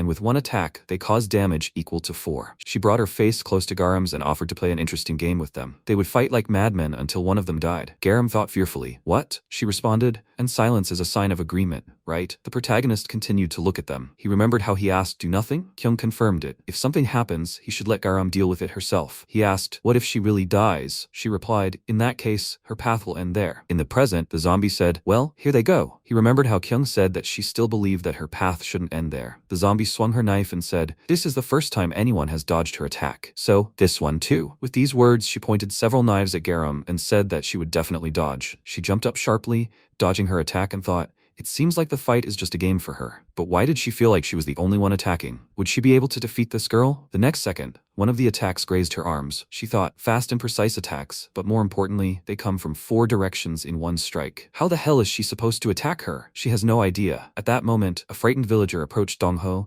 and then he suddenly turned around and shouted that he would run away. Chejae said, she told you not to move. With these words, she split the man's body in 2. She struck a pose and added, she always knew that humans were such idiots. Garam thought, this is not the time to be distracted. If she wants to save people, she must fight. She has 3 books on techniques. She must use these books and find a way to defeat her. JJ smirked and said, they should see how her face changed. Now will she show her the real herself? After that, Garam charged and used knowledge acquisition. Her opponent said that she was all impatient. She used boxing and delivered several punches. She thought, great, if they close the distance, she can't throw knives. That's how she'll create an opening for an attack. In response, the zombie hit her in the face and yelled at her to back off. She can't throw her beautiful knives. Garam thought that she would keep coming at her, and when she knocked her out with one blow, she'd end this fight. Her ability is to absorb knowledge with her whole body. Of course, if you read, knowledge is absorbed better. But still, she put her hand to her backpack and thought even one touch is enough to get it. Then she used Muay Thai and attacked her opponent with a kick. Then she added a punch, and in response, the zombie screamed, that hurts, she thought, and immediately, she used boxing, landing a few more punches. In response, she said, wow, she's fighting with all her might, it's so cool. She even feels a little heavy. Garam clenched her teeth and put her fists in front of herself, thinking, she's not paying attention. She'll soon be open for a strike. After that, the zombie turned around abruptly and asked, what's that? Garam ran forward and thought, now. She kicked off the ground and thought that she just needed one gap in her defense, and if she took advantage of it, she could win. She ended up next to her, but JJ punched her sharply in the stomach and asked, she doesn't think like that, does she? After that, she threw her aside and shouted how cute she was. She put her hands on her waist and added, she decided to play with her a little. She was so mad. Well, good try. Garam coughed, putting her hand to the bruised area. She looked at her bloody hand. The zombie asked, how else are they supposed to play? Garam jumped back and shouted at her to stay back. She thought, what should she do? What should she do now? She needs to come to her senses. She wanted to save people. She needs to get up and fight. She has to think about how she can win. That's exactly what she has to do, but she's too scared. At that moment, MC came up to her and asked if he should help her. He was told that if she asked from the heart, he should help. She thought that for Mirai, it would be a piece of cake, and he wouldn't be afraid like she was now, and he would save everyone without any problems, right? That's where they would end. There was no need for her to become a hero. She remembered how she decided she would be a hero. She squeezed the dirt in her hand and then thanked him and said that her head had cooled down a little. After growing up, she realized something. What adults and children feel is not so different. And just as she was scared, that man was scared too. After all, in his job, you can die at any second, and you never know whether you can save people. That's the kind of job where you have to save someone. The question is not how to do it, but that you have to do it by any means necessary. With these thoughts, she put her hand to the book, and powerful pulses of energy flew in all directions. Chejae screamed, a new technique. Wow, it seems she's regaining hope, Domo asked in surprise. Garam? She thought of this once. Her ability, the ability to absorb knowledge. What if she decided to absorb knowledge that didn't exist in nature? What would happen then? She abruptly charged, using knowledge acquisition, martial arts, and attack wave. The zombie looked in fear at the energy beam approaching her and screamed, throwing her hands out in front of her. She was thrown back sharply, and then the beam of energy exploded. She wondered in surprise, what is this? Even she can't withstand this. Where did she suddenly get such strength? She needs to get out of here before it gets too hot. The next second, Garam grabbed her shoulder and clenching her teeth thought, it feels like her body is about to explode. It looks like she won't be able to use this technique for more than a minute or two. We need to finish this as soon as possible. Then the zombie scratched the back of her head and, laughing loudly, shouted, what fun. And now it's time to go home. She turned around and, walking forward, said, all right, she'll leave the people alive. Well, they'll see each other later, beautiful. Garam directed a stream of energy forward again and shouted, where are you going? Such a fun game. Played to the end, she answered, her beautiful face. Gritting her teeth in anger, she shouted, Little girl, hasn't she gone too far? Does she think she's running away because she's scared? She turned sharply and ran to attack. She said that she simply decided to take pity on her. After that, she pointed her knife at her and wondered, what is that sound? The next second, Garam spread her arms out to the sides, releasing a powerful pulse of energy that sent the zombie flying backwards, and she asked who asked her to feel sorry for her. She screamed loudly, skidding to a stop on the ground, and shouted. Now she was really angry. She took out several of her knives at once and told her to remember, Beauty, she will fight with all her might. Then she pointed several knives forward at once and used Meteor Shower. Attack Wave is a fantasy novel based on the story of Admiral Yi Sun-sin. In this novel, he uses the power of the wave flowing through his body to fight, perfecting the techniques that the real Sun-sin enjoyed using in life, and there are 3 of them, and the first of them is a pillar of mighty power. Garam used this technique, and the zombie pointed her finger at her and shouted, Guys, they must pick up their cute little stars. No, they must not imitate her, but rather pick up the stars. After that, Garam covered her mouth, from which blood was oozing, and thought about what she was feeling, how her body was being destroyed from the inside. The next attack, and she had to finish it all. Noticing her, the zombie asked, Wow, what is that? Garam released energy from both her hands and running forward, used her second technique. JJ said that she saw everything. She was almost at her limit now, right? She used the splitting of the force wave and then directed it forward. The zombie, dodging the blow and jumping up, asked, So she's right? Who would have believed that she would use such an obvious attack? So who will it hit? She jumped over, ending up behind Garam and swinging her hand to attack. She laughed loudly and shouted, But how can you always use such obvious attacks? And her back is completely exposed at that time. She answered, No. She was surprised. Huh? Garam turned around and said that she was just showing her. Force wave splitting is a technique disguised as a retreat. The real Admiral Sun-sin used splitting to feign retreat, then lure the enemy into a trap. He then immediately responded with this technique. The third technique is force wave return, hero. How can one describe the meaning of this word? Immense power, endless glory. These are just a part of what a hero can have, but they cannot define their essence. A hero sometimes acts blindly, relying on their faith so much that it sometimes seems foolish. But sometimes for this faith, they must risk their lives. At that moment, Chejae flew back, because the attack hit her, and from such powerful energy, a hole was formed in the ground. At that moment, Garam already became a hero to someone. Dongho looked at her and shouted, Is she okay? He walked closer and called out to her again. She stepped forward a little and asked, Funny, isn't it? He certainly wouldn't have to strain himself so much. After that, she began to fall, and he called out to her again. The next second, people looked at the field in surprise. Flowers began to appear there. They said there were flowers on the ground. Garam fell into the field and asked, Did she look so pathetic? The protagonist stood next to her and said that she didn't. She said she only wanted to ask him for one thing. He asked, Yes? She asked him to help her up. He extended his hand to her and said, Yes. She grabbed his hand and thanked him. He put her hand on his shoulder. They started to leave. She asked him to slow down and said that she really was dying here. Min-sun ran to them and with a worried expression on her face asked, Are they okay? She was surprised when she saw her and said that she seemed safe and sound. She started crying, coughing up blood, looking at them, and said that now they should quickly go and rest. She was very scared because of this, and said that it seemed like this was not true at all. She was the one who should go and rest. She continued coughing up blood and said that if it weren't for her, who knows what would have happened. She was very scared because of this, and said that she was the one who should go and rest already. She continued to thank them, and Dongho watched from the side and remained silent. He thought, Garam had suffered so much, but what was he doing at that time? He was just bio-waste. After that, they came to a cave with flowers, and the girl asked, Are these the flowers they are looking for? Garam asked, But there's much more of this than they thought. He turned around and asked, But can they give them all of this? She looked at them and asked, Is it that valuable? It doesn't seem to taste very good, and there is no special use for it. She started crying, and thought that they did it. She managed. She asked why he was still standing there. He should collect it faster. She looked at them with a slightly confused look, and said that she was glad that it was useful to them. After some time, people buried all those killed by the zombies, and mourned them. Min-sun looked at this sadly, reminiscing about the past and thinking they had a heroine. She took a deep breath, and the girls said that now they should go and clean up the village. Garam approached her, and asked if she and the villagers could temporarily take refuge elsewhere. She looked at her and asked what she meant. She said with a tired look that there was a safe place not far from here. They would return soon to rescue them, but first, they should find shelter in another place. Dongho asked, even if it took some time, they could transfer them all using Mirai, right? She turned to him and said that it would be a little inconvenient. After all, in order to transfer them all, he would have to fly back and forth many times. If they were noticed during that, there would be a lot of trouble. First, they needed to return to the base and figure out a way to get the people out of here. She looked at him and wondered, what was that? Why did it seem like they were sad? The people around them asked, is there really a safe place here? They will definitely return, right? She smiled and said that they shouldn't worry, because they would definitely come. She called Min-sun and said that she should take it. She handed her a walkie-talkie and said that she would be in touch with them periodically,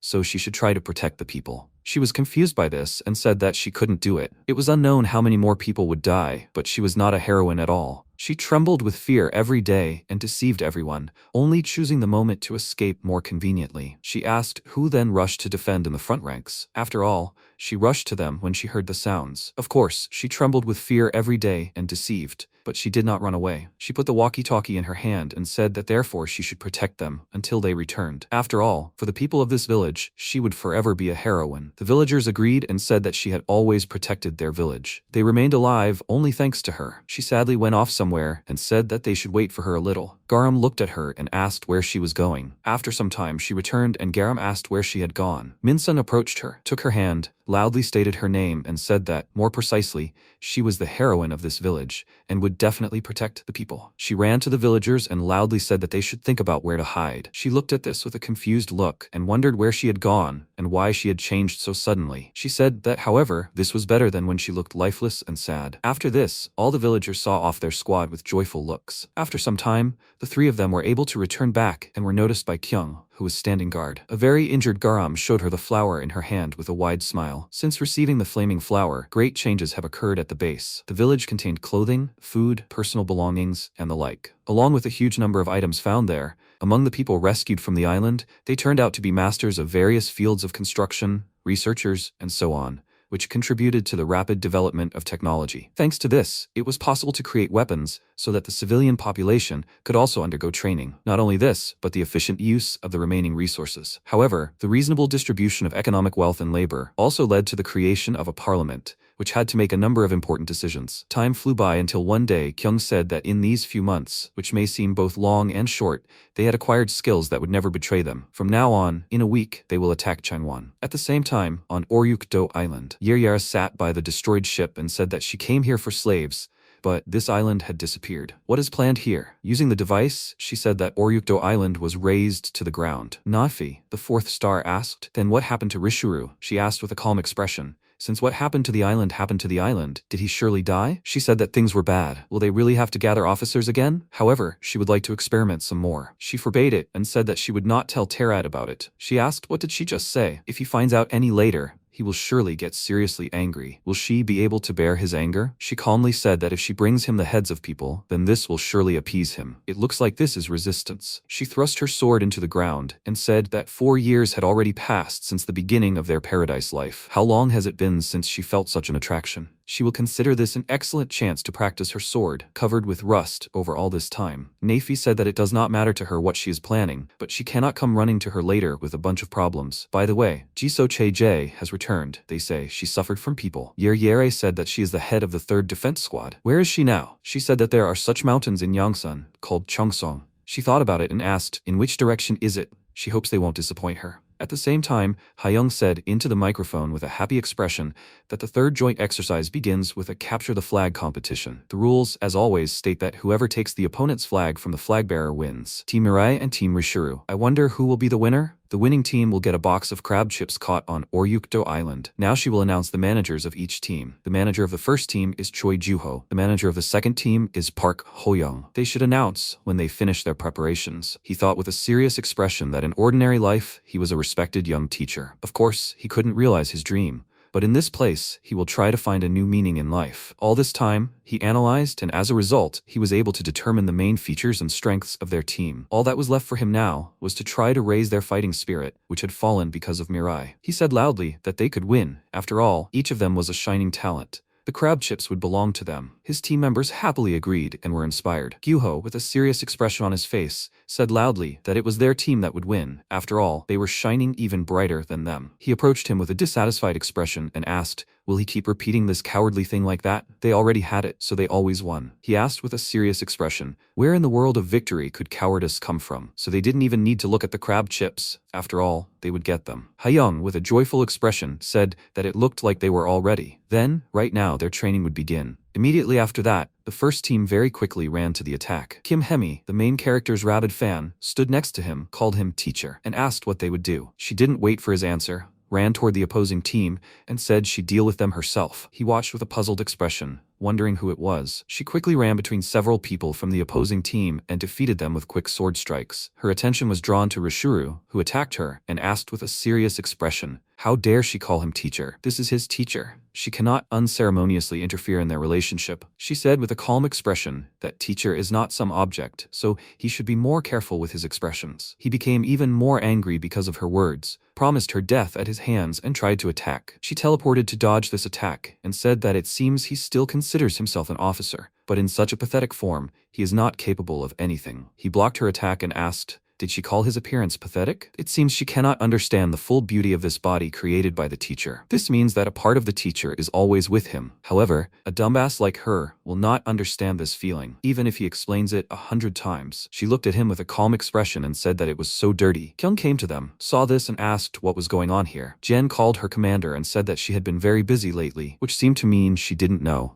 She knew that the flaming sword was newly developed, right? They don't know exactly what effect it has yet. However, since the creation of the flaming sword, people's physical abilities began to develop at an incredible speed. Everyone became incomparably stronger than ordinary people. However, the best news is that some people have started to develop superpowers. It looks like they will soon have many more useful people than they could have expected. Of course, they are still far from her. She watched what was happening with a thoughtful expression and thought that their abilities had noticeably increased since she trained them a few weeks ago. She sees many more people suitable for the actual operation, and more different plans can be developed. However, using Rishuru turned out to be much more useful than it seemed at first glance, which is even surprising. However, she thought that people would be at least a little afraid of him. Dongho ran to attack with a tense expression on his face and thought that he would also gain strength. He didn't want to be a useless burden anymore. Suddenly, someone jumped on his and his team's heads very quickly. The MC took Team Rishuru's flag, and Hayoung said that a member of the red team had seized the enemy flag in the blink of an eye. Today, they were celebrating this easy victory again. Juho was very happy about what happened and loudly praised him for it.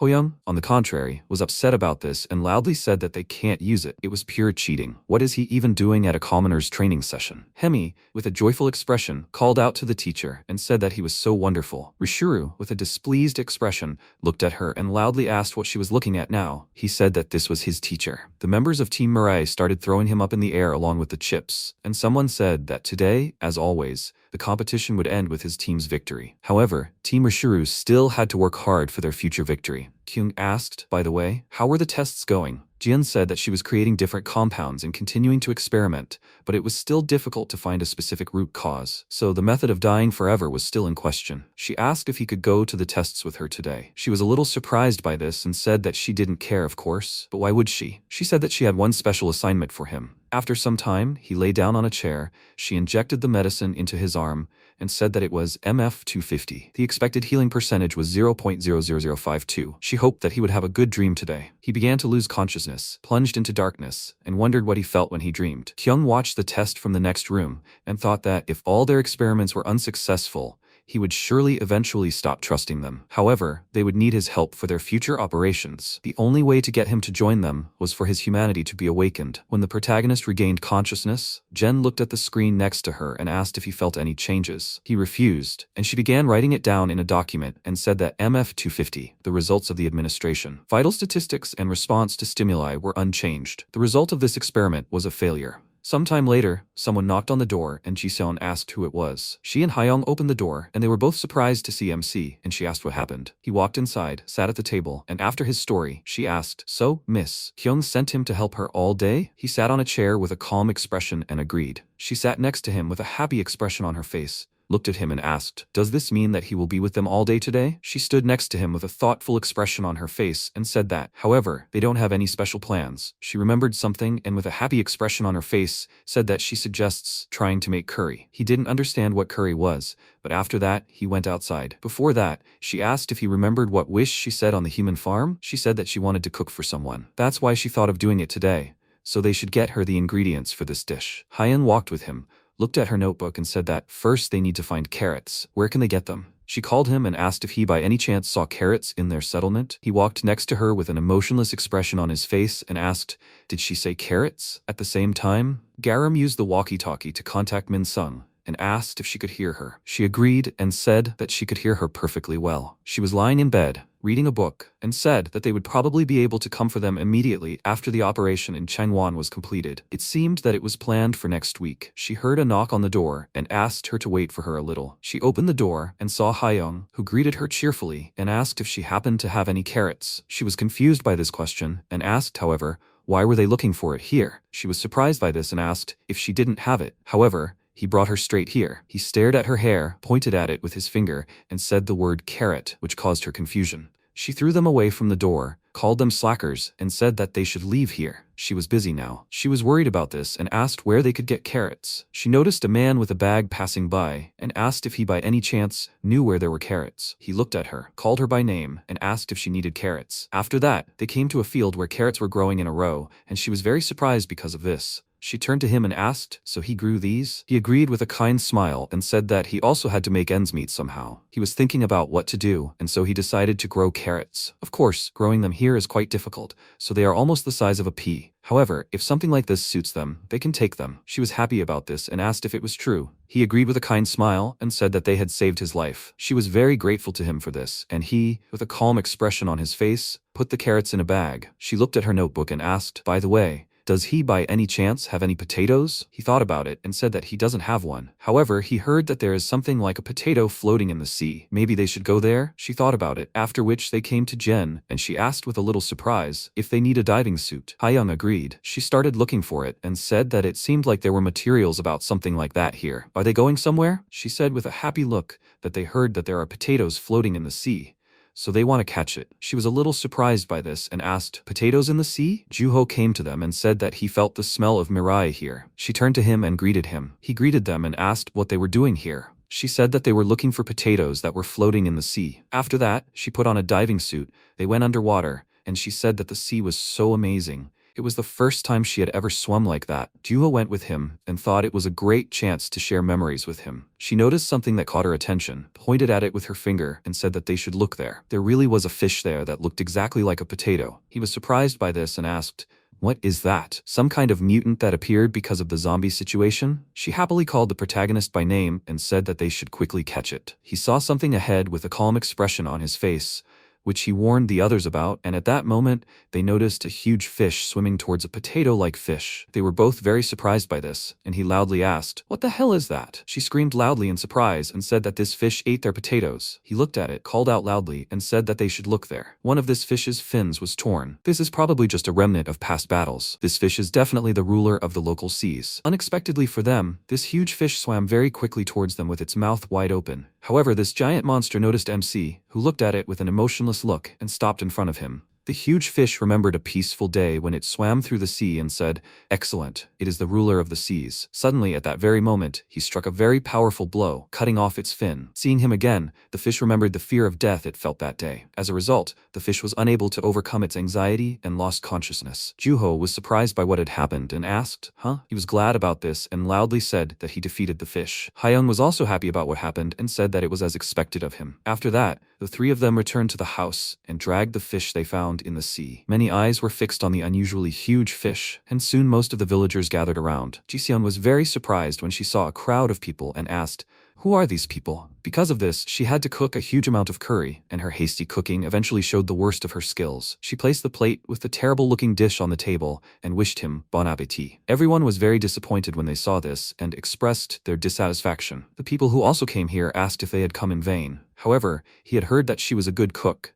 She cried with a dissatisfied expression and asked what they were suggesting she do. Juho called Mirai and said that he should try it at least once. Maybe it wasn't that bad, right? He cannot eat at all, right? He looked at the food on the plate in front of him and remembered how his mother said that he should remember one thing. No matter what happened, he must definitely eat well. She would always make sure of that. After the incident, he continued to eat for some time until he grew up. Currently, he ate a spoonful of this food, which surprised everyone around him. They looked at him with surprised faces and said that they had never seen him eat anything. How did he like the taste of this dish? He thought about it for a few seconds and made them laugh a lot by saying it wasn't tasty. They laughed loudly and said that even he didn't like her dish. She continued to cry and thought that she knew it herself. Kyung looked at him with a smile after what happened and thought that she hoped that today would be meaningful. She also tried the dish and, with a dissatisfied look, wondered what it was. After some time, Garam called Min-sung over the radio and asked if she could hear her. The people in the village are safe, right? So, the operation in Changwon that she spoke of, they are going to secretly attack that city. It seems that they will carry out the plan soon, so they should wait a little longer. However, Yere was sitting by the radio with a burning village with dead people in the background. Unexpectedly for her, she asked in response, "Won't this be too boring?" She was very surprised by that voice and asked who it was. She sat in the same place and said that they would dismiss all the guards so that they could come openly. They shouldn't act impolitely since they were worth each other. She sat up and called her name in a surprised voice. She said, with a serious expression, that they would wait for it. Garam was about to ask loudly about what happened to Min-sung, but she only broke the radio with a kick. She began to shake from horror from the realization of what had happened.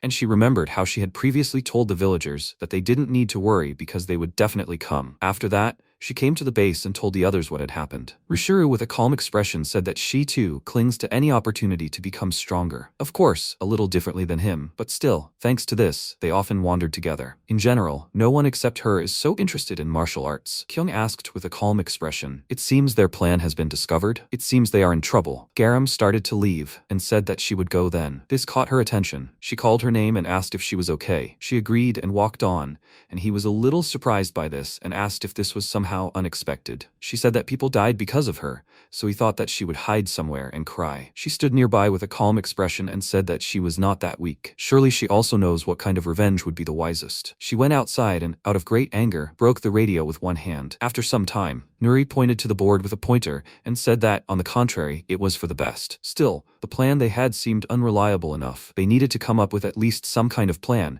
because soon the place and resources for life would run out, but the probability of success was low. The reason for this was a lack of information. Through several expeditions, they learned only one thing about Changwon. It's a high wall in the very center of the wasteland, and that's all. They couldn't even find out about the forces located inside, so any plan would be insufficient. However, what if they opened the doors? What if there was no need to worry about information? Kyung turned around and asked if there was a chance that Yere's offer was a lie. Rishuru, with a calm expression, said that it didn't seem like it because she was crazy. Nuri said that in a fight between strength and strength, the probability of their defeat was 0%. If they hospitably opened the doors to them, then they had no reason not to break in. He thought with a joyful expression on his face how excited he was. How much fun would it be this time? He should also be with the teacher, right? She turned around and asked where Mirai was now. Kyung said that she didn't think she had seen him today, but she would go look for him. At the same time, he was sitting by a large tree. Jiseon noticed him and asked what he was doing here. He turned to her silently, and she said that she came here to throw away the curry. He remembers, right? This is what they ate yesterday? She sat down next to him, started crying, and said that she tried so hard to cook it, but it turned out to be tasteless. Besides, there was a lot of it, but there was nowhere to throw it away. So she was walking around. She noticed the clothes in his hands and asked, "Isn't this by any chance a squad member's costume? By the way, why isn't he wearing this? Everyone else only wears this." He said that he just doesn't feel like wearing it. She asked, "Then why is he holding it in his hands?" He remained silent. She called his name and asked if something happened to him. He said that he didn't know. Before that, he always felt only emptiness. But yesterday, he doesn't know. She looked at him, thought about what he said and asked, "Is it so scary for him to do something with others?" It seems like he is trying to find hope, and this gives him a feeling of guilt. He doesn't have to think like that. He's just creating a story that he'll tell his mother one day. Because if he only tells her stories about constantly fighting zombies, she won't like it. Where and what he's been doing all this time, who he's met, what thoughts he's shared, and what feelings he's experienced. He should tell her about his happy days, not just the hard ones. If she were his mother, it would bring her more happiness. The protagonist stood up, started to walk away, glanced at the curry pot, and said it was good. He walked on, and Kyung stood next to him, listening to them with energy and a smile. After that, the small flame that had already begun to fade reignited, and humanity, step by step, embarked on the great path. A week later, the squad gathered and came to the gates of Changwon, the zombie training camp. The zombies noticed them and loudly said that they should look there. Humans had finally arrived. Kyung, with a calm expression, asked, "Where's the fighter now?" Hemi said her power had no effect on the teacher. So why was he flying here? She said with a calm expression that if he had left at the same time as them, then they needed to wait another 12 seconds. Crowds of zombies ran toward them and loudly asked, "Do they think they'll wait any longer? After all, They'd been waiting all week. They should eat them quickly. Yer said they didn't need to take any prisoners. At the same time, on the roof of the Changwon control room, a zombie called her through the device and said that people had appeared at the main gate. She stood with one finger on her sword and asked how long it would take people to break through. Roughly an hour, right? Although no.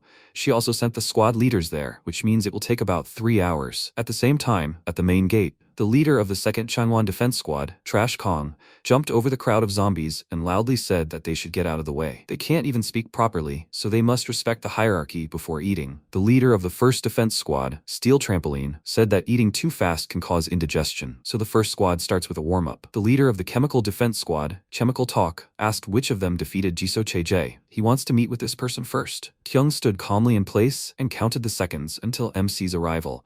And when she finished counting, he landed in a crowd of zombies walking towards them. He stood in his uniform, and she said that he had arrived just in time. He should act as they planned. He looked at her with a calm expression and agreed with this. At the same time, she was still standing on the roof of the building and asked, will they even be able to break through the main gate? Her attention was caught by the sound of a loud approaching sound. The leaders and members of the defensive squads, as well as the regular guards, a total of 336 zombies, were completely annihilated. The distance from the defensive wall to the Yer command post was 3 kilometers 200 meters. 678 zombies died during the movement. This process took only 3 seconds. During this time, he reached her and ran towards her with incredible speed, swinging his fist. She was very surprised by this and wondered, who is this guy, and when did he appear here? He hit her very hard in the face and threw her several meters into the air. She landed on her feet and said loudly that this is amazing. He decided to catch her off guard. So he is the same person who is acting like God knows what. He's pretty tough to get here so quickly. She looked at him with a serious expression and said that, however, attacking from behind is a bit too much. What about the warrior's code of honor? So he came straight here, ignoring the zombies at the main gate? After all, she gave them a warm welcome, but this is what she got in return. He said in a calm voice that, however, he killed them all. She was surprised by what she heard and thought, but aren't they the main forces of Changwon? She just received a report a few seconds ago that people had arrived here, right? Is this guy really that strong? He ran behind her with incredible speed. She noticed this and turned sharply to him. She didn't have time to do anything because he delivered a very strong punch to her head. She was thrown back very hard and she wondered what that was. Until he hit, she didn't suspect anything at all. She didn't see anything at all. Yer stood up after this blow, took her sword, and said that now he convinced her. He is the guy who killed the officers. Does he know why she opened Changwon for them? She took out several small tiles and said that she thought that if she met someone stronger than her and could focus on martial arts, she threw it on the ground, her sword engulfed in fire, and she said that then, it may turn out, she will forget the past that she wants to forget. She activated the fire dice skill. She cut Mirai in two with a sword strike, and he looked at her and asked for forgiveness with a calm expression. What happened surprised her very much, and she wondered what she was looking at now. He asked with a calm expression if she by any chance knew where Yer was now. She looked at him and asked what he just said. She thought that this guy didn't come because he knew she was here, but just burst into the first building he saw. She got angry and said loudly that she didn't know what special abilities he had. But still, even in ignoring, you need to know when to stop. She was the one he just spoke about. He said with a calm expression that in that case, he asked for forgiveness. His body recovered. He delivered a strong kick and said that it was nothing personal. She was thrown very hard to the side. She hit the bamboo and began to cough up blood. At the same time, people broke into Changwon and Kyung loudly said that they should all go on the attack. They should move along the path that was cleared for them and get inside. According to the operation plan, they are rescuing people. They should go from the entrance along the eastern wall and save the people who are working as slaves for them. She is handing over the main command to Garam. She ran alongside, loudly agreed, then stopped, took out her weapon, and was about to say something. At the same time, zombies were standing at the guard post near the supercluster and asked what was going on there. Maybe they should go there too? They hadn't received any special orders, so they should wait for now. Someone ran past them, and they asked what was running past. Kyung jumped very high, pushing off the wall, and said that this is the supercluster. As Rishuru said, it is located right in the middle of Changwon. She estimated that the radius of this structure is currently about 50 kilometers. It seems like a mental numbness will set in for about 3 months, and yet everything is fine. After all, now she can trust him. She began to activate her skill and thought that her ability was Absolute Sight. Everyone knows it by that name, but in reality, it works a little differently. Her ability can greatly increase any human sense, including hearing, sight, smell, touch, as well as muscle strength, gravity, acceleration, and so on. All this time, she simply focused on sight, because it is the least risky. She used sense enhancement by 580%, absolute territory, dominion. She landed on her feet and said that now in this place there is not a single attack that she cannot sense. A zombie with a very angry expression swung his weapon to attack a squad member and loudly asked how they dared to break in here. His blow missed, and he loudly asked how it was possible that his attack bounced off. She continued using her ability with a serious expression and thought that the fighters need not worry. No one among the people will die today. At the same time, Neifei heard 2 beeps and asked who was calling her in the middle of the experiment. The device told her that 2 errors were detected. It transfers the waiting energy to the additional monitor. She was surprised by this and asked, were they the errors she was looking for 2 at once? A zombie ran up to her and loudly called her name. He said that people have now broken through inside Changwon. She must give orders on what to do. She thought that she had told Yer not to expose them. Wait, so the errors are somehow connected with people? Maybe this is her chance, which she as a scientist cannot miss. She directed the energy into her hand and said to activate the protective protocol. Multiple screens appeared in front of her, and she activated the skill to remove the tweezers, activate the system. She said that first she needed to mobilize all forces for defense. It would take time before the system was fully activated. The zombie agreed and ran away, and she called Bixie and said that they needed to transmit an alarm signal. The zombie she contacted asked who to designate as the recipient. She immediately named Teret. At the same time, Garam defeated the zombies and said that there were too many of them. She thought that they needed to save people as quickly as possible. When would that be possible at this rate? A zombie jumped towards her, loudly wishing her death, and swung its weapon. A bald man saved her by hitting the zombie with his shoulder, who was about to attack her. He winked at her with a smile and said that she didn't need to thank him. It would be better if she bought carrots from him later. She thanked him, and he ran on and loudly called the zombies around. She laughed and thought that a few days ago, ordinary people were afraid of this operation. Even though they had trained all this time, the very thought of what they had been subjected to before destroyed all their faith in defeating the zombies. To be honest, she also thought they wouldn't be much help. But that was a stupid thought. One of the humans was surprised when he dodged a zombie attack and thought he was seeing their attacks. The monsters tried to resist and were indignant that the humans had become so strong. She thought that, however, each of them was now a full-fledged member of their squad. She began to slap her cheeks with her palms and thought that she shouldn't be so hasty. She said loudly that she needed to gather her strength and save everyone. At the same time, in the 3rd border work zone, a zombie looked at the people walking down the street and said that the 88th group should switch with the 102nd group. He raised his voice and said that they should not hesitate and move faster. A man named Jin Chun called Grandpa Hansel and the girl Yuna and said that they should work on the shift. He agreed and said that he had already done a great job.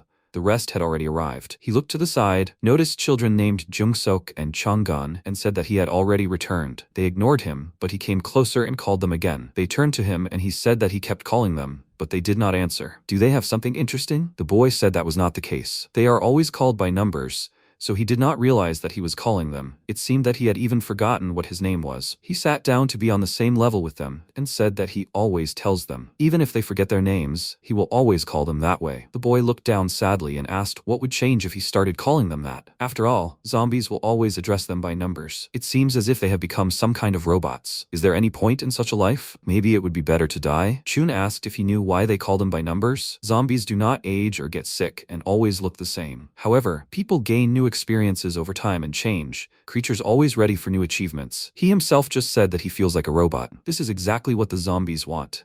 They take away their names and all their humanity and try to turn them into simple cattle. However, they are afraid of their capabilities. They must survive this no matter what. They will endure until their capabilities bloom in full color. After all, one day, their world will definitely return. He hugged the children, and they were very touched by his words. At that moment, Garam came to them, holding a beaten zombie in her hand, and loudly said that they all should get out of here. They looked at her and asked what was going on. Who was she anyway? She loudly said that they could escape with them. They were surprised when they saw the defeated zombie and asked if it was really she who killed the monster. She loudly said that now it seemed unbelievable to them, but they should follow her. After all, she came to save them. Chun ran very quickly to where she came from and looked out from around the corner. And she said that it was dangerous there, so it was better not to go alone. He saw the squad members fighting against the zombies, turned around and loudly said that now the zombies are fighting with people. It seems that they really came to save them. The people immediately ran to the exit when they heard his words. He loudly called out to Jungsuk and Changgan and said that they also need to run away from here faster. He turned around and said loudly that he asked her to take care of all the children and adults. He started to run in the other direction and said loudly that he had to get some things. She was about to say something,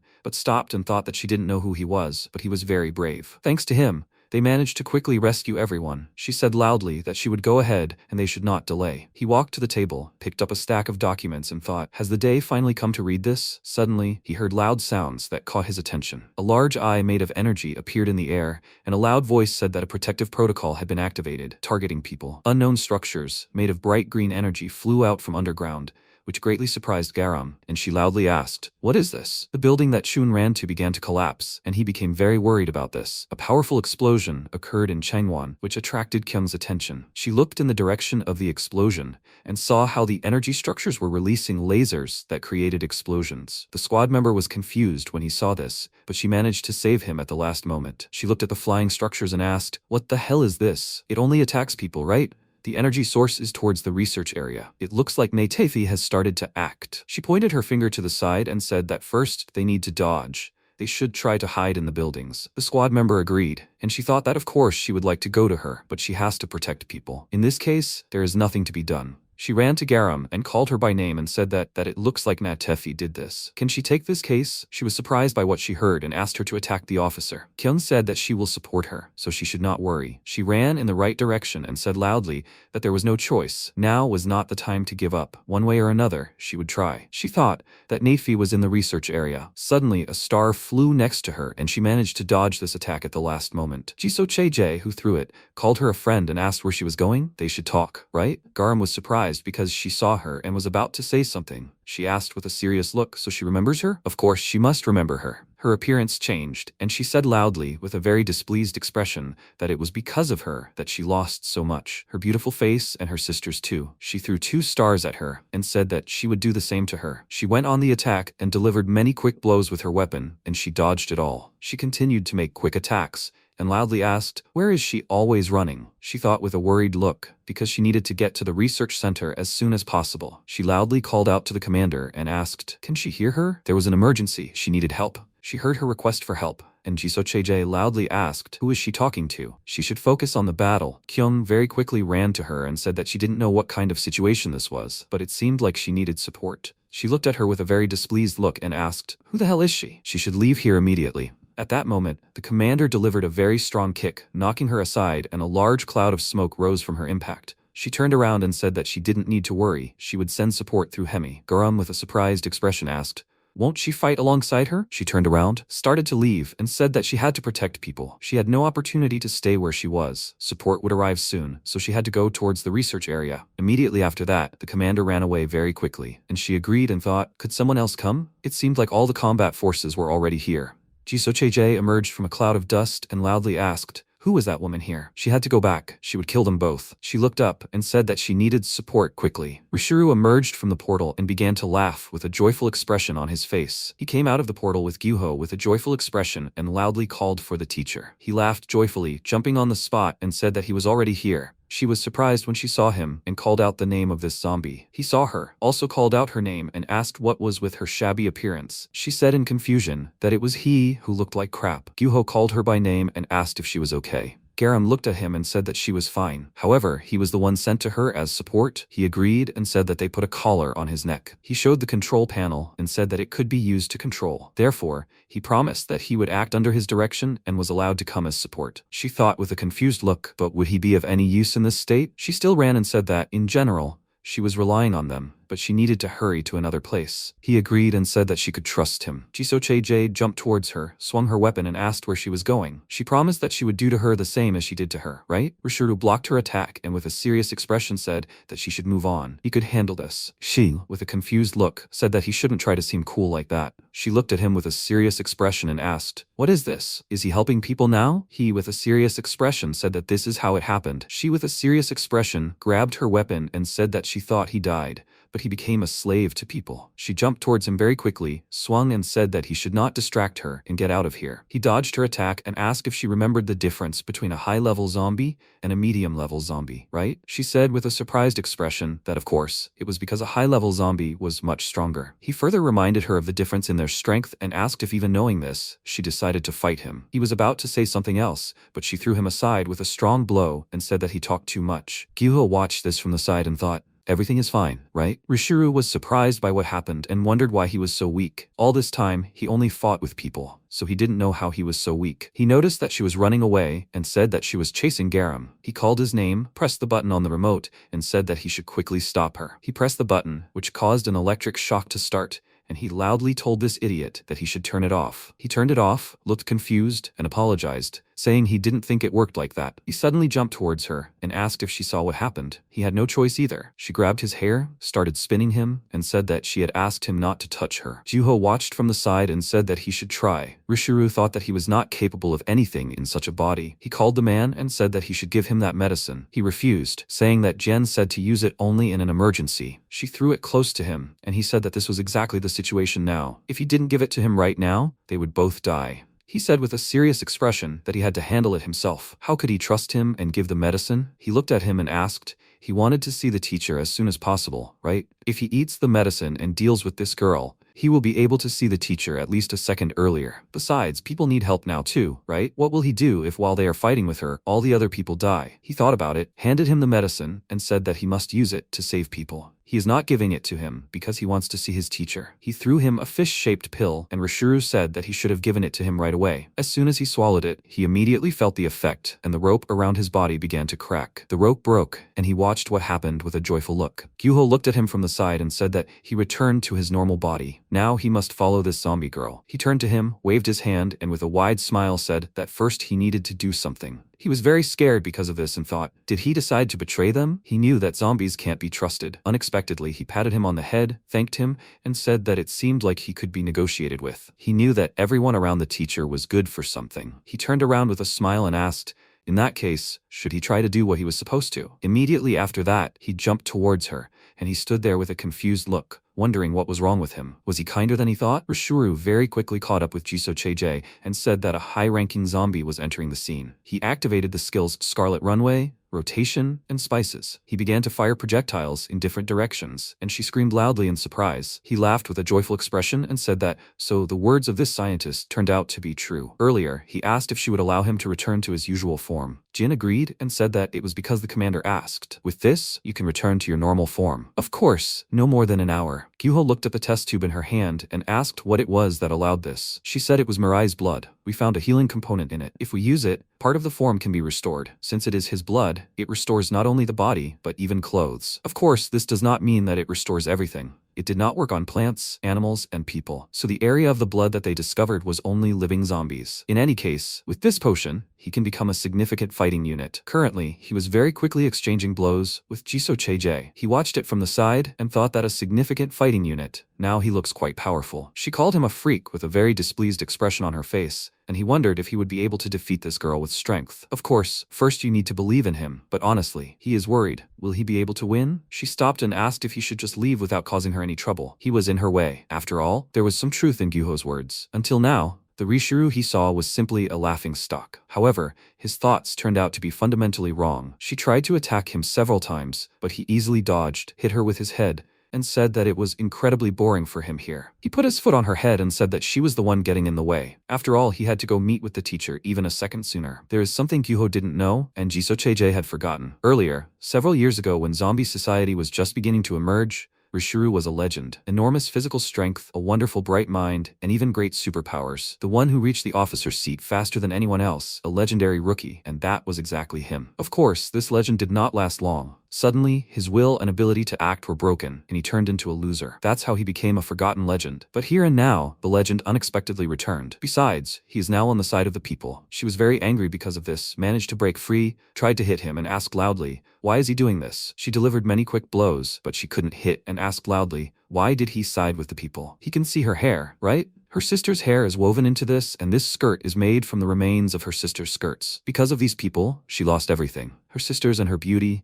she lost it all. She started crying and asked, however, why doesn't he calm her down, but stands on the side of the people? He is the same zombie as she is. Gyuho looked at them with a worried look and wondered why he suddenly stopped attacking. Did her words make him hesitate? He knew that zombies couldn't be trusted. He was about to press the button on the remote control and said loudly that he should attack quickly. Rishuru, with a serious expression on his face, struck her neck hard with his hand and asked, so what? He struck her again with his hand and asked, Why does he even care what she lost there? He spread his arms out to the sides with a serious expression and released many feathers at her body. It hit her and threw her a long distance. He looked at her with a calm expression on his face and thought that every dead person has their own story. But has she ever listened to the story of the one she killed? He raised his sword above his head and said that she probably didn't do that. After all, there's no point in listening to the stories of weaklings. He cut off her head with one blow of his sword and said that he didn't care either. He caught her head, squeezed it with one hand, and said that there's no point in listening to it. Gyuho looked at him with a shocked look, and he walked on and said that they should quickly go. He turned to him with a joyful look and said that they should quickly go to the teacher. Rishuru walked on with a joyful look, and he looked at him with a confused look and thought that he had already imagined it,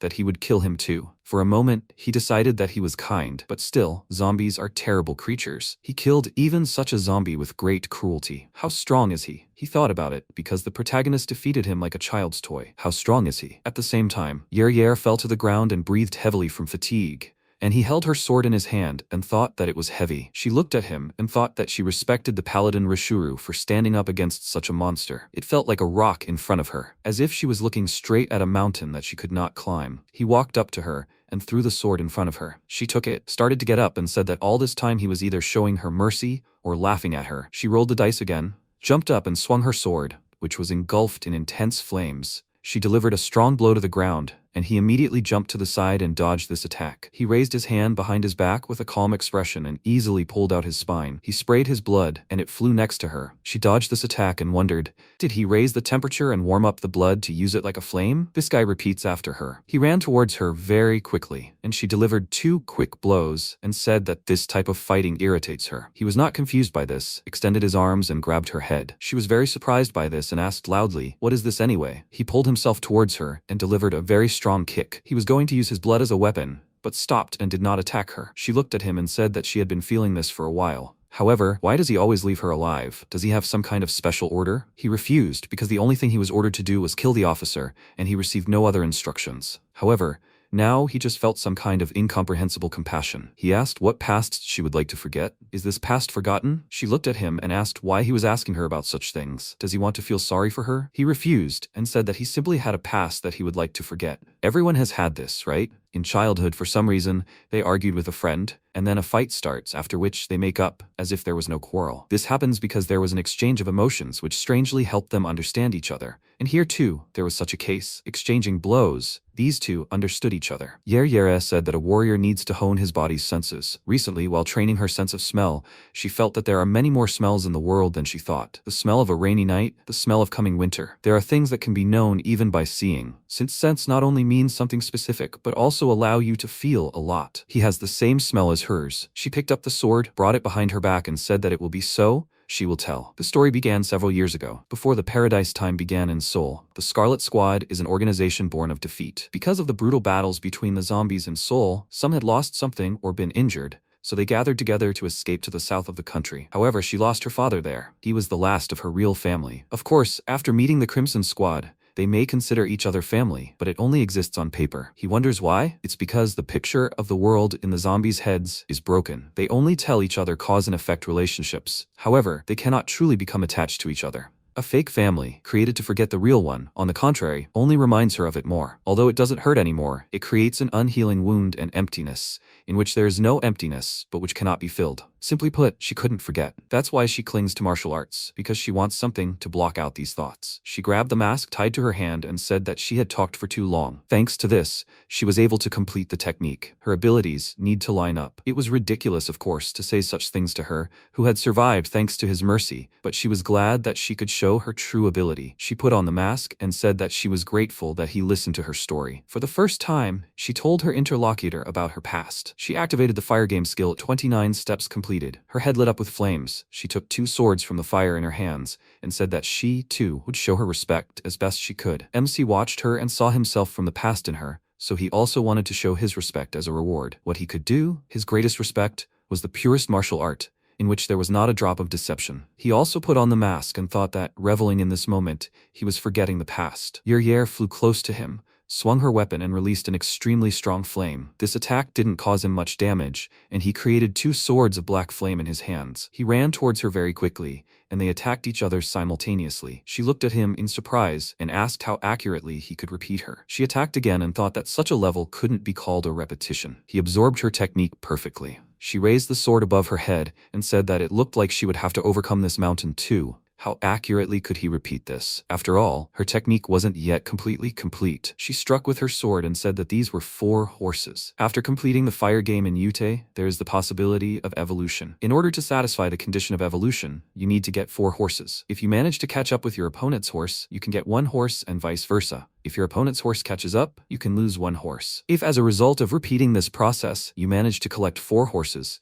you can achieve the first evolution. The first evolution, the blue dragon. He calmly looked at the fire dragon she released. He created a dragon more from his energy, which absorbed her dragon. She was very surprised that he was able to repeat even this technique of hers. This dragon flew towards her and cut off her arm. She screamed loudly and pushed it away with a strong blow of her sword. Immediately after that, she used her second evolution, White Tiger of the West. He incredibly quickly created the same tiger, which dispersed her fire energy. She looked at this in surprise and loudly said that everything is fine. She still has many horses in reserve. She used the skill Red Phoenix Yuta, which attacked from above, and Mythical Turtle of the North to attack from below. Her attacks hit the target, and she said that it would be difficult for him to endure. She was very surprised when she saw that he used the same skill and dispersed her energy. Yere said that her patrons of the 4 directions were so easily defeated. She wondered how to defeat this guy, and what should she do? She raised her sword, took a deep breath, and wondered why she was even asking. How could she be so focused? For the first time in so many years, her head felt so light. She ran towards him very quickly to attack. This battle was somehow special. Outwardly, it could be mistaken for a furious exchange of blows, but inside, Yere felt some strange comfort, and he felt the same, as if this was not a battle but something close to a dialogue. In any discipline, at the moment when victory or defeat is at stake, the opponent's gaze, actions, habits, and even the shortest breaths feel very profound. To defeat each other, you need to understand your opponent, you need to focus on them. The two were engaged in a dialogue, quiet but deep. She lost another arm and leg and said that she had already thought that her past did not matter. However, maybe she had endured everything just for this one moment. Surely, it seemed that this was enough. Now she would get rid of the will to live. Mirai ran up to her, struck her with his sword, and her body was engulfed in powerful fiery energy. And she used the form of the highest evolution, Tokaedi, the patron of the center. She said that this is a being who has gone beyond life. Although his physical shell is immortal, but the soul cannot be immortal. It was an honor for her to fight him. She called him a friend and said that they will leave this world together. She attacked him with this fiery energy,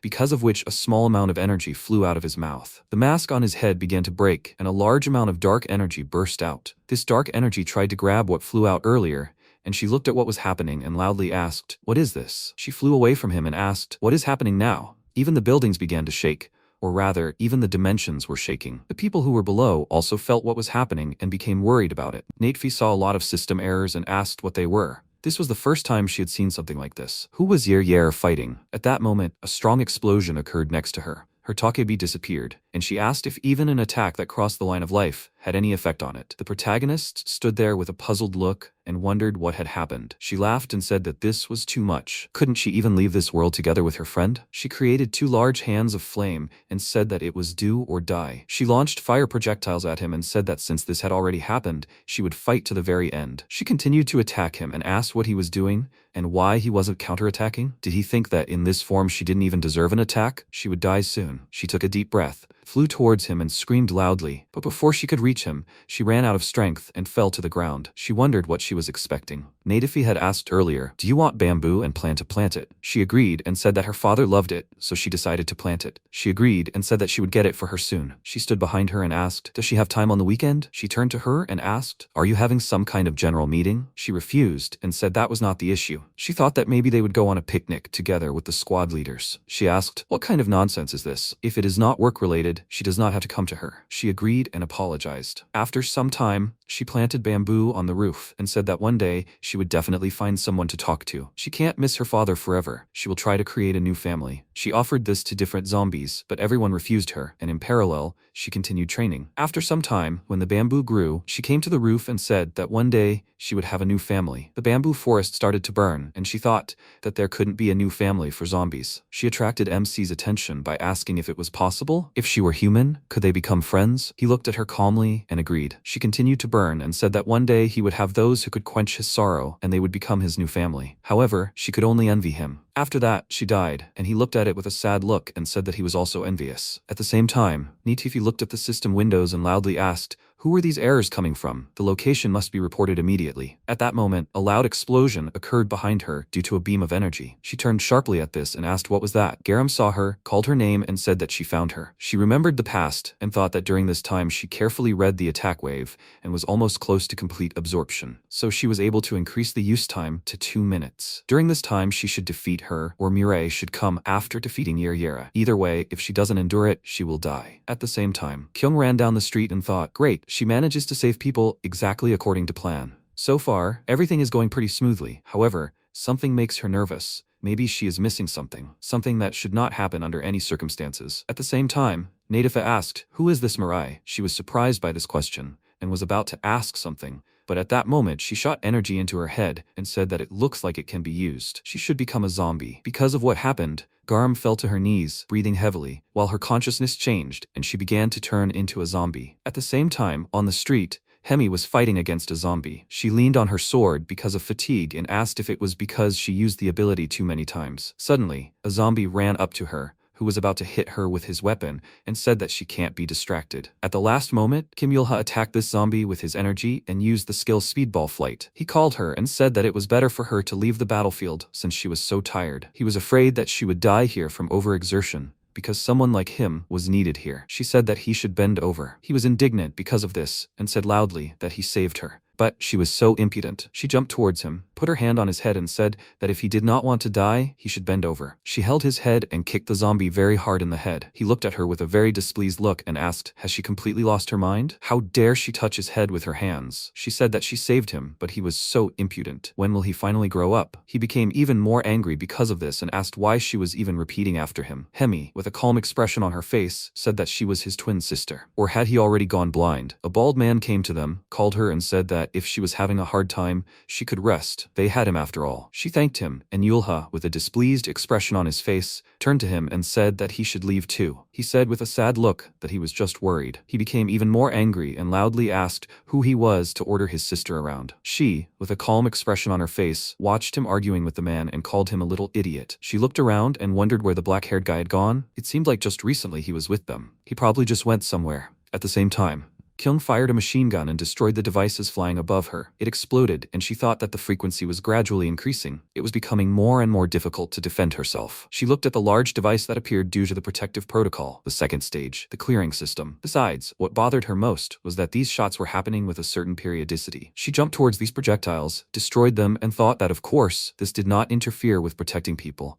And yet, at this rate, she would not be able to get to Garam's aid. She ran forward with a tense expression and wondered if now was the best time to wait for Mirai. She apologized to Garam. She must hold out. At the same time, she tried her best to resist the effect of Neifi's ability. She used the skill attack wave, energy management, purification. She managed to get rid of the energy that transformed her into a zombie and was breathing heavily because of what happened. She thought that she didn't know what she was going to do to her. But if she was late just a moment, something terrible would have happened. She asked loudly what she did to her. She looked at her calmly and asked how this happened. Does she have any superpowers? She doesn't know how she did it, but she knows how to cling to life. However, if she became a zombie, life would become much more comfortable. She was surprised because of this and thought, did she just try to turn her into a zombie? So this crazy scientist who tried to combine a human and a zombie, it seems that it is she. She picked up the book she dropped and said that she and Yer really don't even consider people as cockroaches. She used the skill attack wave, complete assimilation, and said that of course, on the contrary, it's good that now she can fight her without feeling guilty. She channeled a large amount of energy into her hand and thought that they had about 2 minutes, and during that time she would try to finish her off. Neifi stood calmly in front of her and said that this is how others see her. Garam released a very strong beam of energy, but stopped because of what her opponent did. She activated the skill Spinal Cord Severance. Several energy locks appeared above her head and she wondered, what is this? Her body does not move, as if something in it was breaking. as if something broke in her head. A system window appeared in front of her,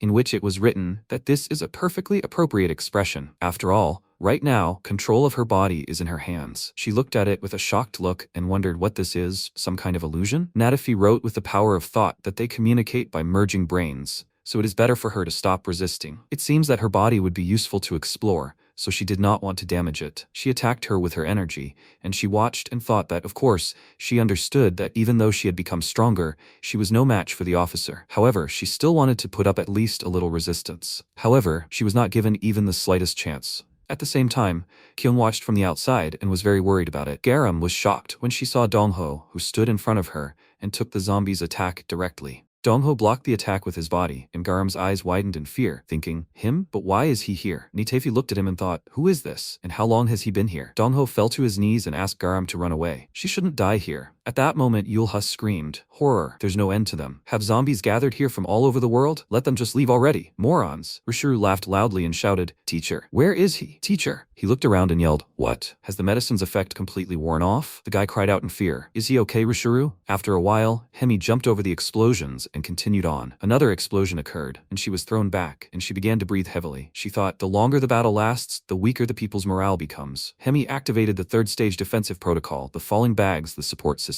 She mentally asked the others to hold on a little longer. Even if their morale declined, hers was unwavering. The turning point would soon come. Blood dripped onto the floor, and the boy thought, how stupid. He appeared quietly and dies quietly. His dignified death seemed so stupid to him. He looked at Garam and thought, really, it's better to die like this. Lee Dongho, he's 23 years old. Some time ago, the girl said Sun-hoon, let him do this for her until tomorrow. Dongho asked again, what was she talking about? And who is Sun-hoon? He ordered her to take it. He's Dongho, Lee Dongho, and he's already handed it in. Dongho has always been an inconspicuous guy. The teacher asked, who didn't hand in the assignment? Dongho raised his hand and answered, him. The teacher asked again, no one. He raised his hand and said, him. After some time, the question was heard, who didn't get the cookie? Dongho raised his hand and said, Lee Dongho, number 203. Someone asked again, no one? Dongho answered, Lee Dongho, number 203. A life no one remembered, a life no one noticed. That was exactly the worst thing. Garam cried out joyfully, Dongho, where should I put this? He turned around in surprise and asked her to just put it somewhere. Garam thanked Dongho, and he looked at her questioningly again, until he met Garam. After a while, he showed books and said, these are new books he studied. Garam looked at this happily, and Dongho, with a battered face, said, she really wanted to get new books, so he got this with great difficulty. While Jinhei was being researched, Garam asked, can she read right here? Dongho asked again, here? After a while, they were sitting on the floor, and Garam happily said, it really is written in great detail. Dongho asked, well, how is it? She likes it. But why does she always read sitting in his place? Garam asked, puzzled, what was going on? Dongho looked away and said, no, it's just that it's so spacious here. But he was curious why she was reading here. Garam replied, she was just comfortable. He asked again, comfortable? Garam replied, when she was here, she felt like they were alone, but at the same time, it was as if she were alone. And that made her feel strangely comfortable. And even though there was plenty of space, where else could she sit? Dongho, he didn't like it. He asked again, would she like it? Garam punched him and said, I won't hear a kind word from him. Dongho asked to see if she would like it. She replied, well, okay. Even if she didn't like it, he thought she was just comfortable. Being inconspicuous turned out to be more convenient than he thought. He looked out the window and asked the boys to be careful. She didn't notice his pleasantries, which meant it didn't burden her. His whole being is one-sided, disappearing before it even touches others. He will support her from a distance. And she, as always, simply confidently moves forward. A cry rang out, Fighter Garam. She thinks this is Naifi's doing. Will she be able to take this on herself? Garam asked in surprise. She, an officer? Nothing can be done. Dongho turned around and watched as she ran quickly, but stumbled and fell. He looked at it, puzzled. And if one day she remembers the past, and somewhere among the forgotten memories there remains at least a little of him, that is enough for him. Currently, Dongho's eyes rolled back, and tears welled up in Garam's eyes. She burst into tears and tried to remove the shackles, clenching her fists. Natefi asked what she was doing. There was no need to waste her strength. Let her stand still. She asked why she was hesitating. Natefi ordered that she be knocked out quickly. Garam turned around and saw Dongho, who had turned into a zombie. She asked, Dongho? He struck her, and Natefi grabbed her by the neck and said, she asked her not to twitch. It wasn't her style to fight face to face. After a while, MC looked at the burning bamboo, when suddenly he thought, yeah, he should go kill Natefi, right? Kyung took aim, when suddenly she looked out in surprise and saw a huge explosion. MC appeared next to her, and she said, he's here. What an unusual technique he learned. He's already seen everything himself and understands the situation here, right? There's no time, so they need to go back and deal with her quickly. Mirai replied, yes. Kyung chose a defensive strategy as the best way to compensate for Mirai's absence. However, despite some short-term results, in the end, until the source is destroyed, the situation should become unfavorable in the long run. But now that Mirai has joined, the people's strength has increased many times over, and it's time to change that choice from defense to offense. And as soon as the strategy changed from maximum defense, the turning point Kyung had been waiting for had arrived. MC spread his arms out to the sides and ran to the side. Destroying the original source had successfully boosted the people's morale. Kyung turned around and thanked MC for his help. And now she was asking him to take care of Natefi. She had already destroyed the source of her energy. She took aim and said to follow the bullet. Natefi would be there. MC replied, yes. King wondered if she was imagining it, as if something had been off for a while. Well, she didn't care. Maybe they should focus on what they had to do first. She rushed forward and began striking the monsters, when suddenly a shout rang out, Commander! King turned around and apologized for being late. What was the completion rate of the operation? Yulha happily replied that he didn't know for sure, but they pulled out quite a few people. He thinks about 45% for sure. Hemi asked how his behavior had suddenly changed. Yulha hit her and said that it's natural. Look at the commander. She's so strong. Hemi ordered him to take his hand away, and they started fighting. Kyun said, 45%, which means there's still a lot left. She twirled the blade in her hand and ordered everyone to follow her. From that moment on, she was taking control. The seesaw on the battlefield, which had been swaying back and forth thanks to the intervention of the main human forces, began to confidently tilt in one direction. Rishiru screamed loudly. He said he was going to see the teacher. He demanded that they let him do it. He demanded that they let him. Juho asked, has the medicine worn off? He ordered him to just sit quietly. He's asking for it. Rishiru burst into tears from what he heard. At that moment, Nadifi looked to the side and asked, a bullet? She reached out and tried to catch it, but her hand was torn away. She screamed loudly and let go of Garam. Natefi screamed, what? What happened suddenly? The zombie rushed towards MC and she screamed, grab him. Mireille clenched his fist and looked at Dongho's face, who was crying. He hit him and knocked him to the ground. Natefi said, well, she got it. So it was him, that very man, Mireille. He came to her himself. Well, thank him for that. He'll have to become his test subject. She stretched her hand forward and said, spinal cord rupture. She looked around and asked, where did he go? She screamed loudly when MC moved behind her and then punched her in the face. Nafi flew to the side and thought, spinal. She can't keep up with this idiot. Well, that means she attacked towards Garam, when suddenly Mirai reflected it, and Nafi used spinal cord rupture. She said, he's caught. She didn't even think such a simple method would work. And since he can't move now, maybe he should sit quietly? MC turned around and walked towards her, and Natefi asked in surprise, what? How could he move? Lee Kyung's premonition turned out to be accurate. After all, Mirai wasn't the same now. Seeing Yair's death, Mirai fell into a state of incomprehensible confusion, and the fact that Natefi held on without dying infuriated him. Pressure, threat, remorse, despair, horror. None of these feelings seemed strange in this situation, but Natefi felt nothing at all. She had been a scientist all her life and knew perfectly well where her limit was. That's why she constantly thought only about how to overcome what was happening. Natefi looked at him and thought, so that's how it is. He destroys the spinal cord he captured and immediately creates a new one? So, techniques that capture the spinal cord don't work on him. Although her technique didn't work on him, she was able to use the split brain to explore Mirai's ability. Nafi rushed towards MC and thought, in that case, she swung her hand and tried to hit him, when suddenly lightning ran through her body. She thought, this is beyond her power. She doesn't know how to fight at all. How can the human body be so strong? Even knowing that she couldn't do it, she tried. After all, in science, proof is always needed. But Mirai was also confused. MC looked at her puzzled, and then clenched his blades and headed towards his opponent. She thought, usually guys like that always have some kind of psychological trauma. She will find his weak spot in the very depths of his subconscious. Nafi extended her hand and pushed Mirai away, who at that moment headed towards her again. He swung his blade and cut everything she released. Nafi flashed her mask and thought, she found it. A voice rang out, Mirai. An image of his mother appeared behind MC, calling him to her. At that moment, Kyung heard a cry for help and wondered where that familiar voice was coming from. She ran up to the girls and asked, Jiseon, Hayoung, why are they here? She definitely only brought fighters here. Jiseon asked in surprise, Commander Lee Kyung? The girls rushed to hug her, and Jiseon asked, why is she here? It's dangerous here. Let her run away. Kyung said that she was just going to ask them that. How did they end up here? Jiseon asked, where are they now? Kyung answered, so in Changwon? Jiseon screamed, in Changwon? Where the military operation is taking place today? Hayan was scared and screamed with tears in her eyes, a bloody battle. Jiseon asked, but how did she end up here? Kyung answered, but she's still trying to ask that. The girls jumped into her arms and continued crying. Jiseon asked, what should she do? Now she'll die. Hayoung screamed.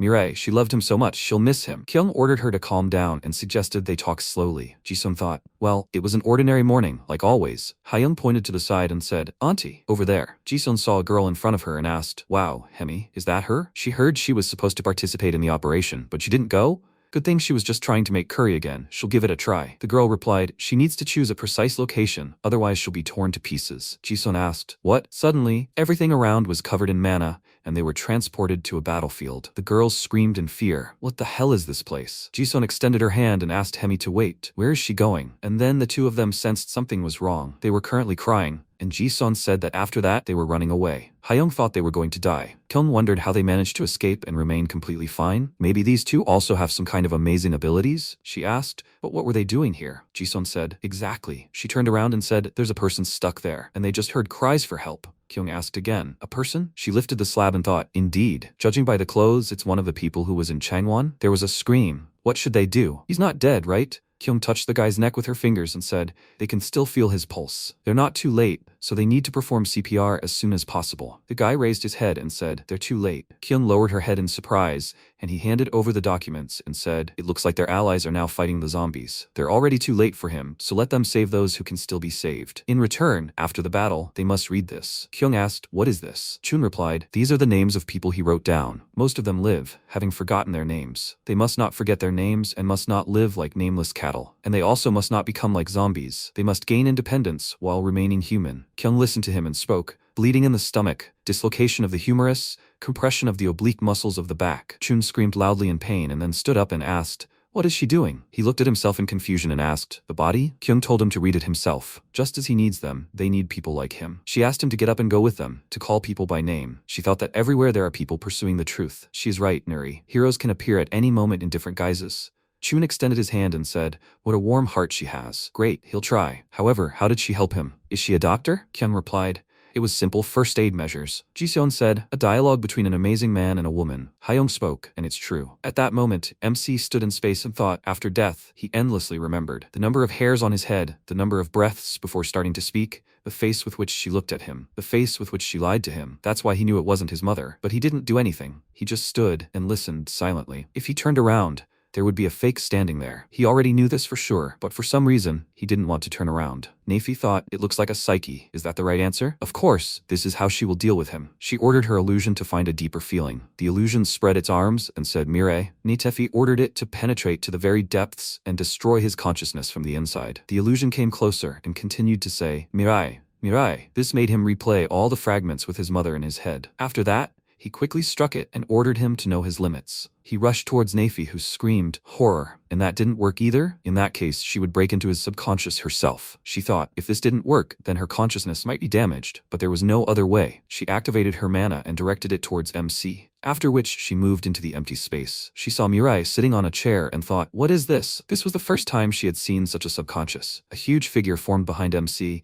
and Natefi asked, is that her? What is she doing in his subconscious? Interference began and the silhouette began to change color, turning into flesh. Natefi saw a smile on the boy's face, and then saw that there were many hands clasped around her figure's neck. At that moment, Mirai killed her. She asked, what? Why is he pretending to be human? Her head fell to the floor and she sighed loudly. In scientific disciplines, it's rare to feel fear, but there is one exceptional case when this fear appears, and it occurs when encountering something without limits. It is unknown what Nadafi saw, but she lost all intention of fighting. MC stepped on her with his foot. Mirai silently looked at the floor, after which Garam turned around and asked, Mirai, is that him? After a while, Chun shouted loudly, how long can they just run away? He suggested joining forces. A loud cry rang out from the slaves standing next to him. Kyung looked at them and thought, with the intervention of that one guy, the atmosphere among the residents of Changwon had changed. Who was he for this place? The plan's completion rate was 60%. The plan, which followed a simple route, was improved by the active use of geographical features, thanks to the help of ordinary people. And thanks to this, the destruction of Changwon proceeded even faster. The plan fulfillment rate is 75%. Due to the defeat of the commanding officers and their broken spirit,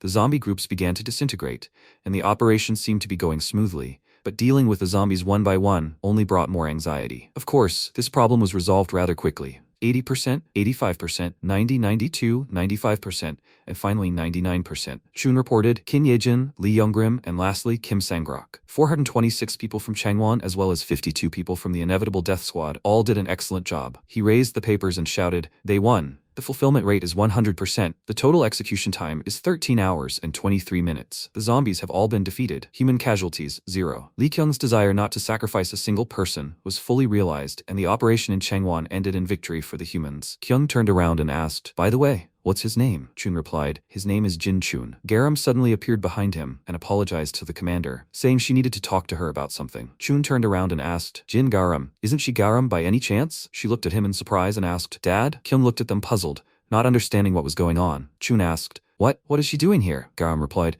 Dad, why is he here? In fact, the two had encountered each other before, but due to the critical situation and the passage of too much time, they didn't have the opportunity to immediately recognize each other. Garam asked, Dad, is it really him? Dad, really? Chun screamed. Garam. She rushed toward him and screamed, Dad! Chun screamed. Garam. Kyung stood behind and thought, Dad? That's it. Some time ago, a fireman saved little Garam and asked, Little one, is everything okay now? Garam replied, Oh, come on, Dad, stop joking. He laughed and said with a smile on his face, Well, forgive me already. And yet, thanks to Dad, her worries disappeared, right? Currently, Kyung said, So he's Garam's hero. They had heard of him once. Chun and Garam cried, hugging each other. Kyung smiled and thought, Maybe fate really does exist? At moments like these, she realizes how many amazing things happen. However, what did she want to talk to her about? After a while, Gyuho looked at the guy's body and asked, So this is Dongho? Garam replied, Yes. Gyuho said that because of the quick transformation, it looks like he has injuries. Of course, the wounds aren't particularly serious, so there's no need to worry. But what worries him is what they should do with Dongho, who has become a zombie. Kyung lowered her head and said that first, he needed to move him so he could be treated. They would discuss their actions a little later. How many more were injured? Gyuho turned around and said that they were trying to find out now. Once they confirmed everything, they would begin treatment at the infirmary by the main gate. Kyung said, Okay, thank you, Gyuho. She clenched her jaw and apologized to Dongho. It happened because she was not capable enough. After a while, the slaves and agents were talking among themselves, and Mirai stood and did not move. He thought, What kind of family does he have? Suddenly a scream rang out. Man, is he okay? Jiseon slapped his back with her hand, and then grabbed his face and told him to just look at the huge circles under his eyes. Is he injured anywhere?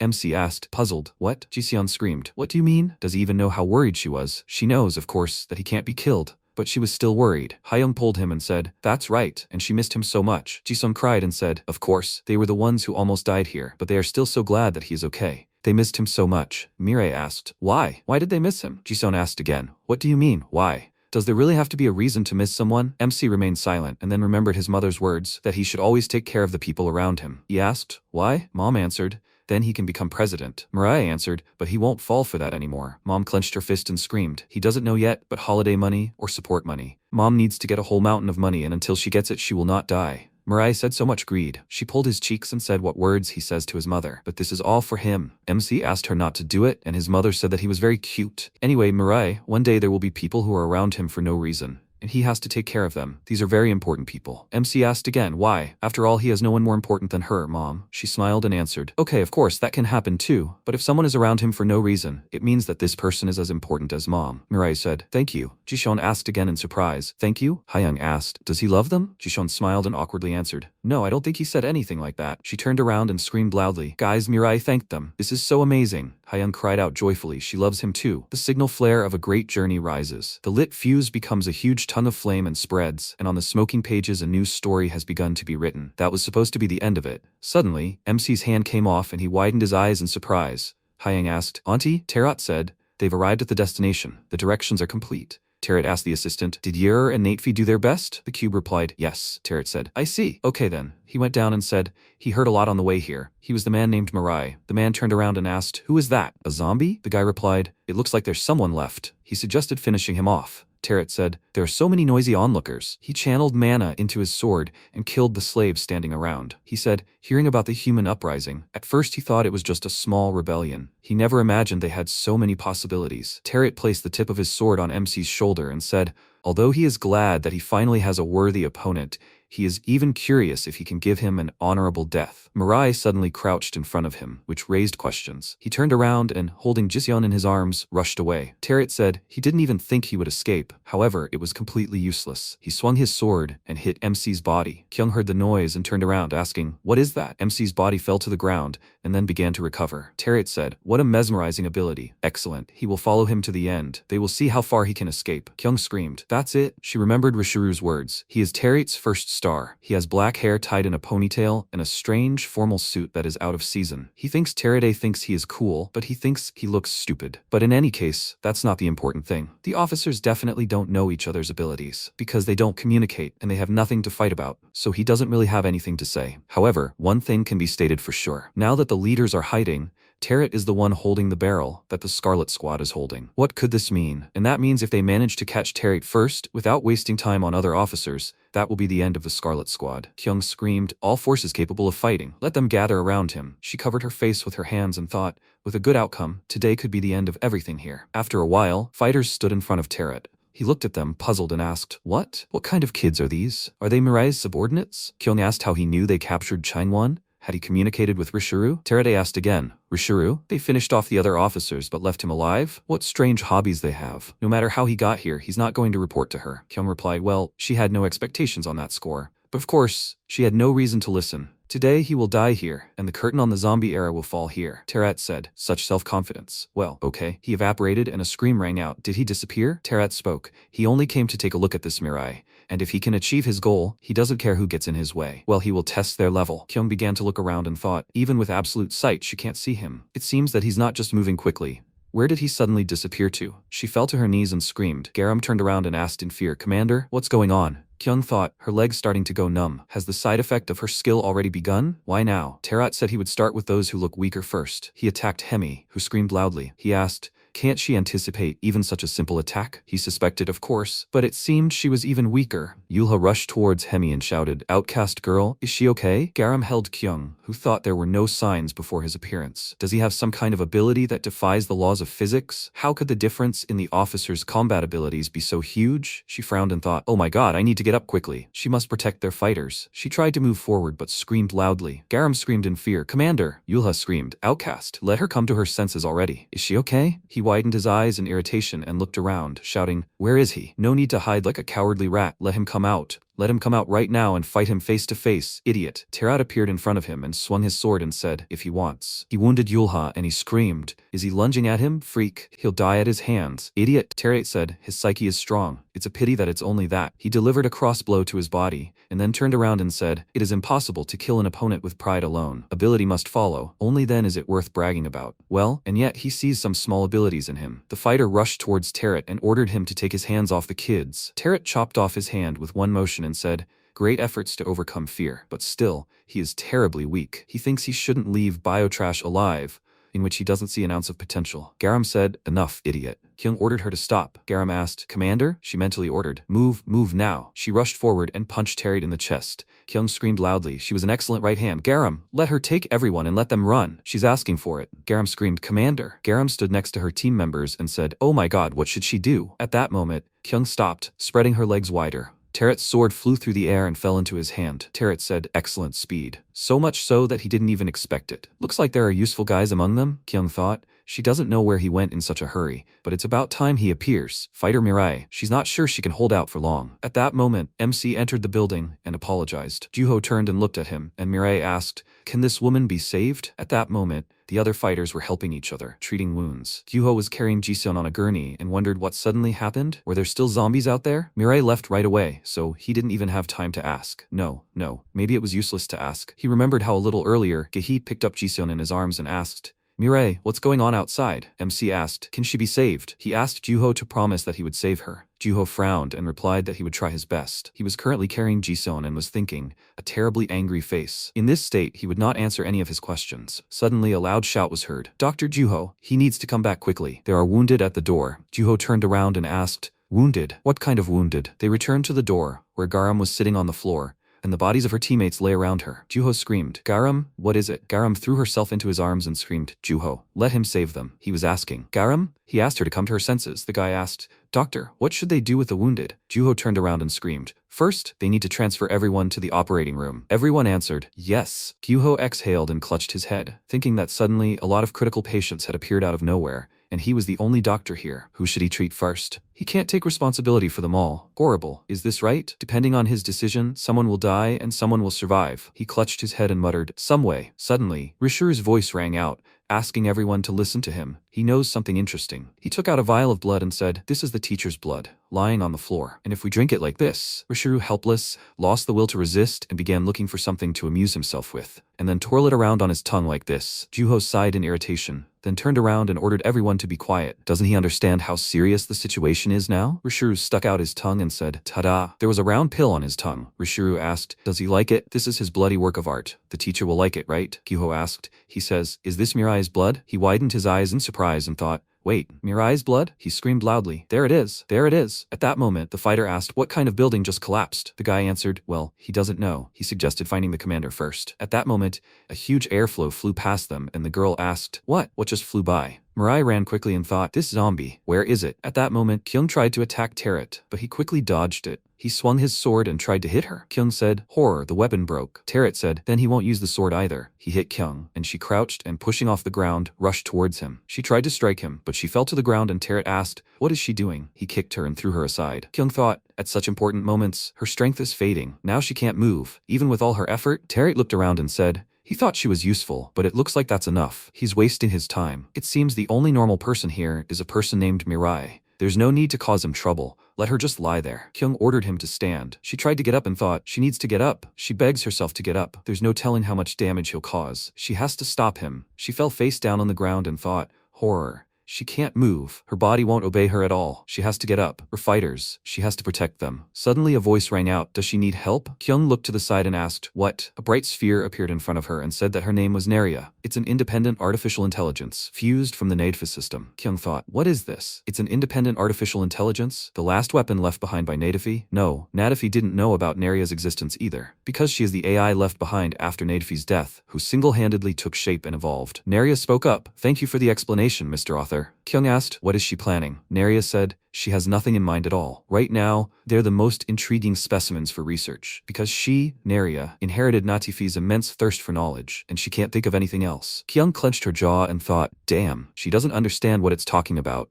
but it looks like it wants to help her, and she would sell her soul for that right now. This is not the time to figure out who is a friend and who is an enemy, she asked. Great, what should she do? Naria replied, she doesn't have to do anything. Kyung asked, puzzled. What? Naria replied, she already pressed the button. Terret had asked for it himself earlier, to make a defensive weapon that no one could defeat, one that even he couldn't, so he put all his effort into it. A huge, bright stream headed towards Terret, who looked at it in surprise. Naria said, super cluster. It struck Terret, leaving a bright trail that could be seen from afar. Naria asked, so how was it? It's Naria's homemade air cannon. She thinks it should have killed Terret. Kyung screamed, he's gone. Terret disappeared without a trace, she thought. She can't see him even with perfect vision, and she can't hear any sounds either. Is he really dead? She exhaled and, spreading her arms out to the sides, fell to the ground. Kyung said, it all ended so easily. Should she say she's grateful or disappointed? Naria asked, so how was it? Cool, right? She asked for self-praise in the comments. Kyung asked, who has she been chatting with all this time? She thought, after such a blow, everything around Changwon must have turned to ashes. Of course, Terret couldn't have remained unscathed after that either. She asked, is the AI's name Naria? What should she do now? Naria replied, nothing. She just wanted to look at it. Kyung said how strange she was. She smiled and thought, okay, she'll think about it later. Thanks to the AI, they managed to save the fighters. What a relief, really. Suddenly, Terret appeared in front of her and said, I thought he said, there's no need to cause him trouble. He stabbed Kyung in the chest with his sword, and she cried out in pain. Terret said that the reason he didn't kill her wasn't because she was valuable, he was just too lazy. So let her curl up and die quietly on her own. After all, that's exactly what suits her perfectly. Naria said, this is completely unexpected. There are many cases when the AI is wrong. After all, even the weather forecast can't be completely trusted, right? She doesn't want to accidentally get hit by a hot hand, so she's disappearing. Hyun grabbed the tip of his sword and thought, didn't this attack do any damage to him either? What the hell is he anyway? She ordered herself to get up. Get up. She needed to get up and fight again. If she just let him get away, everyone would be in danger. Suddenly, several more blades flew at her body, and Terret asked, doesn't she understand any words? A bug. Kyung sighed loudly and fell to the ground, starting to breathe heavily. She remembered the conversation when she asked Nuri what was her dream. Nuri replied, what's wrong with her all of a sudden? Was she getting distracted by conversations again? But they should quickly plan the operation and hold a briefing. Kyung replied, such conversations can provide motivation, so they can finish the plan even faster. Let her talk quickly. Nuri frowned and said, she doesn't know. She just wants to drink coffee without worrying about anything. And that's all for her. And for her? Will she say something again that will give me goosebumps? Let her speak faster and then leave it at that. Kyung replied, how angry she was. That's right, she will say it in a way that will give me goosebumps of enormous size. Only such words are usually remembered. And at least out of shame, she will do everything to make such a dream come true, right? Nuri asked, well, what dream is that? Kyung thought, it is. Currently, Terret stood in front of her and asked if she was still alive. Suddenly, she threw him into the air and began to attack. She struck with such force that she was able to throw her opponent aside. Terret said in surprise, as if he was a different person. Not only can he not catch her, he even has difficulty reacting to her movements. How could a dying girl change so much? He attacked her again and asked, or not? After all, she looked more like a moving corpse. It's phenomenal. She was able to show such an amazing transformation only when she was on the verge of death. Excellent. He will give her a worthy rebuff again. Kyung rushed towards him again and thought, her dream.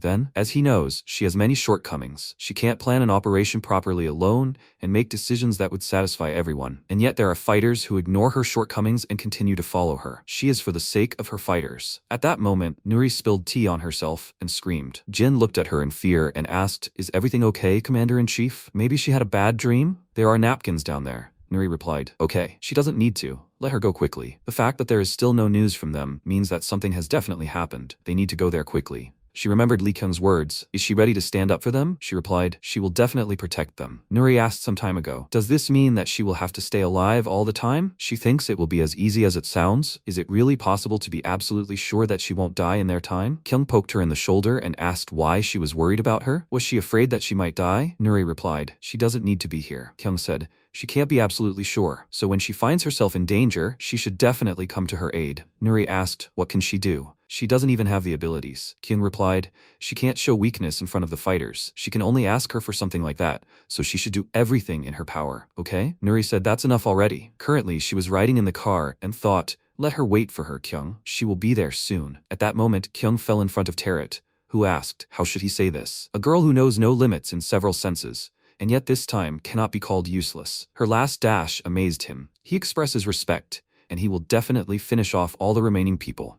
And then there will be no one left to scold her, even though she fought to the end. Suddenly, a man stopped behind him. It was Mirai. Terret thought he was just behind him, but he turned around and he was behind him again. What a curious person he was. He asked, so he came to him. He was glad to meet him again. His subordinates were completely hopeless, but with him, it's different, right? MC looked at Kyung's body and said, but in that case, nothing changes. Terry looked at him puzzled, and Mirai said, and her promise to kill him becomes meaningless. And there is no point in creating a story to tell his mother. It seems like he's back to the very beginning again. Terry tilted his head to the side and asked what he was muttering. At that moment, MC attacked him and asked why he was destroying everything. Dark energy threads burst out from the huge eyeballs that were floating in the sky, and something very strange appeared from underground. There were several attacks, which made Terry pause and grip the hilt of his sword. He cut it off and moved on, saying that he had never seen anything like it. As if this devil? No, better to say, a real angel. Great. He is definitely different from these bugs. He doesn't know what he was muttering there, but there is not much difference. Now he can really fight, putting his life on the line. Neria said, he will fight for real. How terrible. It laughed and said that he was joking. Neria, it's just an AI, so it has no emotions. Let them wave their fists there, and the human fairy goes about her business. He grabbed Kyung and said that it will use this body to the maximum benefit. Tentacles burst out of MC's body, which shocked Terret. His body transformed into a huge monster, and Terret said, yeah.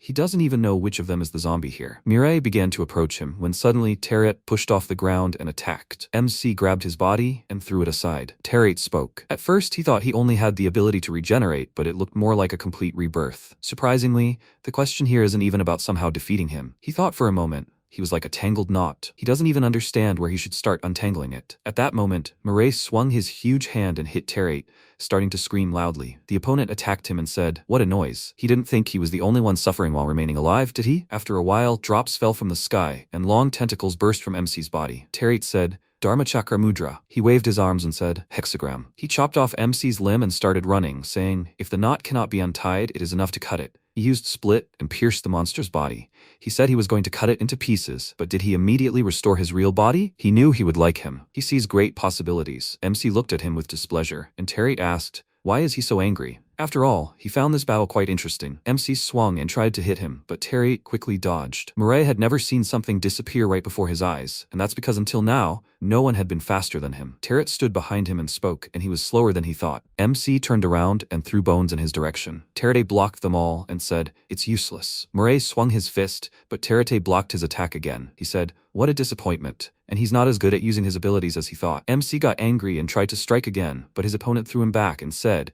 and most importantly, he had no desire to defeat him. He was just trying to take out his anger on him. Terret grabbed Mirai by the head and slammed him to the ground, saying, but he wasn't thinking at all about how he could defeat him. In his current state, even if he died a bunch of times, he wouldn't be able to defeat him. That would only be possible if he had an energy potion. Suddenly, MC screamed loudly, even though his head was pressed to the ground. Terra asked, come to think of it, with whom did he run away from him? Apparently, she was very dear to him. Maybe he should finish her off? MC's eyes widened and said, don't you dare. Terate looked at him puzzled, and Mirai screamed loudly, "Don't you dare!" He jumped up from the ground and struck his opponent in the face, and then kicked him back. MC created a huge spine, then swung his hand and attacked. He started breathing heavily when suddenly a voice came from behind him. It was better than a supercluster. MC widened his eyes in surprise, and Terate attacked him and said, but he still doesn't know where to put himself out of pity. After all, he won't die from something like this. After all, he showed him his abilities, and he fights like this again, and yet, well, it will do. After all, he learned that he can become stronger if he presses his sore spot and evokes emotions. Well, it seems he doesn't understand words. No matter how much he talks, he'll have to let him feel it with his whole body. There are several ways to significantly enhance your physical characteristics, but the most important of them is the desire to kill the opponent. Depending on the emotions you experience, you can sometimes go beyond your capabilities. Their physical difference is not great. Terate kicked MC, causing him to somersault in the air. Terate said, and perhaps he is even more powerful than him. And the emotions he will experience now, let him remember well. He threw him from a height and said, the feeling of defeat, loss, powerlessness, or horror, whatever it was, everything he lost because of his weakness will become his guide, leading him forward. He created a huge funnel that appeared over the city. People asked, is something flying towards them? What is it? Juho looked out the window and asked, what is it? MC widened his eyes in fear, after which a huge funnel fell on him. Terate said, they will meet again soon. He hopes, then they will look at each other with different eyes. Mirai held it back, clenching his jaws. He screamed loudly, crying out, hand! Kyuho saw this and then turned his gaze to Jiseon. That day, Mirai felt something human for the first time. MC said, Mom, it's over. Didn't she miss him? And he really missed her, Mom. What will they do now? Maybe they will chat over food? He really wants to eat the curry she's making, eat together, and more. Mom replied, there's no need to lie so hard. Mirai asked again, what? Mom replied, parents always prepare to part with their children. Of course, despite this, parting isn't an easy task, but at least now she can make a choice not for herself, but for her Mirai. MC asked again, what was she saying? Mom said, Mirai, let him go quickly. It's not over yet. Currently, Mirai opened his eyes in the hospital room, and Hyung screamed loudly, Mirai, is he okay? She started crying and quickly wiping away her tears. She said it was such a relief. He'd been unconscious for 3 days straight. She was so worried. MC asked again, 3 days? He got up and started running, and Hyung screamed, Mirai, where is he going? He ran into the room and the soldiers asked in surprise, Mirai? He finally woke up. Jiseon was lying on the hospital bed, and the MC was peering closely at her face. After a while, someone asked, did he eat? Jin replied, yep, Mirai ate the black sphere released by Terate. That's why everyone was able to survive safely. Garam asked in surprise, what were they talking about? Let them explain in more detail. Jin replied, if she wanted to know how it all happened. When they arrived, Terate's orb had already fallen to the ground, and it was so huge that it could have covered all of Changwon. She doesn't know what kind of ability it was exactly, but it seemed to her that everything it touched was immediately destroyed. Anyway, Mirai devoured this orb for a while, and although they wanted to help him, but how, it was completely unclear how to help and where to start. But then, Garam opened her mouth in surprise and screamed, he ate it? This thing? Jin replied, yep. Garam asked again, but how? Jen replied to her, it looked like he simply absorbed it, because inside Mirai's body, an endless repetition of destruction and new births was going on. So for several hours, almost an entire day, the repetition went on. And as a result, the ball disappeared and Mirai too. He lost consciousness. Garam asked again, does that mean Mirai is still unconscious? Jian answered, well, they say all his wounds have healed. At that moment, Hyung and Mirai were sitting in Jiseon's hospital room. Hyung said, but it is unknown when she will come to her senses. Mirai, does he know why Auntie took such good care of him? MC looked at her in surprise, and she continued. She said that in Orupto he had such a face as if his world was destroyed, and Auntie used to be a teacher, so she said that she knows what parents mean to children. Mirai looked sadly at Jiseon's face. At that moment, the fighter was sitting in the dining room and asking, however, how did they survive? To be honest, he thought they would definitely die. Did Juho save them? Jian nodded and said yes. She heard he used Mirai's blood, but she would ask for details later. Yulha slammed his hand on the table and asked, does it really matter now? He looked at Garam and asked why she didn't help the commander. Garam asked, puzzled. What? Yulha screamed. She should have helped the commander to the last. Why did she run away like a coward? Garam looked down and replied, the commander asked her to take them and run. Yulha screamed. And she really decided to run away? Even if they were dying, she should have fought to the very end. Then the commander would have survived along with them. Wouldn't she? He slammed his hands on the table and screamed. Because of her, the commander. Garam couldn't take it anymore. Knocking over the tray, screamed, what if he was eliminated from the start? He was out of action from the start. What did he succeed in doing to be picking on her? Yulha asked, has she said it all, fool? He pushed her and said that he did everything he could until the very end. He fought so hard that they almost finished him off. Someone tried to stop them, saying, guys. Garam hit him and asked, do you think she wanted to run away? What was she supposed to do if the commander ordered it, and why was he even bothering her? Someone ordered them to separate quickly. That's enough, guys, Garam screamed. The commander isn't dead. She definitely just went away for a while, and she'll definitely be back soon. Yulha cried and screamed, of course she's a fool. How could the commander die? Their commander is very strong. Jian raised her eyebrows in indecision and thought,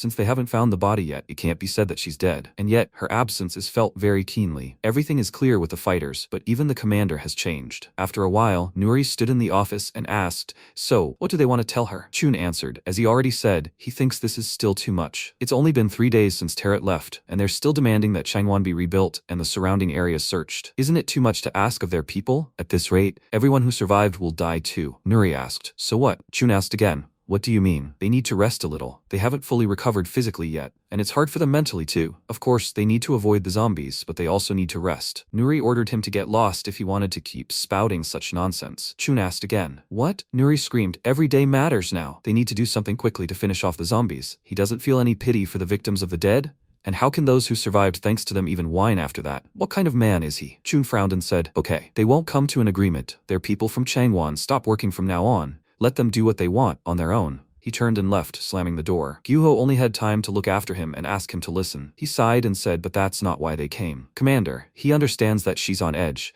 but in situations like these, coolness is key. Nuri interrupted him and told him to get out. Get out and come back when Mirai wakes up. They would destroy the zombies using him as a base. Since they had survived, this was the right thing to do. Gyuho nodded and thought, he would like to calm the commander with his ability, but that might seem even more rude to her. He spoke, then he would go. If she needs anything, let her call him. Nuri looked at the cap lying on the window and began to shake. She remembered Li Kyung's words. Was she offending the soldiers again? She didn't understand at all why the things in her head and on her tongue were completely different. What's wrong? Let her talk. She'll listen to everything. Nuri hugged herself and cried. She asked Li Kyung to forgive her. Forgive her? Really? She asked to let her come back. Suddenly there was a knock on the door and she asked, what is it? Who is it? She is busy now, so later. Suddenly Neria's voice was heard, who said how bitterly she was crying. Poor thing. Nuri jumped aside and screamed loudly in fear. She screamed. What? Neria apologized for accidentally spying on her like this. Of course, for Neria this is also useful information. Nuri screamed. Who sent the creature? And how did Neria manage to get in? Neria said, Li Kyung is alive. Nuri screamed. What? Li Kyung is alive? And where is she now? Neria said that if she listened to her unexpected proposal, she would send Li Kyung here right now. Nuri screamed, and what is the proposal? Neria ordered to give her Mirai. Nuri asked again, what? Neria spoke up. He was a very valuable object for her to study the bugs. They would simply exchange what they each wanted, so no one would be dissatisfied, right? The answer was yes or no. She could answer in 3 seconds. 3, 2, 1. Nuri screamed loudly, and after a while, Mirai entered the room and asked to excuse him. Nuri asked in surprise, Mirai, is he awake yet? Neria said happily. Finally, they could say hello properly. MC thought, green jelly? Neria asked what brought him here. Mirai said he wanted to ask how to defeat Terret. Neria screamed, wonderful, Commander, as she just said. From now on, she can use Mirai as she pleases, right? Nuri sighed and squatted down. That's right.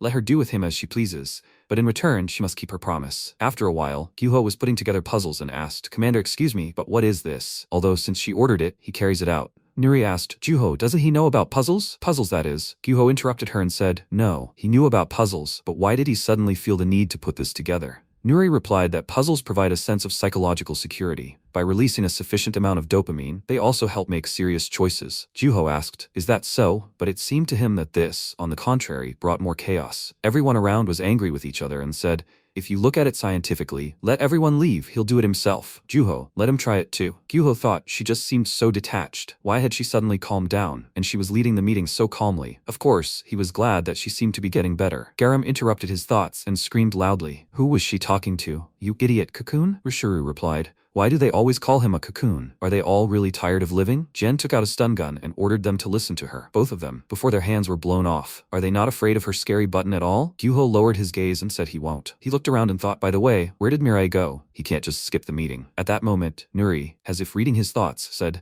Mirai will be leaving them soon. Gyuho asked, puzzled. What? Nuri said, city reconstruction, Dongho's healing, nutrition, and internal structure. They have a lot to discuss, but they will start with the most pressing issues. Someone screamed. What does that mean? Mirai will be leaving them soon? After a while, they were allowed to enter. MC, Hyung, and Neria stood at the threshold. Gyuho looked at them puzzled, and Garam asked, what's that green bug? Nuri replied, these 3 are heading to the 3rd star, Arlo. Gyuho asked, what? But Mirai had only just woken up. Nuri put down the puzzle piece, and said she and Li Kyung had solved it. Garam screamed, what? The commander is alive? And where is she? Jian screamed. What a relief. It was truly a relief. Nuri looked at Neria, who waved at her. Nuri had screamed a while ago, should I give her Mirai? Don't let her talk such nonsense. She seems to think that Mirai is nothing more than some kind of tool, but he is one of their fighters, whom Li Kyung cared about. For Li Kyung, the lives of the fighters were everything. Even though she is now in a nearly unconscious state, she will never tarnish her principles. She cried and ordered her to get out right now. Let her get out of here. Neria grinned, and Nuri hysterically asked, is she laughing? Neria replied, it was a joke. There's no way that the human fairy Neria would make such a cruel proposal. Why is she reacting so seriously? Nuri asked again. What? Neria said. More details here. Nuri screamed in fear and a voice came from a small box. Nuri, can she hear her? Nuri burst into tears and asked, Li Kyung? Currently, she was telling her that Li Kyung was alive, and after discussing the current situation with her, they decided that Mirai needed to improve. After all, despite all their victories and defeats, Mirai was the only one who could get close to Terite now. Jian asked, but where was the commander now? Why didn't she come herself, personally? Neria replied that she was healing the commander. The thing is, she had a lot of wounds. She'll be back soon, so there's no need to worry too much. Garam asked, puzzled. No. But what is that green thing over there? Nuri said it was Neria, a self-aware AI. Abandoned by the Natifi system. That's what she calls herself. She feels an interest in people, so she's willing to help without any special conditions, and she promised to become a teacher who would help Mirai progress. Rishuru thought, the Natifi system? Well, she'd made a lot of trinkets. Does a teacher need another teacher? He'll probably catch up with Terite quickly anyway. Gyuho put his hand to his face and said, they are certainly grateful for the help, and yet, she was created by Natifi. Could they really trust her that easily? Nuri thought about it. To be honest, there were a lot of suspicious things, but there were still some things that could definitely be believed. Some time ago, a voice came from a small box. No need to worry, Nuri. Even though Neria seems strange on the outside, she's not bad at all. Besides, Taram and they still haven't met. Until then, she will never die, so let her take care of the fighters. Currently, Nuri thought, no one except Li Kyung could mention this person, so at the very least, she's sure that Neria's words weren't a lie. Neria laughed and said not to worry, she will help Mirai, and they will be able to defeat the officers. And during this, she will help him achieve great progress. Nuri said, okay, then the three of them can go right now. She's counting on him, Mirai. The fate of all humanity depends on his progress. MC went to the window and said, he doesn't care, but he will definitely be able to defeat Terra. Hayoung jumped on his back and they flew over the city. Juho asked them to be careful. He asked, but why did Nuri send Hayoung with them? She answered, she didn't send her. Neria said that they definitely needed to take her along. She said that she was so cute that they couldn't live without her. No, he didn't need to worry so much. After all, she asked Mirai to protect her properly. Juho clarified, will everything be okay? Nuri slammed her hands on the table and suggested they take a little rest and continue the meeting. They also have a lot of work. Everyone screamed, yes. Juho looked at Rishuru and asked, by the way, why doesn't he ask for Mirai? Rishuru asked, what if he whines, will they let him go? He's not a teenager in puberty anymore, so they need to focus on the meeting. Garam and Jin screamed happily. Wow, Rishuru? He walked towards the exit and said, but first he'll pop into the restroom. Gyuho smiled and said, okay, let him go. Rishuru closed his mouth and thought sheepishly, so they went to see Arlo, right? He ran down the hallway and mentally ordered the teacher to wait for him. He'll come to him soon too. Suddenly, he was electrocuted and fell to the floor, starting to cry. Gyuho sighed and looked at him with displeasure. After a while, on Jeju Island, Neria said, here, this is where Arlo is. After a while, a voice was heard. What? Who is this? Why did they come here? MC replied, to kill him. The hunt for the officers was resumed. After a while, Nuri walked down the hallway and thought, well, the meeting is over. There are certainly a lot of things to do, but they need to start with that very one. Even under pain of death, she wouldn't want to do this, but it can't be helped. Some time ago she said, he did a great job, Gyuho. She'll clean everything up and he can go rest. Gyuho spoke up, Commander. He needs to tell her something. Nuri asked, what about? Gyuho said thoughtfully, well, in order to, as they discussed during the meeting, begin restoring the structures and increasing the army,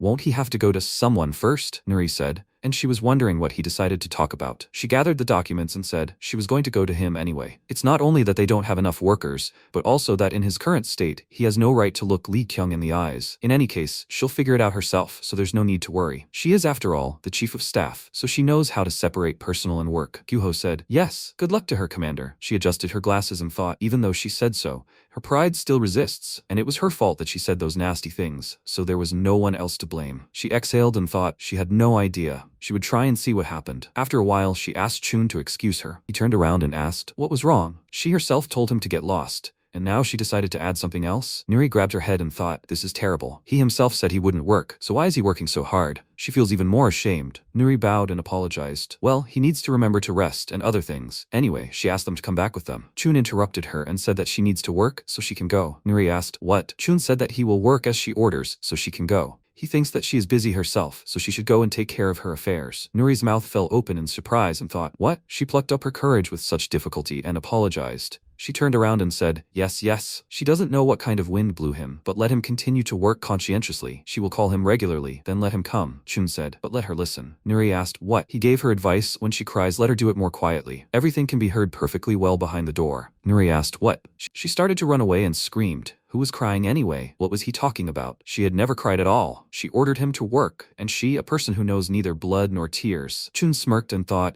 she is not at all what she seemed at first. After a while, Neria ordered Mirai to finish him off. MC rushed towards the monster, who was screaming loudly. Neria said the third star or the second. They will finish everyone off and quickly go to Terate. Hyun loudly gulped in fear as she watched what was happening. She thought it was partly her fault that Auntie Jisun was injured. She can't just run away all the time. Judging by the fact that Neria took her along, she probably has some kind of ability too. If Mirai is in danger, she will muster up the courage to help. Neria said, well, they can't let their guard down. Starting from the third star, they fight the leader's natural children, so they are completely different from the officers they fought before. Well, and yet, for Mirai, they will be one hit away. Neria ordered to finish them all off, to destroy them. Suddenly, MC's head flew into a tree, and Hyung screamed in fear. Mirai. Neria looked at it in confusion and screamed, is he okay? Only his head is left. Mirai became like this in one hit. Suddenly, he recovered his body and rushed on, and Neria said, great, they're advancing again. She told him not to let his guard down. Hyung wished him luck. The monster continued to hit MC's head with every blow, sending it flying to the side. Hyung screamed in fear. Mirai. Neria said, wow, that's weird. According to her data, Alu isn't that strong, but why is he pushing Mirai back? She needs to thoroughly check what the problem is. MC thought he would finish off Terry. To do that, he had to win. He remembered Terry's words that in his current state, even after dying a bunch of times, he wouldn't be able to defeat him. After all, he wasn't thinking at all about how he could defeat him. MC froze, and Neria asked, what? Why was he just standing there doing nothing? The monster attacked Mirai and screamed, enough. He's asking, why is he doing this to him? MC's head flew to the side, and Neria said, Mirai, he has to attack. Why was he just staring around? Mirai asked to listen and asked, what does desire to win mean? Neria looked at him puzzled at first, then laughed and said, so that's it? She understood the problem. At that moment, strawberries started flying at the monster's head, and he screamed, what's he doing here? He's about to sober up. He doesn't want to fight at all. The monster grabbed Mirai's head and threw it far away. He ordered him to get lost, to disappear from his sight. Hyun screamed in fear. Mirai is flying. She started hitting the monster with her fists and screaming, he's an idiot. How dare he touch Mirai? He looked down and asked, who the hell is she? He swung his fist and asked her to leave him alone. Hyun looked at him in fear, and Neria folded her arms and said, it seems she was thinking too superficially. Well then, nothing can be done. At that moment, a long leg emerged from Neria's body and struck the monster. Neria smiled and said, then maybe they should start with the most basic things? Hyung screamed in surprise. Was Neria really human? Neria smiled and replied, no, she just transformed for a while like that. Hyung said, wow, Neria really is that strong. She ran into the forest and asked, well, first of all, will they find Mirai? At that moment, the monster stepped into the clearing and stretching his shoulder said, villains, they're finally gone. He clenched his fists and loudly ordered them to never come back. He ordered them not to dare mock him. At that moment, Hyunjin heard a scream and thought, scream? How noisy today? Did something happen? No, now he needs to focus on meditation. There's no need to be distracted by all that nonsense. He raised his hands and said, today, too, he sincerely calls upon the great ancestors of Uswami Falls. He asks them to give him strength. He asked them to share their enormous power with him so that they could calm those who died a painful death. He asks them to share their sacred power with him. Suddenly, a head fell into Hyunjin's hand and he looked at it, puzzled. He thought, my God, have the ancestors finally answered him? So it wasn't just a legend. He now has sacred power too. MC looked at him and asked, who is he? Hyunjin screamed in fear, his eyes wide. He threw Mirai's head back and screamed, what's this? The head flew further and Mirai wondered where it came from. He transformed back and apologized to Hyunjin, who screamed in fear again, the head becoming a full-fledged person. MC asked if he knew where Arlo was. Hyunjin sighed and said he was already scared. What kind of unusual ability does he have? The face is unfamiliar. So is he here for the first time? It's okay. Everyone makes mistakes at first, just like him. He will see him out. Mirai looked at his hand in confusion, then took it and they walked away. Hyunjin said he understands that he wants to run away, but he needs to be careful. After all, outside is dangerous, unlike inside. Well, first they are going to the club. MC wondered if he will take him to Arlo. At that moment, Yokuya approached the monster and asked, Mr. Arlo, what happened? Why is he screaming so loudly? Arlo rushed towards him and screamed, Yokuya, a strange man tried to kill him. He told me he could remain quiet here. Yokuya asked Mr. Arlo to calm down first. Arlo continued screaming. He was telling him he tried to kill him. Yokuya said, calm down. He threw him a strawberry and told him to calm down. Arlo rushed towards the berries and screamed, Strawberries. More. Let him give him more. Yokuya grabbed his head and thought, it looks like the people have come out again. These idiots can't even escape, but they give him a headache all the time. He needs to guard the borders even better. He poured out the strawberries and asked him not to worry, because he would do all the annoying work. Yokuya said, Mr. Arlo, as always, let him talk to the other officers so that their club can continue to exist. Arlo replied, yeah, he'll make sure they can't get to Jeju Island. He'll talk to them properly. Yokuya said, yeah, he's counting on him. He thought about it. He's an idiot. After a while, Hyunjin brought MC to the Paradise Club and said it was his first time here, so he needed to go to the -50 floor. Okay, he needed to go down quickly. Mirai went inside and thought, -50 floor. Hyunjin asked to listen. It wouldn't be easy for a young man like him. Still, he needed to gather his strength and go up, and he shouldn't be upset, no matter what anyone said. MC looked at him questioningly, and the elevator doors started closing quickly. He went down to the -50 floor when he suddenly heard conversations. Is that a new guy? Some young man had arrived. The man said he had his eye on him, so don't touch him. MC looked around and thought, is it Arlo? No. When did there become several of them? Should he just kill them all? They don't need to be killed. And who should he start with? He can't start with anyone. Suddenly, Hyung ran up to him and shouted, Mirai, he came here too. And they came in while they were looking for him. Naria said, what a surprise. And they were just about to go after him. Mirai asked, who? Hyung interrupted him and said, it's Naria. She says she can transform like this. And he believed faster than they thought. Since they found Mirai, they have to go to Arlo quickly. There are a lot of living people on Jeju Island, so they need to save them quickly. Naria said, no way. They can't miss such a wonderful chance. Mirai asked again, a wonderful chance? Naria told him to look around. Doesn't he feel anything? There are so many people here who have what Mirai lacks. There's a human slaughterhouse on Jeju Island. All the people who couldn't become slaves on Oryuk Island or in other areas have gathered here. Usually, those who end up in the human slaughterhouse are immediately turned into human meat. But in this heavenly club, they are given another chance. And this chance is the fights. Whoever wins 10 fights goes up a floor, and if they manage to reach the highest, the 50th floor, they are allowed to leave Jeju-do alive. Of course, if they lose 5 times on the way to the 50th floor, they will immediately become human meat. Naria smiled and said that this was the first time she had ever heard of something like this in the slaughterhouse. People fight happily, but she doesn't know what the zombies gain from this. Hyung screamed. Naria, she's amazing. How did she even manage to find out about this? Naria spread her arms in different directions and said, she doesn't know. She simply asked, and they told her, staring wide-eyed. Hyung replied, so that's how it is. Naria approached MC and said, well, the people here are fighting with all their might to win, with that desire he doesn't have. Surely the experience here will be far more valuable than continuing to attack Arlo, who's tearing his head off. MC lowered his head and thought, desire that doesn't exist. Hyung screamed, but in that case, people here will continue to die, won't they? Naria asked, so what? They came here for Mirai's progress. If he can improve himself while a couple of people die, then he can save even more people later. Won't that be better? She urged him on and said, okay, then they should go fight. Hyung asked him to wait. They were going together. She ran after them and wondered if small sacrifices could be considered necessary to prevent greater sacrifices. Naria was smart, so those words weren't wrong, but she didn't know what was what yet. A battle was taking place in the arena on the -50 floor, and the zombies were screaming loudly. Shouts of beat, beat rang out. Guys, let them fight even harder. It doesn't matter who wins or loses. Let them finish quickly. May they both die and go to the slaughter. The fighting arena is where human destinies are decided. 500 people register here every day, and starting with number 1, they go out to decide the winner. The victory criterion is when the opponent surrenders, can no longer fight, or the judge has determined 20 effective hits. As soon as a winner emerges, the next number immediately begins fighting. The loser can register again the next day, but if he loses 5 times, he's executed immediately. The man raised his hands and shouted joyfully. A voice announced that number 354 wins by the judge's decision. Next, number 356. He goes on stage. Hyung joyfully shouted, Mirai, it's his turn. Naria wished him luck. He walked into the arena and the referee said, both athletes come to the center. The guy looked at him puzzled and asked,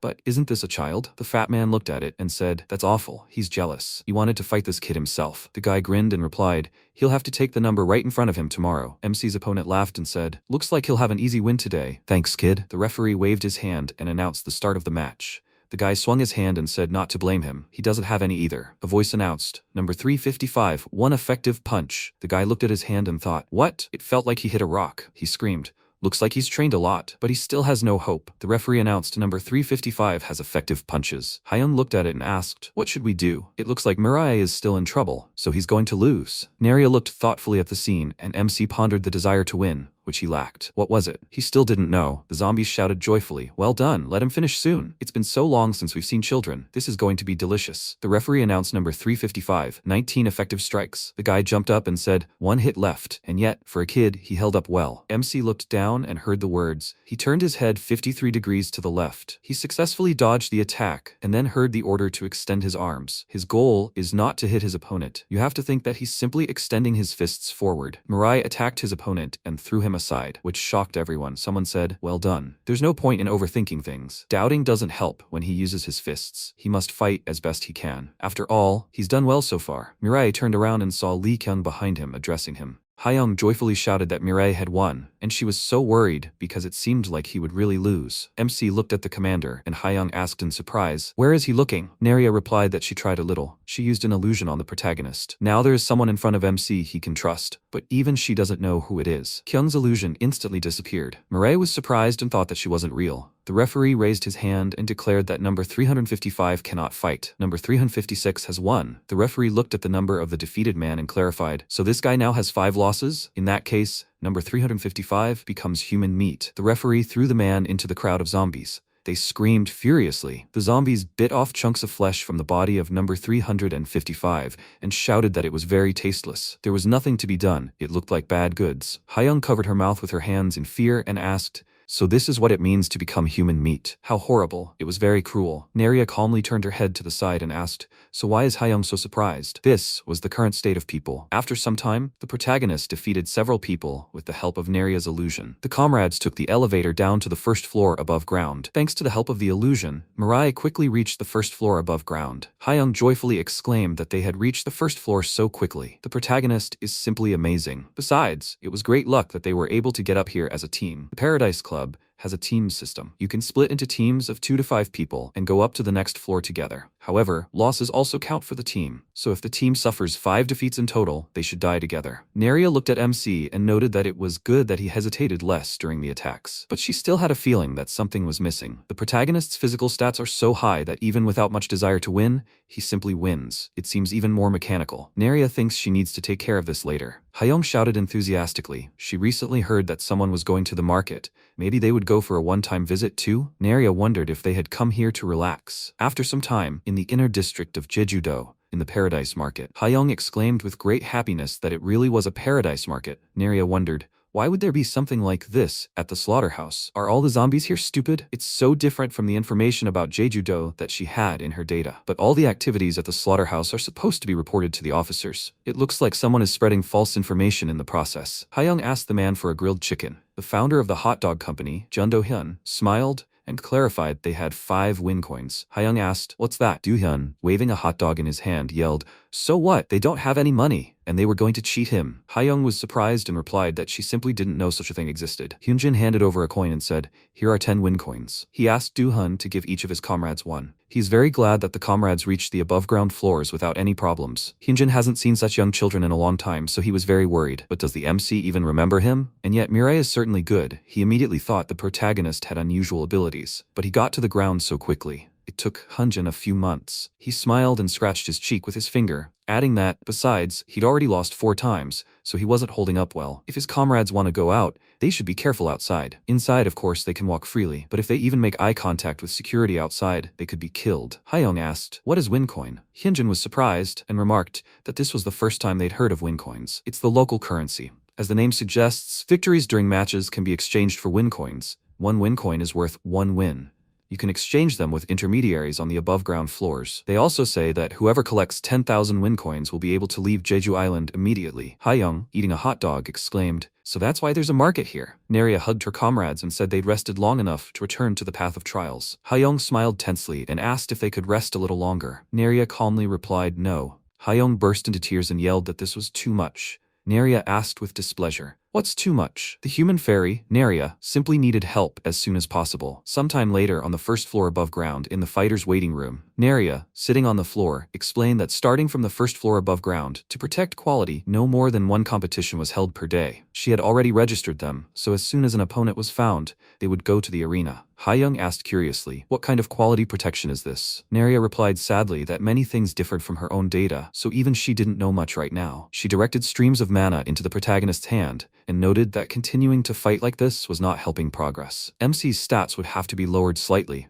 If it works on the muscle fibers, it should be possible to control them to some extent. The referee announced over the loudspeaker for number 356 to enter the arena. Hayoung noticed that it was Mirai's turn and asked him to hurry. After some time, they entered the arena on the first above-ground floor. The zombies screamed, "Is there no one with a fifth defeat today?" They exclaimed that it was number 356 and ordered him to kill everyone. The zombies placed 2 pieces of human flesh on Mirai. Hayoung screamed that she was shaking badly. What if the people on the first above-ground floor turn out to be much stronger than before? Naria thoughtfully replied that she really wanted that to be the case. The fighter entered the arena, and Hayoung looked at him in amazement. Fighter 42. Hyunjin tensely noted that this was an amazing coincidence. How he and the protagonist met. The referee ordered the athletes to get ready. Hyunjin said that fighting a small child doesn't make him happy at all. The referee waved his hand and announced the start of the match. Hyunjin was very surprised when he saw his opponent disappear. Mirai immediately attacked him, but Hyunjin managed to dodge. Hayoung screamed in amazement that Hyunjin had dodged the protagonist's attack.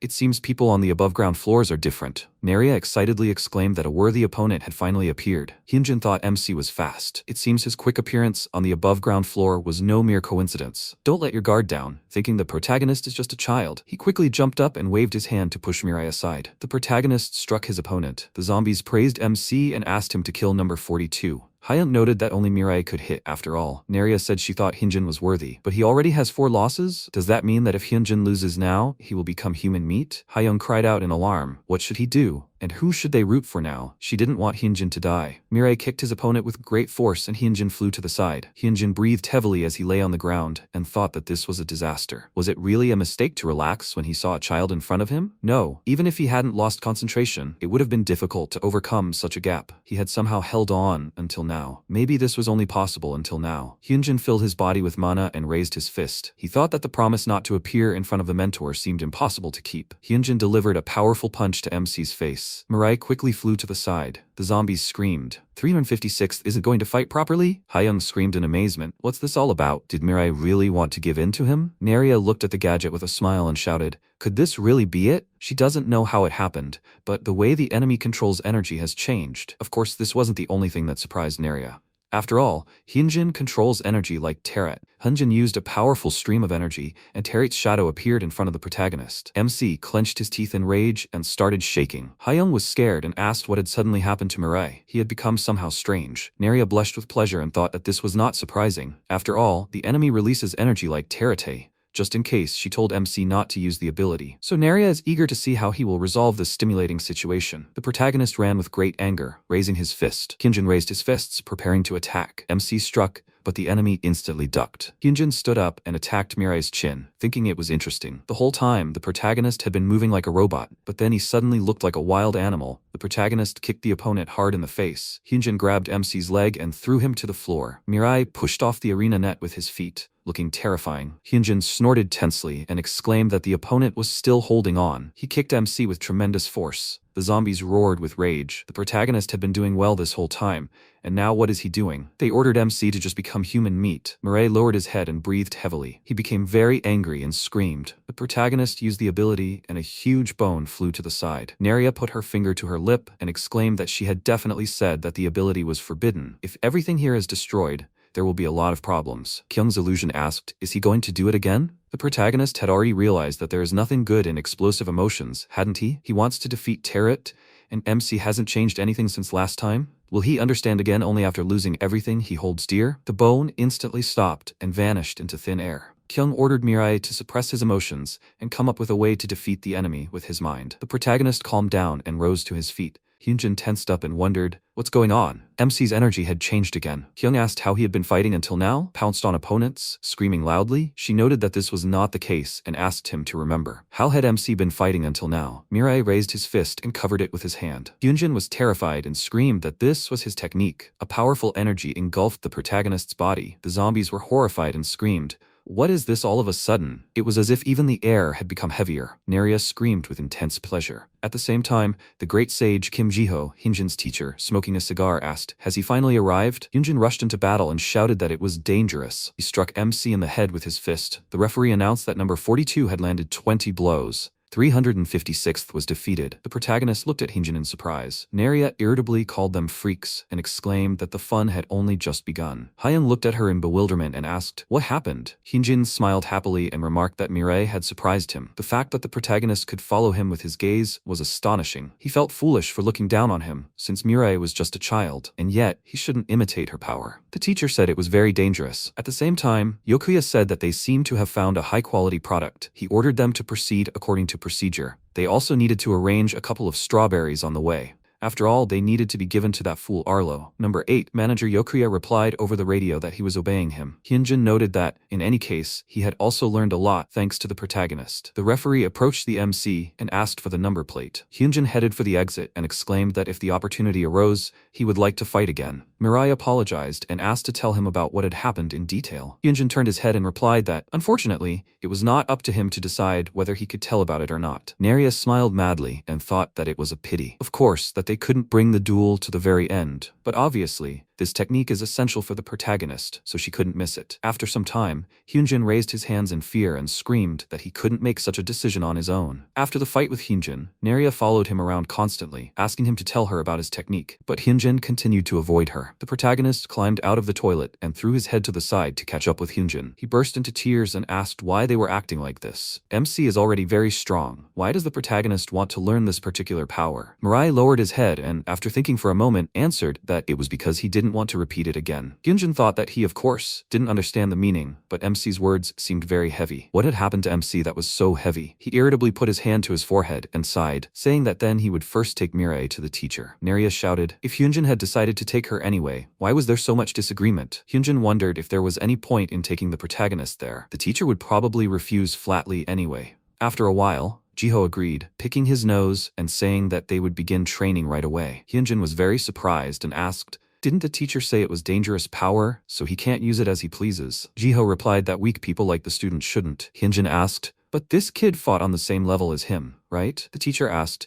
does the student really think they were on the same level? That's why he was talking about the student's weakness. Hyunjin didn't even understand that the protagonist was limiting his power, and he was fighting with less than a quarter of MC's true strength. If the protagonist had used his true power, Hyunjin probably wouldn't have been able to even keep up with MC, let alone counterattack. Naria grinned and asked how the old man locked up here knew about this. Jiho jumped off the pillows and said that they're people who escaped destruction, passed down spiritual power from generation to generation. So for some time now, he's been vaguely sensing that something amazing is happening. Even though his homeland is currently being destroyed by zombies, the mentor still believes without a doubt that the day will come when they will be able to overcome this problem. Of course, this guy will be at the center of it all. Hyunjin was amazed and thought, so this was only a quarter of his strength, and he had to fight tooth and nail. Mirai is so strong that even the teacher says so. What kind of power does this guy have? Jiho wondered if they should go now. Since people with the same intentions have gathered here, there's probably no point in wasting time. First, he wants to know the protagonist's current condition. Of course, before that, he needs to show respect. The sage ordered them to follow him. He bowed and asked them to try hard. MC asked what it was. Jiho replied that they say that being polite before a fight helps one better control one's power. MC remarked that he was very lazy. The sage said that this guy was even more amazing than he thought. The power Jiho would now teach Mirai is connected to willpower. The beginning of controlling power is unwavering serenity. And showing politeness to the opponent helps strengthen the will and give the ability to not succumb to idle thoughts. Jiho asked the protagonist to get rid of unnecessary thoughts and look inward. One should not give in to overwhelming emotions, but focus on why MC must defeat the opponent and become stronger. Mirai wondered why he should become stronger. An illusion of Kyung appeared behind him. Jiho asked, can the protagonist do it?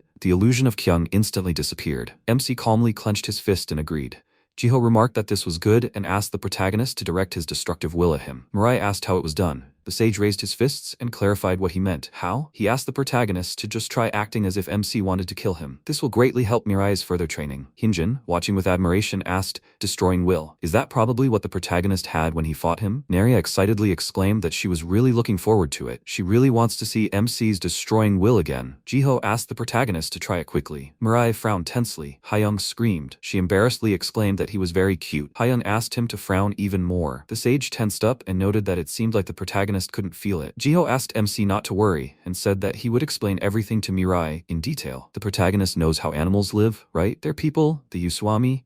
have long learned survival from animals in the wild. Although it may seem like they're simply living, it's not really that way. After all, their every move is directly related to survival, and MC will have to learn not just their movements, but their ferocity and intelligence, as well as their coldness. Only by going through 100 doors can one gain understanding, but with Mirai's level, understanding can come after just a few real fights. The sage raised his hands and ordered the protagonist to attack. MC struck, but the sage calmly dodged. Jiho struck Mirai in the forehead with a spoon. The comrades watched their fight with interest. Neria said that at first she couldn't believe it, but this old man really is cool. Even though the protagonist is limited, he fights better than she expected. If Mirai wants, he can remove these restrictions of his own free will, and his will is much stronger than before. In any case, Neria wants to see a cool Mirai as soon as possible. Hayoung, her cheeks puffed out, handed Neria the food, and her friend thanked her. Mirai had been immersed in training for several days without a moment's rest, and yet he hadn't made any significant progress. Jiho thought this was odd. The MC's physique was definitely outstanding, but the fists strike as if simply following some kind of rhythm. What makes the protagonist doubt? MC struck, but the sage calmly dodged. Jiho asked if the protagonist knows how the strongest predators fight.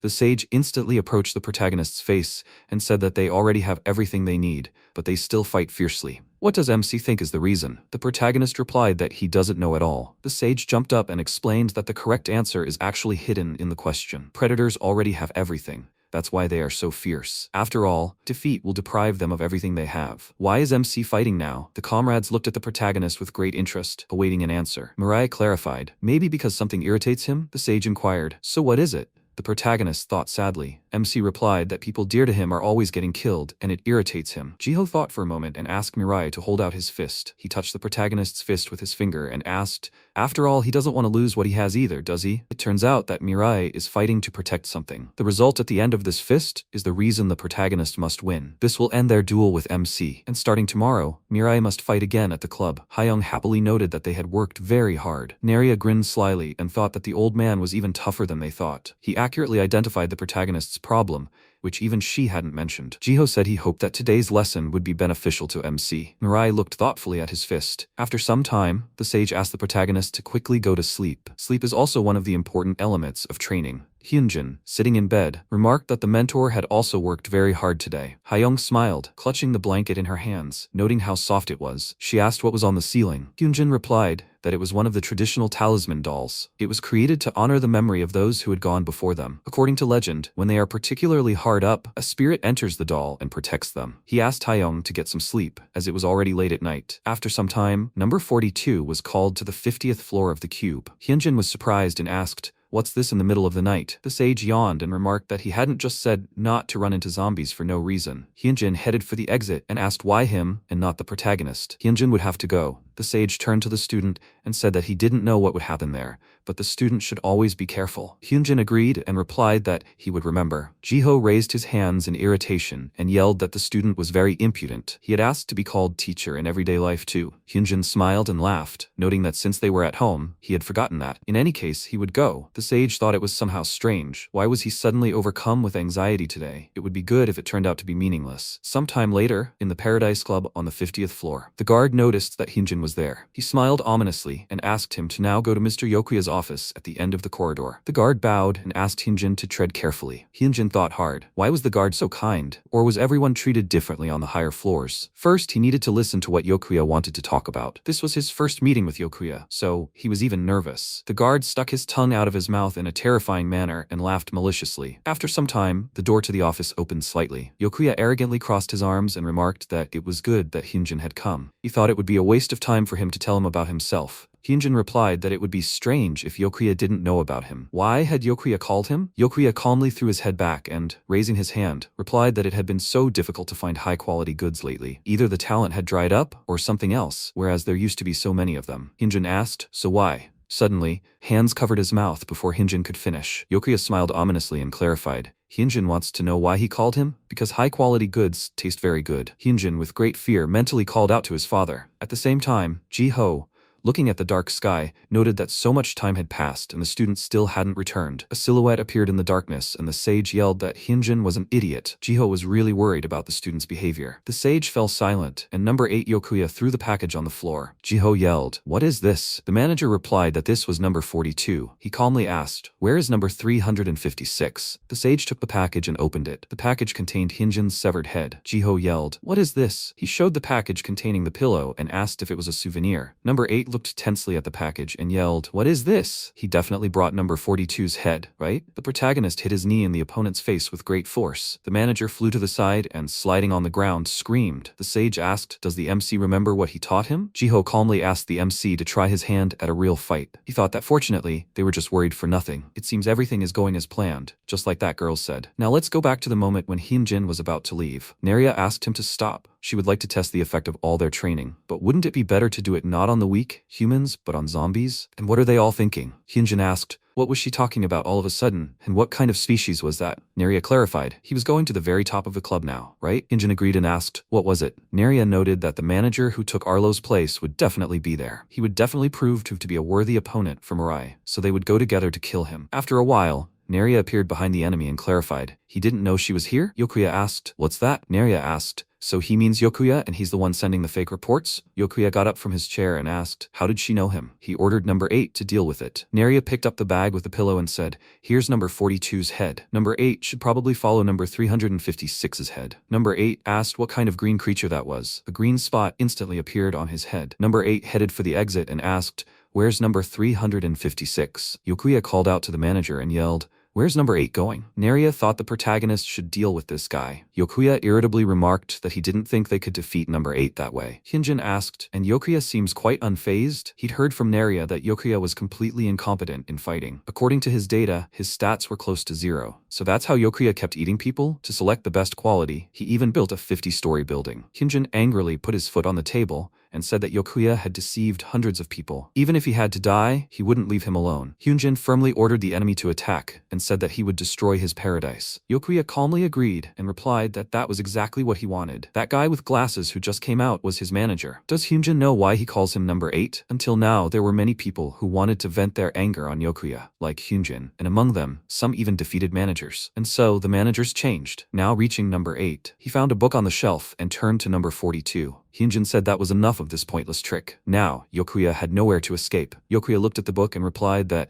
if you look at it that way, maybe number 42 was right. Isn't Hyunjin interested? What tricks helped him? A zombie with 0 stats. Survive until now? Yokuya pressed the red button, and the floor beneath Hyunjin's feet instantly opened. Naria screamed, claiming it was a trap she hadn't thought of. Hyunjin, falling into the hole, shouted that it was a curse and called Yokuya a freak. He landed on the ground, propped up on his hands. Hyunjin quickly turned his head to the side, surveying the enormous ring. Yokuya, descending on the platform, explained that he had conducted an investigation into the top-quality people beforehand. He apologized and noted that his club hadn't been an impromptu move, meaning a man like Hyunjin couldn't destroy it single-handedly. 2 years ago, the Hyunjin family, including his mother, Han Hyo-seong, and his younger sister, Kim Yoo-jin, disappeared. Hyunjin quickly turned his head to the side and looked at the disfigured chimera of his mother and sister. He asked in horror, why are they like that? Yokuya grinned and asked, will number 42 be able to kill these two? Naria clarified, wasn't it enough for Yokuya to turn people into zombies? He also created a chimera out of them. The chimera rapidly approached Hyunjin. It launched a powerful attack at him, running forward. Hyunjin ran away from the pursuing chimera. Yokuya angrily asked,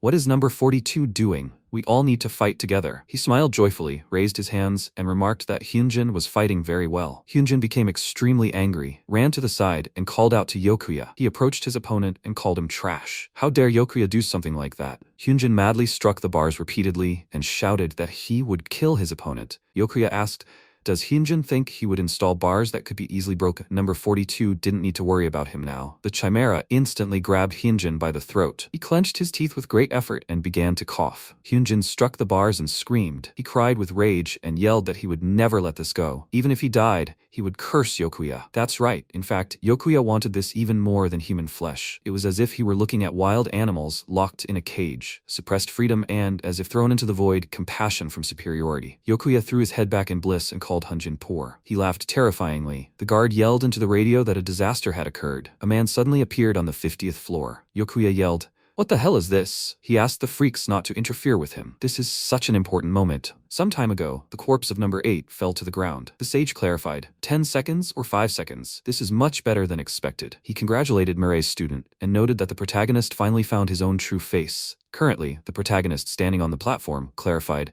"Is this Yokuya?" The manager asked, "Who is this?" MC slammed his fist into the palm of his hand and said that he was counting on them. He noticed the chimera and his comrade lying on the ground. Mirai remembered the past. He asked if he should greet bad people too. The sage replied that a greeting shows more that the protagonist respects himself than the other person. And yet, if it's an incorrigible villain, it's better to just kill him outright. MC came out of his memories.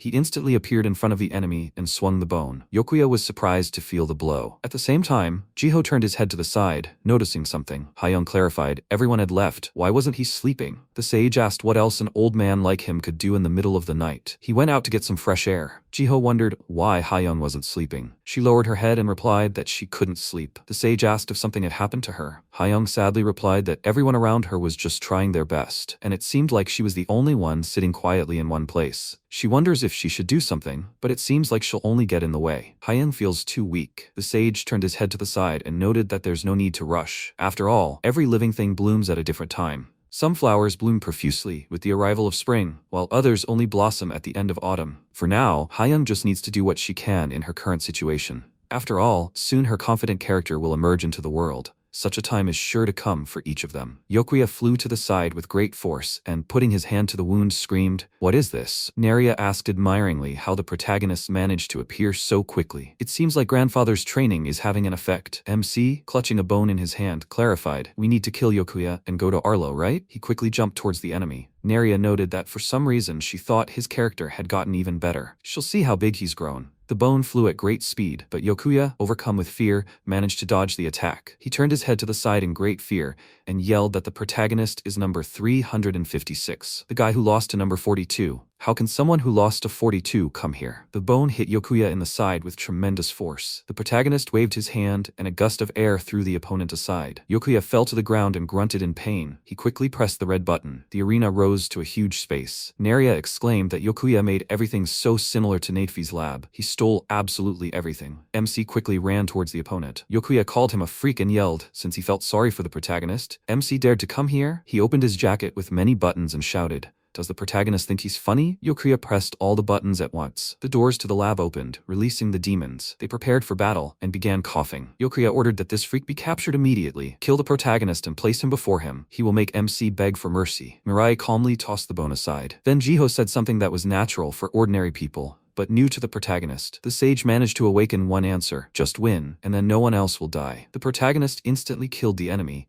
and Yokuya looked at him in amazement. Naria noticed that MC dodged accurately and attacked precisely. Mirai attacks to win. Jiho thought that people are amazing creatures. After all, even the same attack can have significantly different effectiveness, depending on the feelings invested in it. The calmer a person looks at an opponent, the more savagery they convey, as ironic as it may sound. This forces you to look for a more cold-blooded and precise way to win, and the enemy experiences even more pressure and losses. This is the power he wanted to show the protagonist, a bright, deadly energy. Yokuya pressed the buttons and yelled that the protagonist had attacked the wrong person. Does MC really think that's it? Demons enveloped Mirai's body. A powerful stream of energy tore the opponents apart and blood gushed towards Yokuya. The sage thought that his role was complete. He only hoped that MC would follow the right path, unlike that student. Yokuya, overcome with fear, knelt down on one knee and screamed. He quickly pressed the buttons and yelled, "Is there really no more left?" Yokuya ordered the protagonist to stay back and asked why MC had done this to him. What had he done wrong? Was it all because he had played with people? Is that why the protagonist had done this to him? After all, they had played with him too. They locked Yokuya in a cage and laughed at him, calling him poor. After all, they were the ones who started all this. But why can't Yokuya do the same? He simply returned to people what they did to him. But why does he have to die? Mirai put his hand to his opponent's forehead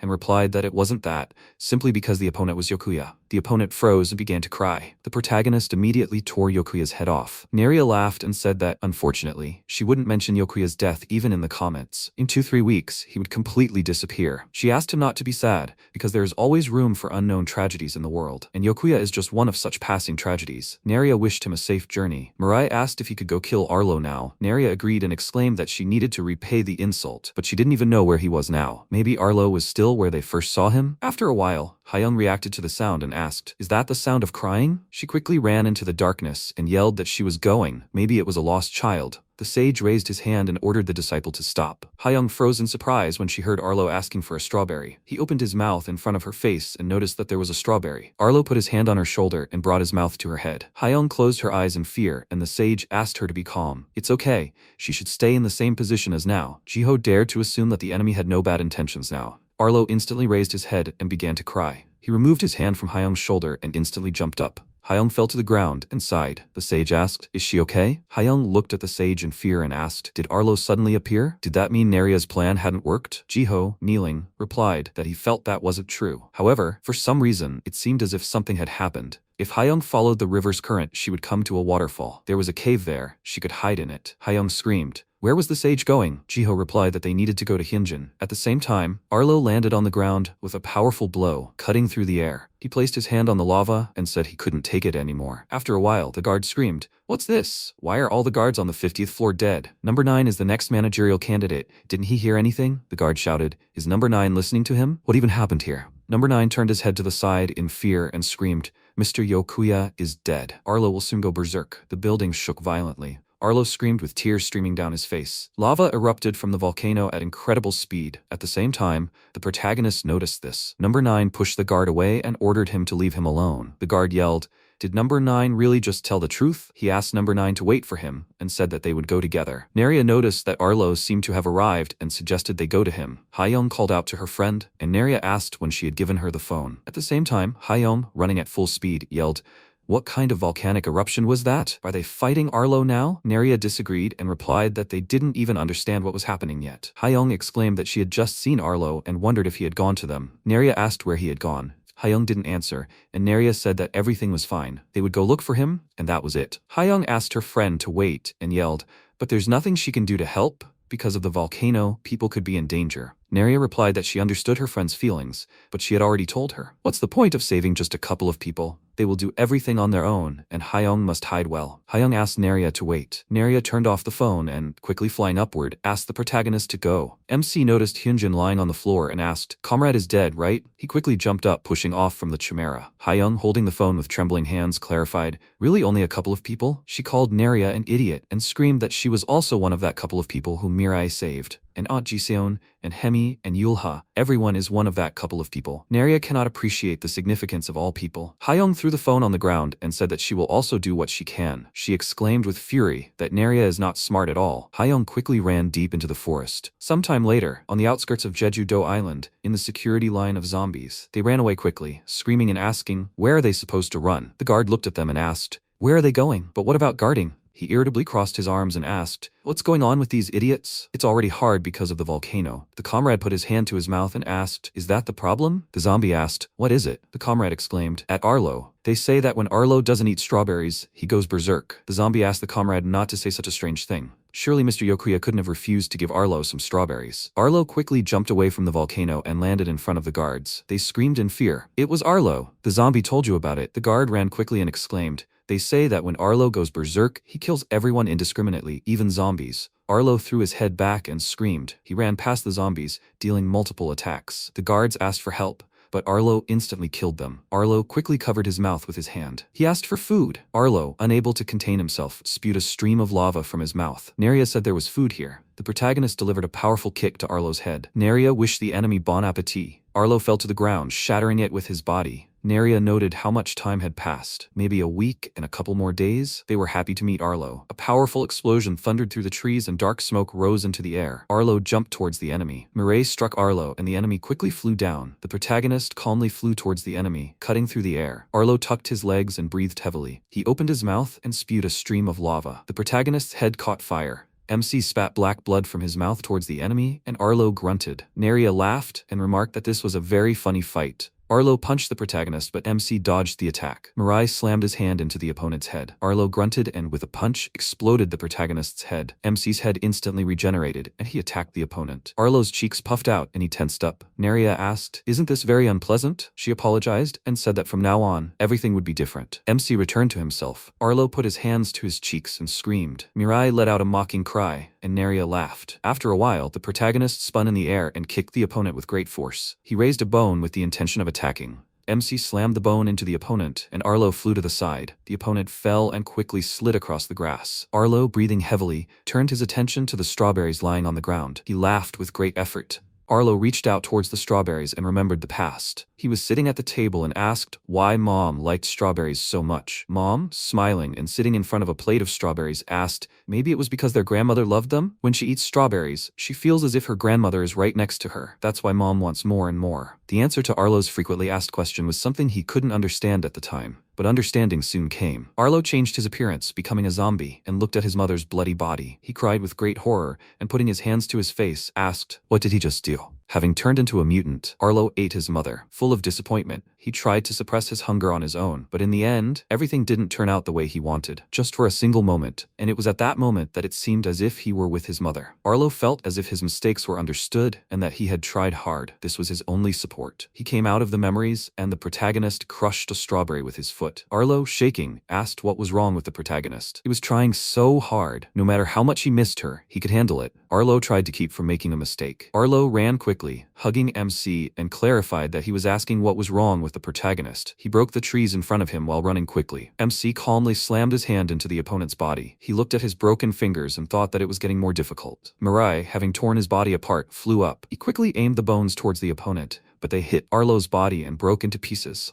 Arlo screamed and jumped up. The protagonist raised his hand and prepared to attack. He spewed a stream of blood from his elbow and, flying past the opponent, cut Arlo's body in half. MC calmly landed on the ground. He turned his head to the side, hearing a grunt. Arlo's body parts began to grow, and he stood up in two. Naria noticed that the enemy had split in two. The opponents quickly launched attacks at the protagonist, and MC's body broke into two. Naria said that this ability, similar to the one Planaria has, will be a problem. It is impossible to know which of them has the heart. In addition, the physical abilities of both individuals are identical. If anything, the density is even increasing. If, however, both of them are not real, they can continue to multiply. If MC wins this fight, he will be able to fight Arlo, who will be 100 times stronger. Mirai, lying on the ground, asked, "Will he not die then?" Naria disagreed and replied that she didn't think he would. If the protagonist doesn't die, then an error like MC will need to be observed, since she has never seen anything like this before. Mirai said that then it is decided. In fact, the protagonist understood Arlo's sadness well. Arlo's manner of speech and facial expression were similar to MC's. That's why Mirai knew exactly how this wait would end. The protagonist raised his hand, asking the enemy to be patient a little longer,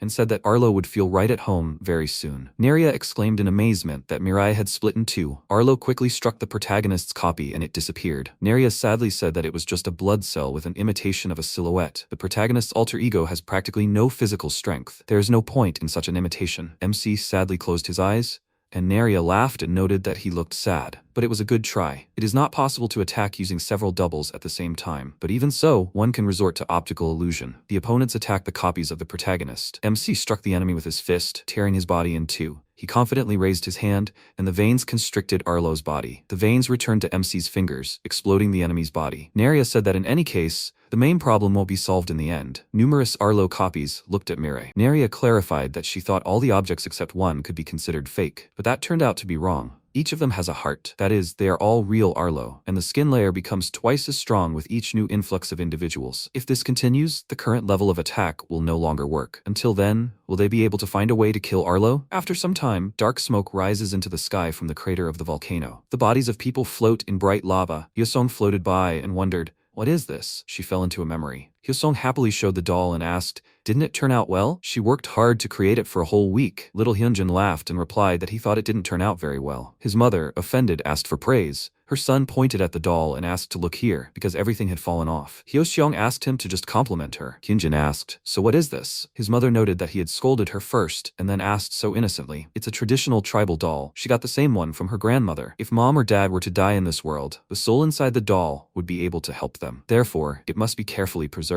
Hyoseong emerged from her memories and, pushing the stone with her son lying on it, thought that even though she had become a doll, she still protected Hyunjin. The stone hit the shore. The sage asked if the brainwashing had stopped now that Yokuya was dead. He thanked Hyoseong for saving Hyunjin. Hyoseong, smiling, began to dissolve in the lava. She looked at the sage and drowned. Jiho asked her not to worry, because at the right time he would find her, and they would talk. At this time, he will take care of Hyunjin. The sage stood on a stone and, placing his hand on the student's body, clarified that he needed to get up. People need their help. Hyunjin clenched the doll in his hand. After some time, the protagonist directed a stream of blood from his hand. He instantly cut down the opponents. Arlo's hand emerged from the ground and grabbed MC by the leg. The second opponent instantly kicked Mirai in the stomach. The protagonist calmly slid across the grass. Neria said that, besides Arlo's immeasurable ability to reproduce life, she could not have imagined anything like this. It is as if the entire Jeju-do is made entirely of Arlo. Or maybe Arlo was not assigned to Jeju Island. It is quite possible that he was sent here in exile. It would certainly be difficult for Terra to contain the ever-growing population, even impossible. Even with a great desire to win, the protagonist cannot analyze the enemy. Right now, MC cannot defeat Arlo. It seems that the protagonist is having a hard time. Mirai replied that he couldn't figure out what to do. Neria pointed out that that wasn't necessary. She would do the thinking, and the protagonist could simply act. That's exactly why she came with him. Right, Mirai can't win without her. She looked up at Neria. She asked if they could clearly see the location and number of Arlo copies. The protagonist in glasses agreed. Neria explained that, according to the analysis,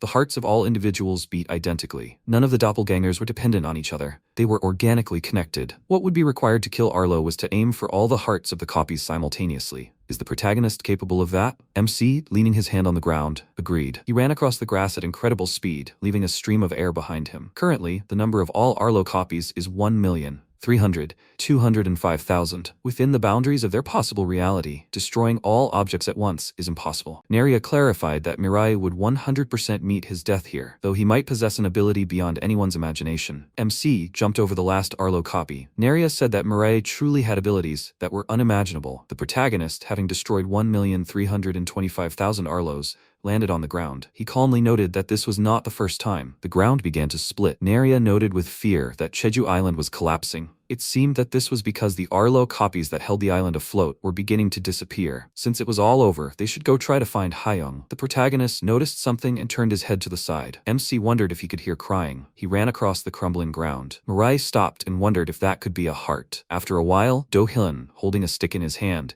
shouted decisively, "Number 9 still wants to go this route. Even after Lee Jikin's appearance?" He ordered him to think twice. Survival is a priority now. Simple unity is not enough. What's wrong with zombies? Number 9 barked that he was acting this way precisely because Jikin had arrived. Do-hyun thinks that anything will change with his help. There's chaos outside. What kind of survival can there be? Death is everywhere. Number 9 ran quickly and shouted that if that's the case, he will eat them without any regrets and they will die a good death. Do-hyun raised a stick and shouted. Hayoung decisively hit the zombie on the head. Number 9 stopped, grabbed his head with his hands and shouted, "What is this?" Hayoung held out her hand and asked to give it to her. Do-hyun handed her a hot dog and Hayoung clarified that it wasn't a hot dog, but that stick. Number 9 asked furiously, "Didn't she bring people here?" He called her a fool and clarified that so that's who had been following him everywhere without his knowledge. Hayoung jumped towards him with the intention of attacking. She thought that she too had been observing the training course for months. Not very well, but looking back, she had learned something. Hayoung is not so weak as to be unnoticed. Number 9 instantly smashed her head with his hand. The people covered their eyes with their hands in great horror. Number 9 asked, "What's going on?" She attacked so ferociously. He already thought that she was capable of something. But nothing special happened. Hayoung hit the enemy's legs with a stick and ordered him to leave. Number 9 looked at her in bewilderment and wondered what this was. Hadn't he just killed her? The zombie grabbed her head with his hand and exclaimed that, after all,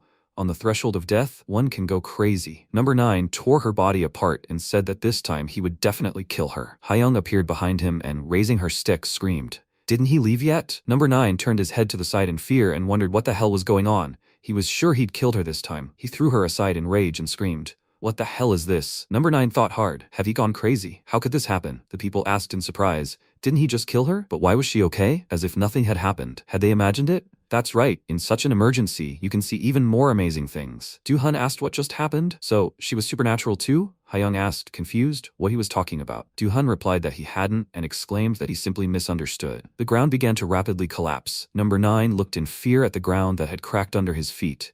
He fell into the lava and asked for help. Number 9 quickly sank into the lava and people screamed that the ground had disappeared. They said it was safe here. They ordered everyone to leave and screamed that it was dangerous here too. People quickly ran past Hayoung and she noticed something. Hyunjin raised his hands to block the people's path and they asked in confusion, "What is this?" He ordered the people to stay inside and said that he would protect them. After a while, a stream of light directed upward. Hayoung looked at him in amazement and asked, "Is that really the teacher?" At the same time, Jiho, hovering in the air, looked at the falling stones engulfed in flames. He raised his hands and, using the highest magic of Usami, created a shield in front of the stones. The guard, running quickly, pointed to the side and screamed that number 9 had gone this way. He thinks it's safe here. Hyunjin turned his attention to the zombies and, looking at the doll, thought that his mother's sacrifice would not be in vain. He decisively raised his hands and ordered the opponents to stop. They can't get here. After a while, Arlo's voice came from the heart and he said that he would not die. He didn't want to die. Mirai raised his hand and thought that he needed to finish off the enemy quickly. Arlo asked to save him and said that he didn't want to see his mother. The protagonist froze and asked why. He squatted down in front of the heart and asked why the enemy didn't want to meet. Arlo asked who was there. MC sadly asked if meeting his mother wasn't a positive event. Arlo thought for a while and disagreed. He replied that he had treated his mother very badly. She wouldn't be happy to see him, no matter what Arlo said. Mirai interrupted the enemy and didn't agree and plunged the bone into the enemy's heart. He said that his mother would surely greet Arlo generously. Therefore, if the enemy sees his mother, he should just smile. Lava quickly broke through the heart. The protagonist looked down sadly. Neria noted that MC has a way of saying something sentimental. Is that what the protagonist's precious aunt said? Mirai, without answering, flew into the air with the help of blood. Neria screamed, "What is this? Why is the protagonist ignoring her?" After a while, the sage thought that this cave was located farthest from the volcano. As long as the zombies were so stupid, they would surely all reach this cave soon. Hyunjin wouldn't be able to cope with so many zombies. Also, they don't know exactly when the destruction of Jeju Island will end. If so, they need to leave the island. Du-hun lifted part of the island with a cave into the air with magic. He looked at the student and ordered him not to let the people escape. The sage would send them to safety. Hyunjin prepared for battle and asked him to wait because there were still quite a lot of zombies. As long as the shaking continued, he couldn't fight. The sage replied that everything was fine. He would be back soon. The protagonist, with numerous clones, quickly flew past his comrades. Hyunjin asked in amazement, "What is that he sees now?" Hayoung joyfully covered her mouth with her hands and clarified, "Really a whole bunch of Mirai?" The sage turned to the protagonist, and the MC and numerous clones simultaneously answered. Jiho asked who was answering now. There were still a significant number of zombies left on Jeju Island. He asked the MC to make sure Mirai finished them off here before they reached the continent. The protagonist and his clones quickly jumped toward the zombies. The volcano violently erupted with lava from its crater. The lava spread across the ground and quickly rose upward. The comrades watched as rocks and magma exploded in the air. Hyunjin was stunned and remembered his past with his parents on Jeju Island. He noticed an object flying through the air. The protagonist's head fell into his hands, and the MC thanked his comrade. Hyunjin smiled, looking at his comrade. A day after the explosion of Jeju Island, the people who survived built a new house not far away. In honor of those who contributed to the island's creation, it was named Mirai Island and its distinguished army. Hyunjin remarked that the name was too long. "Comrade," he thought, "doesn't he think so too?" Du-hun smiled and exclaimed that they should have named it Hot Dog Island. His voice couldn't be considered the majority's.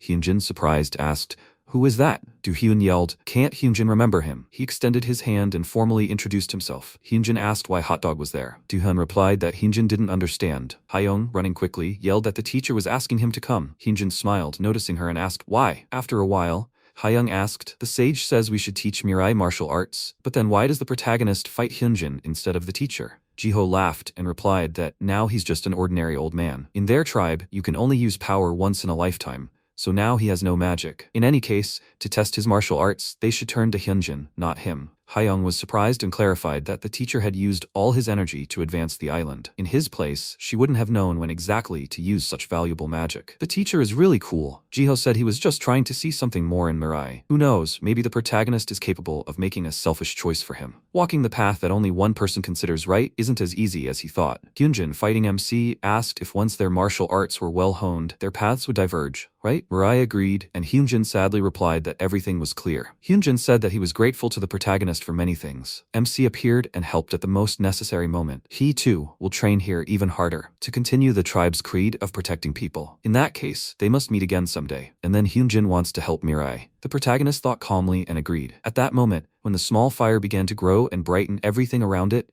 it seemed as if the whole world had stopped, but it had come to a new beginning. 6 months later, Garam put her finger to her ear and exclaimed that she would be there soon. Half a year had already passed since the operation to capture Changwon City. The result of this advance was the continuous establishment of small-scale camps. During this time, they captured most of the city, which belonged to the zombies. A key branch of the Red Cross, they reached the outskirts of Busan, but all the routes leading to Busan had been blocked for some time by a single zombie. The location was named Nuri as the border of Honggimun. There were a total of 3 shields on the border of Honggimun. Apparently, each time one of the barriers was overcome, more and more power was absorbed. Until now, breaking through the second protective barrier had been easy, but no one had yet been found who could get through the third barrier. Difficulties arose every time, of course, until now. I would like to thank the expedition members who had to grow up so quickly. They managed to break through the 3rd level, protecting the Hongyamun border until Mirai returns. They need to investigate a single zombie. Rishuru sternly said that when this operation is over, he will send this zombie to the teacher. He ran around saying that he will do it. Garam replied that she understood this and asked him to get ready. Rishuru ominously yelled that he had promised and given his word. Garam irritably remarked that this was too much. Spetter smirked, sitting on the ground. She wondered how good the chances of catching Spetter were now. She thought she should try this time. After all, Rishuru was also on the team. The mission leader was the same. Maybe something will work out. Spetter smiled and remarked that this was very good. Otherwise, she was already dying of boredom. By the way, she didn't expect Garam to come with Rishuru. Had he really become a slave to humans? Rishuru didn't answer. He turned his head to the side and asked what was wrong with her. Why was the enemy pretending to know him? Garam replied that they might have crossed paths a couple of times while traveling to different places. She tensed up and thought,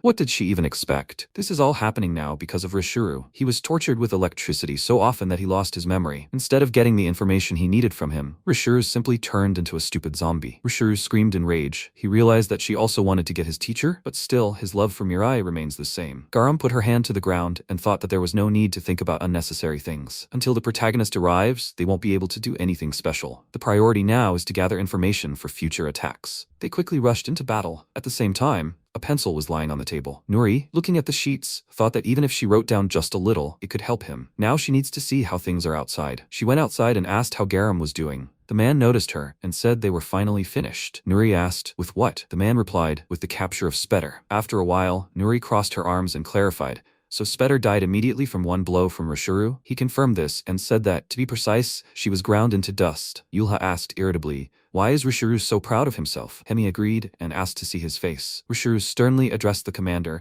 and noted that now she could show him to the teacher. Nuri agreed and said that he had done a good job. The protagonist had stepped away for a while, so Rishuru could rest for now. Rishuru angrily ordered her to show him to the teacher. After all, he tried so hard. Nuri disagreed and exclaimed that she understood, but she'd said MC had left. Mirai wasn't around right now, so who should she show him to? Rishuru got angry and ordered her to show him to the teacher quickly. Nuri asked to get him out of here. His comrades grabbed Rishuru, and she yelled that only the teacher could touch him. Nuri sighed in irritation and said that next time she should come only with Kyuho. She asked if Spetter had any last words. Garam exclaimed that they had. Right before Rishuru's attack, Spetter said that as soon as Terrat attacked, a war would immediately begin. It would be humans who would start this war. Nuri clarified, and after Spetter disappeared, this doll fell in her place. Garam agreed and added that, moreover, the Hongyaman border still doesn't seem to be disappearing. She doesn't think it's about Spetter's murder. Nuri replied that she thought so too. Who knows, maybe Spetter just wanted to shift the blame onto someone. They don't know what their intentions were. The first thing they'll do is return to Zhongwan and gather with the others, and the faces that are nice to see again have returned. Sometime later in Zhongwan, in the #1 branch of the deadly government, Nuri asked in confusion, what kind of pit is that? The assistant replied that the landing had gone a little wrong. Nuri got angry and raised her fists, yelling, do they even know how hard it was for her to rebuild Zhongwan? The assistant asked her to tell him what needed to be done. Nuri raised her hands and shouted, why does she have to clean up after everyone all the time? Garam turned her head to the side, noticing something. The protagonist, standing in the crowd, noticed her and lowered his head. Garam smiled and thought that they hadn't seen each other for so long. She was even glad to meet. Hayoung approached Kyuho and asked if Jiseon was okay. Kyuho replied with a smile that there was no need to worry. It hadn't been long since they left, and her health had recovered. Now she had gone to another camp to volunteer. Hayoung happily exclaimed that this was good. Kyuho remarked that if he had known about their arrival, he would have sent Jiseon a letter. He lifted the pot of dreadful liquid and asked, Jiseon made the curry before leaving. Do they want to eat? Hayoung tensed and replied, he'd better keep it for himself. Kyuho remarked that if he tried it, it wasn't so bad. What about the protagonist? MC doesn't want to try it? Mirai replied that he didn't want to eat. Kyuho happily exclaimed that if they were upset later, it wouldn't be his fault. The man remarked that he didn't think anyone but Kyuho would be upset. Hemi sadly agreed and asked where Naria was. Hayoung sadly replied that Naria had suddenly disappeared about 3 months ago. By that time, Mirai had already secured an interim result. They wanted to redistribute their forces in another direction. Hayoung diligently sent inquiries, but never received a concrete answer. Kyuho asked if by another direction she meant the captain. Nuri crossed her arms and said that she thought so. She thought that they shouldn't relax about Naria, but she wouldn't turn her back on them in such a situation. Nuri clarified that it is important to discuss these toys now. That was the most important thing. They would talk about Naria later. Nuri leaned her hands on the table and explained that the Hongyamun border was still standing, and the spatters were mentioning war. The Red Cross had been inactive for 6 months now. Judging by the available facts, she believed this was a declaration of war. Now the Red Cross had the ability to attack people. She feels like they are trying to artificially create an ethical justification. But Nuri doesn't know why they've suddenly become so kind. Perhaps these dolls contain some kind of clues about future attacks. For example, information about the targets to hit. There was a loud knock on the door, and Kyuho turned his head in that direction. Rishuru, wrapped in chains, furiously yelled that he could hear them all. Kyuho shouted that Rishuru was tied up. Rishuru burst into the room and asked, "They said this doll would curse the teacher?" They yelled,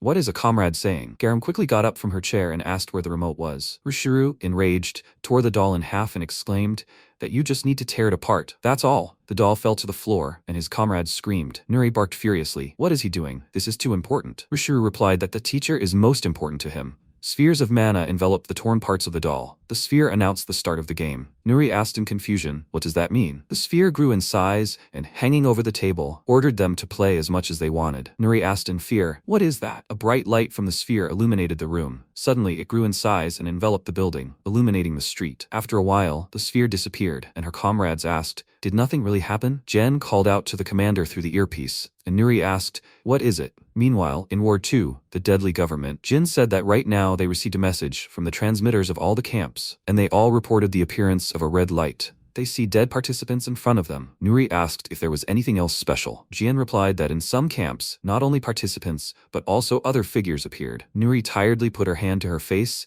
and noted that it was because of Rishuru. She paused and said that in any case, everything had already happened, and they needed to think positively. Nuri ordered Kyuho to send Yulha and Hemi to the Eastern Division. Kyuho was surprised and agreed with her. Nuri turned to Rishuru and said that he would go to the northern camp. If he returned safely, she would allow him to talk to Mirai. Rishuru yelled with great embarrassment. Really talk to the teacher? Nuri ordered Garam to go to the Southern Division. After Garam restored order there, the commander asked her to join them in Jongwon. Garam confidently accepted the task. Nuri sternly noted that not much time had passed since the protagonist's arrival. Things looked very difficult, but he had to go to the western camp. Jiseon was working there as a volunteer, so that wouldn't cause any inconvenience to the MC, right? Mirai calmly agreed. Nuri took off her glasses and, lowering her head, said that she was counting on them. The comrades quickly jumped down from the window. Nuri, tapping her finger on the table with tension, thought that given the size of the garrisons in each camp, in any case, they would have little time to spare before their comrades arrived. Hayoung rose from her chair and, turning to the commander, noted that she knew she was being impudent. Wasn't there a camp where she could help too? Nuri noted that she understood Hayoung's feelings. Such a task would be too difficult for Hayoung now. She didn't doubt her comrade's potential, but the time had not yet come. Hayoung sadly lowered her head and agreed. Kyuho inquired if it would be wise to send all the key personnel to the camps. What if they used this as an opportunity to attack Jungwon? Nuri tossed her pistol and replied that they would block the way. Right now, the priority was to limit the damage in each camp. She wondered if the calm could mean readiness for an attack or a different plan. Be that as it may, there is some good news. A defensive fight will serve as good experience for the workers. After a while, Rishuru laughed joyfully. The boy raised his hands in fear, looking at the huge opponent made of threads, and screamed. Rishuru instantly struck the opponent. He smiled and laughed maliciously. Rishuru noted that several months had passed since their last conversation with the teacher. His heart was simply fluttering. Rishuru had accumulated so many stories for the teacher. He threw his head back and looked at the shadow of himself, asking, what is this? Why does the shadow look so much like him? The shadow quickly struck, but Rishuru raised his hands and blocked the attack. Rishuru calmly asked, does the opponent also need a teacher? He quickly lifted the opponent into the air and, laughing, exclaimed that this is a fight for the teacher. The winner will take all the love. At the same time, Garam thought that it was a turn to the left and a diagonal to the right. A stream of mana passed her hand, and Garam grunted tensely. Paladin's shadow slid back, and Garam thought she could see where the blows were coming from and knew how to dodge them. She remembered the past. Garam fell to the ground and screamed, it's Paladin! He is a member of the Red Cross. The protagonist shouldn't even think about it. They need to run. Garam came out of her memories and felt her body refuse to obey her. She decisively wiped the sweat from her chin with her fist. Garam put her hand to the earpiece and said she was there. She met Paladin in the southern camp. Fortunately, he hadn't managed to inflict much damage yet. Nuri remarked that it was good work and asked how he was doing. Garam replied that Paladin didn't seem quite himself right now. She thought he could be perceived as some kind of scarecrow created by the spatters. Nuri disagreed and clarified that she wasn't talking about Paladin but about her comrade's condition. Garam could win, right? If difficulties arose, it would be in another camp. Garam interrupted the commander and replied that everything was fine, she could do it. Garam lowered her cap and thought that now she could feel it. The horror and pressure the captain felt, as well as the responsibility. Garam quickly leaped above the enemy and created a manosphere in her hands. Garam thought she didn't have the luxury of fear. The captain's empty seat would be hers. After a while, the protagonist, running at full speed, wondered where she was. A thread monster loomed over the girl, and she screamed in fear. A bone instantly pierced the enemy's head. The girl joyfully exclaimed that the protagonist had come to the rescue. He had saved her life. MC thought it wasn't her. He asked if she knew where her aunt was. The girl clarified, "Isn't he talking about Jiseon? Auntie recently went to the eastern camp. Jiseon said she would return to Changwon." Mirai thanked her and headed off. The girl grabbed his hand and screamed, "Will he really go there? Won't the protagonist help them?" MC looked at the many enemies. The girl exclaimed that if he left, it was unlikely that anyone here would survive. She burst into tears and asked Mirai for help. The protagonist sadly lowered his head. Yer clarified, "He seems to be looking for someone else. Everything is fine. The protagonist can go. They will be under her protection here." The girl's mouth fell open in great surprise. Yer asked why he was looking at her so strangely. She'd already told him they existed beyond ordinary life. Yer smiled and asked if her friend had really forgotten so quickly. The girl, looking frightened, said that it was Yer. He should drive her away from here. He calmly pointed his finger at her and asked questioningly, "Is she Yadil?" She was very indignant about this, said her name loudly, and said that they were not alike at all. He said that it was a thing. He was checking if it was really her. She, looking a little displeased, said that there was something reasonable in this. She jumped off her sword and said that in any case, it seemed to her that the person he was looking for was elsewhere, so he could go. She would deal with Spetter and the dolls that remained here. The girl, looking frightened, called Mirai and said that there was no way he could leave. What if these were all empty words? When he leaves, she was sure that she would kill them all. She was still a zombie. She couldn't be trusted. She, looking a little displeased, looked the other way and said that she didn't ask him to trust her. She just wanted to help. He approached her and said that he believed her because they were friends. He jumped very high and said that he was counting on her. The girl called his name loudly in a very worried voice. She stood nearby, smiled at his words, and said that she should not be afraid, because she was not going to do anything stupid. She set her sword on fire, and with a serious expression said that from now on, she was joining the human side. At the same time, Rishuru hit his clone, laughed loudly and asked what he was doing. He could not believe that he was using such a technique. He could only mock him. Nuri contacted him, called him by name, and asked how the situation was there. He laughed loudly, and she asked why he was laughing like crazy there. How was the situation with him? He dealt a very strong blow to his clone and told the commander that she should not worry. His opponent is very weak. It's only a copy of the outer shell, there's absolutely nothing inside. Also, the doll that's in the heart is their weakness. If you attack the doll, he won't be able to do anything. Hoyoung came to him, called him by name, and said that if he's finished,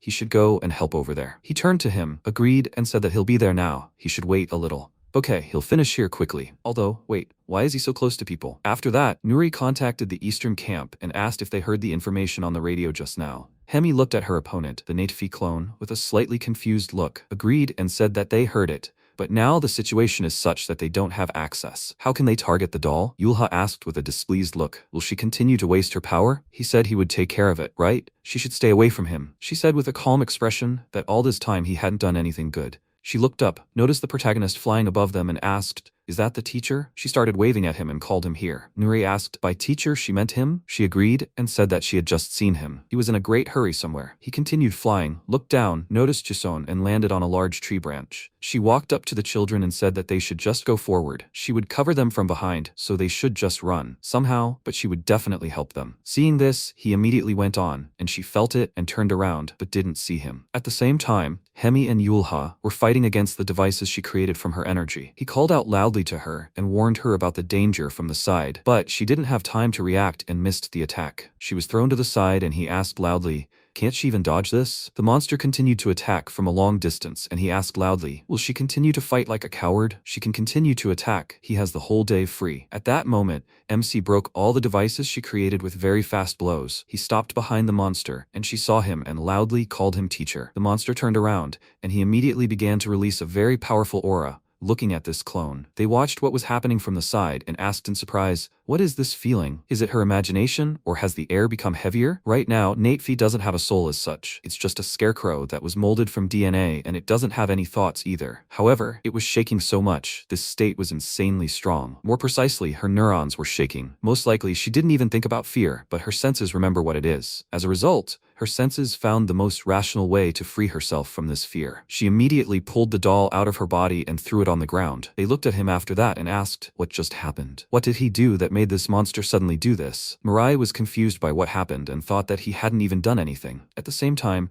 Nuri was walking down the corridor and asked why he suddenly appeared in the eastern camp. Gyuho walked next to her and said that it was good anyway. The teacher had arrived, so everything would work out for the best. This caught her attention and she asked, did he call him teacher? He said with a smile that no matter how you look at it, for other people, it would be a difficult task. She thought about it, nodded, and said that it was true. Does he remember how they came up with a secret password a long time ago? He asked why she suddenly mentioned the password. She said that Rishuru had split into two now. They didn't know which one would show up, so they needed to be prepared for anything. He laughed and said that, however, it had been a long time ago. He didn't remember it well. Could she remind him again? She said that he couldn't have forgotten that easily. She would tell him again. He should listen carefully. First, he never called him teacher. She thought he should be more careful. He was surprised by this, and she took out a gun and said that, second, he doesn't call the workers that way like this. Lastly, third, they never had a secret word. Who is he? At the same time, Hemi called the commander and said that the situation with the eastern camp was settled. They were currently cleaning up. There was no serious damage, but there were a few minor problems. By the way, why did the teacher suddenly arrive at the eastern camp? She only heard strange sounds and asked what it was. She interrupted the commander and Yulha asked, is this radio broken? The protagonist approached him and asked, in which direction is Changwon? He looked at him with a calm expression and asked, is he now pretending that they are close just because they saw each other a few times? He should ask someone else. He looked away and said that everyone else looked busy, but he seemed to be free. He got angry because of this and asked, isn't it too rude? He wasn't here having fun. He was observing. He pointed his finger and asked, do you see that building sticking out from behind the mountain? That is Changwon. He thanked him for this and was about to leave, but he asked with a displeased expression why he speaks to him informally. He speaks respectfully with other people. He turned to him and asked how old he was. He said with a displeased expression that he was 19. How old is he for him to address him informally? MC silently looked away, and he said that it was written all over his face that he was younger. He continued to look away and quietly said that it was annoying. This made Yulha even more irritated, and he loudly said that he actually hears everything. He started to leave, ignoring him, and he said with a displeased look that he should not talk to him anymore and not catch his eye. He left, and he was still looking at him with displeasure and said that he was very annoying. Hemi looked at him and asked why he hated the teacher so much. He asked since when has she been here? He's just so strong and cool. This makes him jealous and irritated. She was a little surprised by this and said that his answer was more honest than she expected. Nothing can be done about jealousy, but at least he shouldn't make such a fuss if he doesn't like someone. It's impolite. He himself heard that the teacher didn't get his power for nothing. Besides, at least he still had a family. He remained silent and she started to leave, saying that he should stop slacking off and go help them with their work. Yulha threw the baseball at the tree again and asked if he really did have a family, but so what if he didn't have the power to protect them? Mirai then flew to where he needed to go, but a rock flew next to him, and someone loudly called his name. He landed because of it, and wondered what that was. Jiseon came up to him, squeezed his face and asked with a displeased look if he was really going to walk past her like that. He didn't even say hello to her. He was about to say something, and she asked why he wasn't answering. He was just going to walk past her, right? What does he want to say? She was surprised because he said that he didn't know what to say. She let go of his head and asked if everything went well on Jeju Island. Since he was there for quite a long time, he must have had a lot of things to do there. Can he tell her what happened there? He asked why he should do that. She sat down on the ground and asked if he can't even say hello to her now. Then how is he going to tell his mother anything when he meets her later? They should try to talk. He remained silent and she asked if he was hurt and how he liked Jeju Island. He sat down next to her and said that he arrived on Jeju Island and met Arlo. Eventually, they started talking to each other about everything that happened. A little earlier, Nuri started shooting at the monster that was pretending to be Juho, and he quickly ran away from her and dodged her shots. She said loudly that he should stop immediately. How much longer is he going to run away? Does he want to play tag? She ran down the corridor after the monster, breathing heavily from fatigue, and asked where he went. She should at least do a little exercise. If she had the strength, she would have caught him already. She closed her eyes and thought that she should try to catch him, like an office worker. She needed to think about where he could have gone. She remembered the doll's words and thought that she had definitely said that this was a game. When this creature first showed its true form, she was convinced that it was not him and shot, but it ran away without any counterattack. It keeps a distance between them, but it is not clear why. Could this be a game of tag? Then his disappearance could be interpreted as a notice of the end of the game, and simultaneously as a notification of the loss of meaning in this place where the leader was chosen. This means that she needs to leave this playground. She went up to the roof and said that here they were at a place where they could get down to business. She pointed a gun at him and said that, to be honest, she came to the roof after remembering Spetter's peculiarities. She didn't know that was the right answer. He shouldn't do anything stupid. He had nowhere to run now. What is he, Spetter? And where is the real Juho? He stood on the edge and said that he hated sunsets, because when the sun sets, it seems like everything is coming to an end. He jumped down, and she ran to the edge of the roof with a worried look and asked loudly why he just jumped.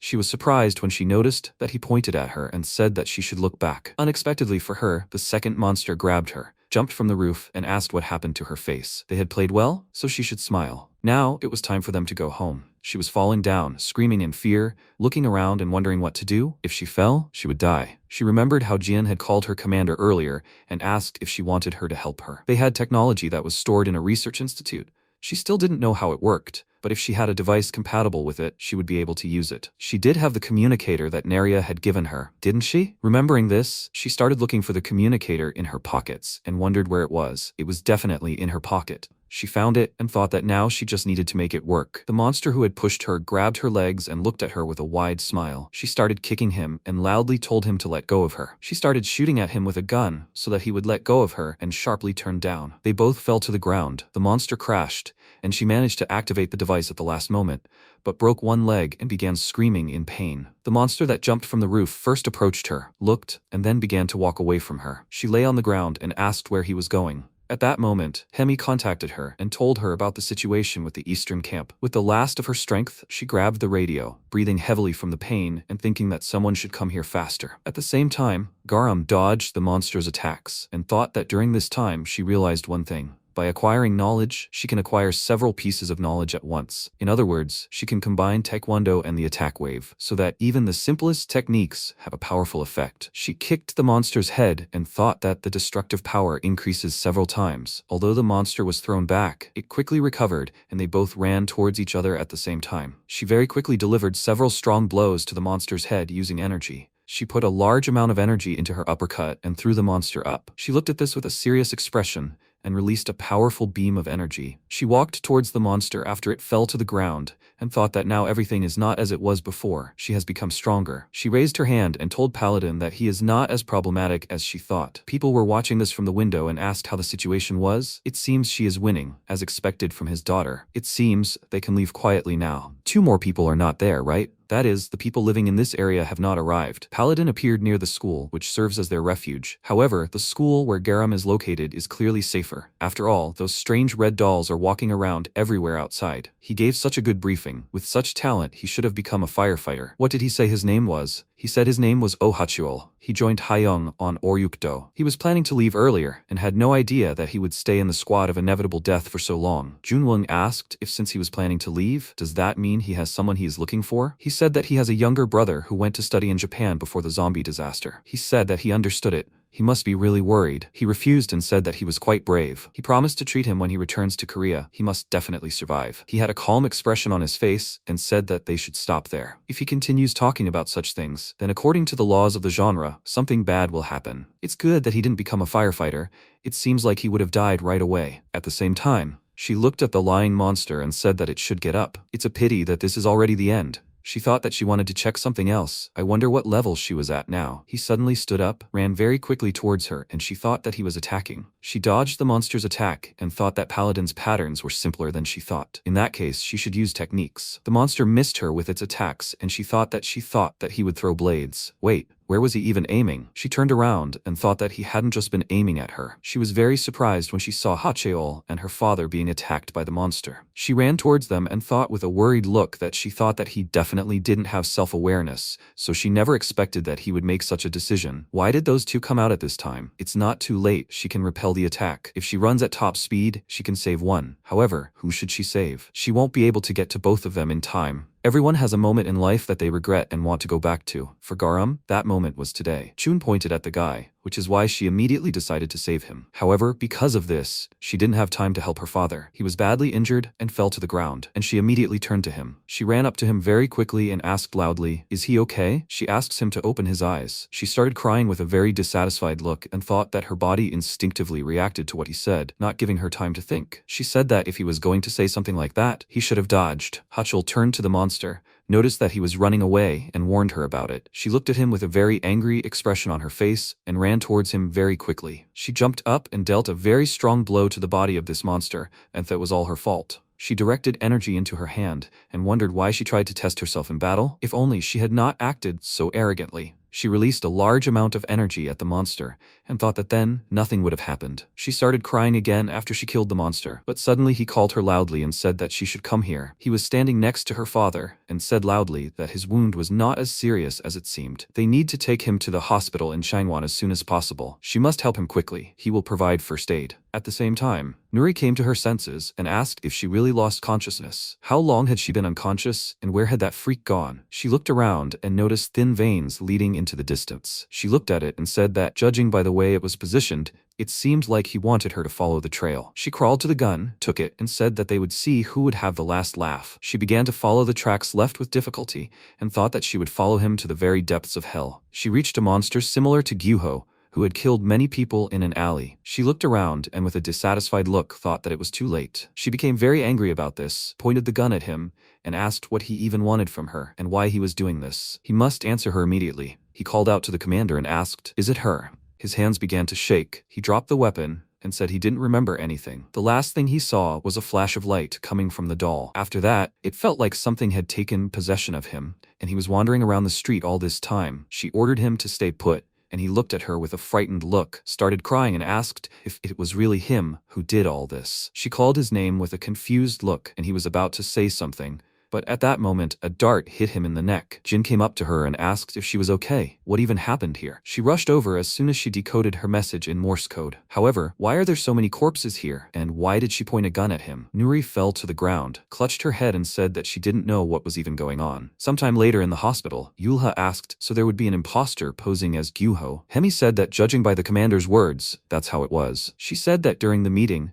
the doll emitted a flash of blinding light, and there is a high probability that the imposter switched places with him then. He asked, "Is this some kind of ability for Spetter? How did the commander know that he is an imposter?" She said with a calm expression that obviously only he could copy Gyuho's appearance and behavior. She must have realized it herself since this person did not have his memories. He asked, "By the way, how are her clothes?" She said that she asked those in charge of creating the clothes to make something that would be easier to move in during battle. He said that it will not save her from losses. She said that she is not wearing these clothes for him, so he should watch himself. He asked, by the way, how is he? Is he alright? She said that, of course, he is not. He is a doctor who just killed someone. He said that, however, he was being controlled. She said that none of this matters. He is the kind of person who constantly blames himself for everything. He should think before he says anything. MC was standing nearby and started to leave, and he asked if she was going to go to the meeting. She refused, and he continued walking down the hallway, thinking about something. Garam was standing in the hallway and asked if something was wrong. If he was looking for the conference room, then he should go in the opposite direction. She was going to say something else, but he refused and said that he heard about what happened. She should hold on. She was surprised by this, smiled, and said that she didn't think she would live to see the day when he would come to comfort her. He shouldn't worry, she's okay. Luckily, the wound isn't deep, so he just needs some time to recover. She was told that there was no need to worry. She is grateful that he came to support her. She's okay, so he can go to the conference room. He moved on, and she thought that maybe she was wrong about him. Maybe he's actually a nicer person than she thought. I wonder why the commander forbade her to show up at the meeting. She only heard briefly about what happened, since she was always with her father, but she needed to meet with her after. After that, the people gathered in the conference room, and Nuri said that now they had to summarize. They managed to eliminate all the leaders and dolls that appeared in the camps, just in case they also burned their corpses. However, for some reason, those invitations that were left from the corpses didn't burn. There's a high probability that those invitations indicate the location where Spetter is now, so there's no choice but to go there and catch her, even if it means danger. Also, thanks to her shamanic abilities or something, she managed not to turn into one of those dolls, right? Your Yere said that this ability is called Dokaibi. To be honest, she herself doesn't know how it happened. She just opened her eyes and realized she was alive and well. She looked at her with a calm expression and said that whatever happened, she was in direct contact with Spetter. It was assumed that this could play into their hands. She should tell the others why she decided to cooperate with them. She said that it was because she felt guilty. No matter how much she justified herself, the truth is that she killed many people. She knows that her past sins will not be forgiven just because she wants to help them now, but she would still like to atone for her guilt with her actions. She understands that she is no longer welcome in this society, but she cannot turn a blind eye to her close friend and his debt. Still, she is surprised that they accepted her so easily. She thought they would be less accommodating. Nuri said that she is not the first one like this. Come to think of it, why hasn't he returned yet? Although it doesn't matter, she still has so much to say, so they will deal with him later. She looked at her and wondered who she was talking about. She said that since they had brought it up, after this meeting she should try to stay out of sight. It seemed she herself understood that there were people who hated her so much that they were ready to kill her. Garam approached the conference room, heard her name, immediately went inside, and immediately raised her fist to attack. Mirai stood in her way and stopped her punch. He looked at her with a calm expression and asked what she was doing. She said with a serious expression that she wanted to ask him. Who was he protecting now? He knows who she is, right? He agreed, said her name, and she asked, then why was he stopping her if he knew everything? She killed Minsung. He was a little surprised by this and asked what she said. She said with a displeased look that she killed everyone they tried so hard to protect, after which she declared war on them over the radio. That's who he was protecting now. He said he didn't know about it. Yer came up to him, put her hand on his shoulder and said that everything is fine. She wants to talk to her. She was going to start with an apology, but Garam didn't listen and immediately grabbed her by the throat. She asked with a serious expression on her face she wants to apologize? How noble of her. What will she gain from this apology? It won't bring Min-sun back. She looked at her and said that she was absolutely right. If hitting her will make her feel better, then she can hit as much as she wants. She squeezed her throat harder and asked loudly, did she say she would feel better? Does she think she's doing this just to make herself feel better? She remembered what she promised the villagers, and with a very serious expression on her face, said that she will never understand how much those people meant to her. Nuri loudly called her name and said that she has to stop. How much longer will she behave like a child? It was because of her that there were no casualties in the Western camp. Thanks to her, their medical team returned safely. Come to think of it, her father was able to receive treatment only because of her contribution. She understands her feelings, but she should at least try to be a little more reasonable. They really need her help now. There is no use in arguing. She listened to this, let her go and said that she understands it. She kicked Yer away with a very strong kick, broke the wall and said that in that case, she just wants to let off some steam. Nuri was surprised by what happened and loudly called Garam's name. Jen looked through the hole in the wall and asked how she used her abilities, even without the books on her. She came closer and said that she must have a summary hidden in her pocket. She told her that she only needed the annotations of the books she had already read. What should she do with this? At the same time, she jumped down onto the street and asked why she didn't move. She could have easily dodged her punch. Or did she think she shouldn't have even done that? Yer agreed and said that it really shouldn't have. She got angry about it, ran to her and said that this was more like her. Fake apologies don't suit her. She punched her in the face and said that she was selfish, arrogant, and treated people like cattle. She kicked her in the head and said that she knew that's how she really was. She grabbed her by the collar of her jacket and asked loudly, isn't she right? She continued to punch her and asked loudly, does she still think it's not worth dodging? How much longer will this go on? Is she trying to say that she'd rather be beaten half to death than lose face? She needs to answer already. She knelt down and said that she wasn't worthy of dodging her punches. She could do with her whatever she wanted, if it meant she could atone for her actions even a little. Garam became even more angry about this, directed energy into her hand, and said loudly that this was not what she wanted at all. She had to stand up and fight against her. The protagonist walked up to them and said that it was enough. She had to stop this. She asked loudly why he was still trying to protect her. Who was she to him anyway? Was she really that important to him? He said with a calm expression that it wasn't about that. She didn't look like a person who really believed in what she was saying. She is a very kind person,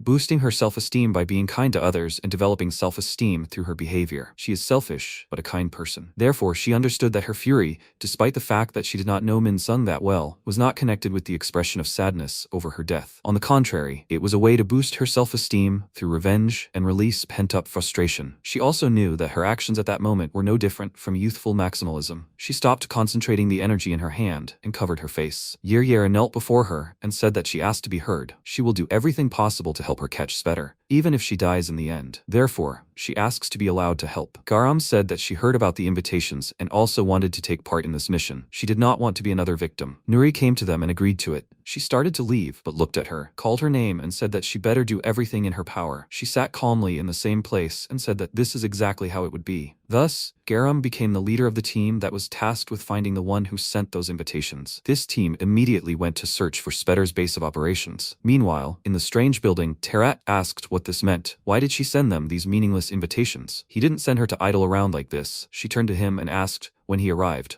what kind of hobby is he? Spying on people. He was walking towards her and said that she shouldn't even think that he would take it lightly. He put up with all her nonsense in the past, so she should go and kill them now if she valued her life. She said that she had already kept her promise. She made up an excuse to attack them, saying they were suddenly ambushed by humans. From now on, she would do whatever she wanted. More importantly though, did he really send her to keep an eye on them or something? He should stop already. This was starting to tire her. His appearance changed, and the zombie asked if it had really been that obvious. He thought he was doing a pretty good job of imitating him. It was nice to finally meet her. He had heard that she liked to laze around, but she turned out to be more touchy than he thought. He walked closer to her and said that she should let him introduce himself properly. His name is Heron. Why doesn't she stop lounging around and go kill those humans? This was starting to tire him. She raised her hands and asked if she should tell him the secret. He needed to have pity on wild tiger cubs. They are not as strong as their mother, and often die tragically by challenging the wrong opponent simply because they believe they are as strong as full-grown tigers. He needs to stop sticking his nose in where it doesn't belong and get out of here. If he wants to earn Terati's favor, he needs to go and wag his tail at him. He laughed a little before delivering a very hard punch that shattered the floor. He tried to look friendly and said that there was no point in being arrogant just because she was the boss. High-ranking zombies should know that all executives, with the exception of Terati, exists simply to maintain zombie society. He started to leave and said that she should enjoy her crumbling throne while she still can. He would deal with these people himself. Spetter looked at him with a smirk and said that he was so pathetic. Did he come here just to throw a tantrum? Was he really that upset about the fact that he didn't get the mask? He stopped and said that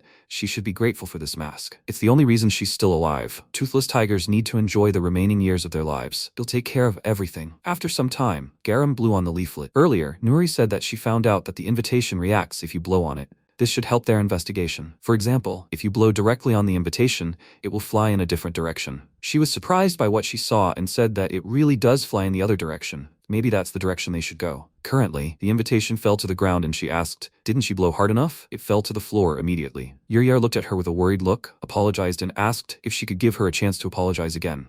Last time, she didn't manage to fully apologize. Garam turned to her and asked, "Seriously, is she trying to apologize again? She has already apologized more than 5,000 times since they left Chunwon. She's had enough. Everything is fine." She was happy to hear this and asked if this meant that she had forgiven her. She calmed down a little and said that it was not exactly like that. She just should stop. She called the MC and asked if he by any chance knew how to control the wind. He refused, and she happily said that she should ask her. She can. She directed a stream of air with her finger at the invitation, and said that in the end, wind and flame are closely related. They can leave it to her. She will show the way. However, the invitation fell to the ground, and Garam said that it turned out not much better than when she just blew on it. Yuryar said that, to be honest, she is not very good at controlling the wind. She asked with a slightly dissatisfied look, then why did she act so confident a minute ago? She, with a confused look, said that she does not have a mask and sword now, so she is many times weaker than usual. She apologizes. This caught her attention, and she asked if the mask made her stronger. She said that Terat gave her the mask, so it has the ability to increase her strength. However, he can track it, so everything is not so good. She is truly sorry. She calmly said that she understands everything. Does this mean that she is unable to help them with anything now? They all started blowing on the invitations together and said that they should try to continue. She is sure that if they keep blowing,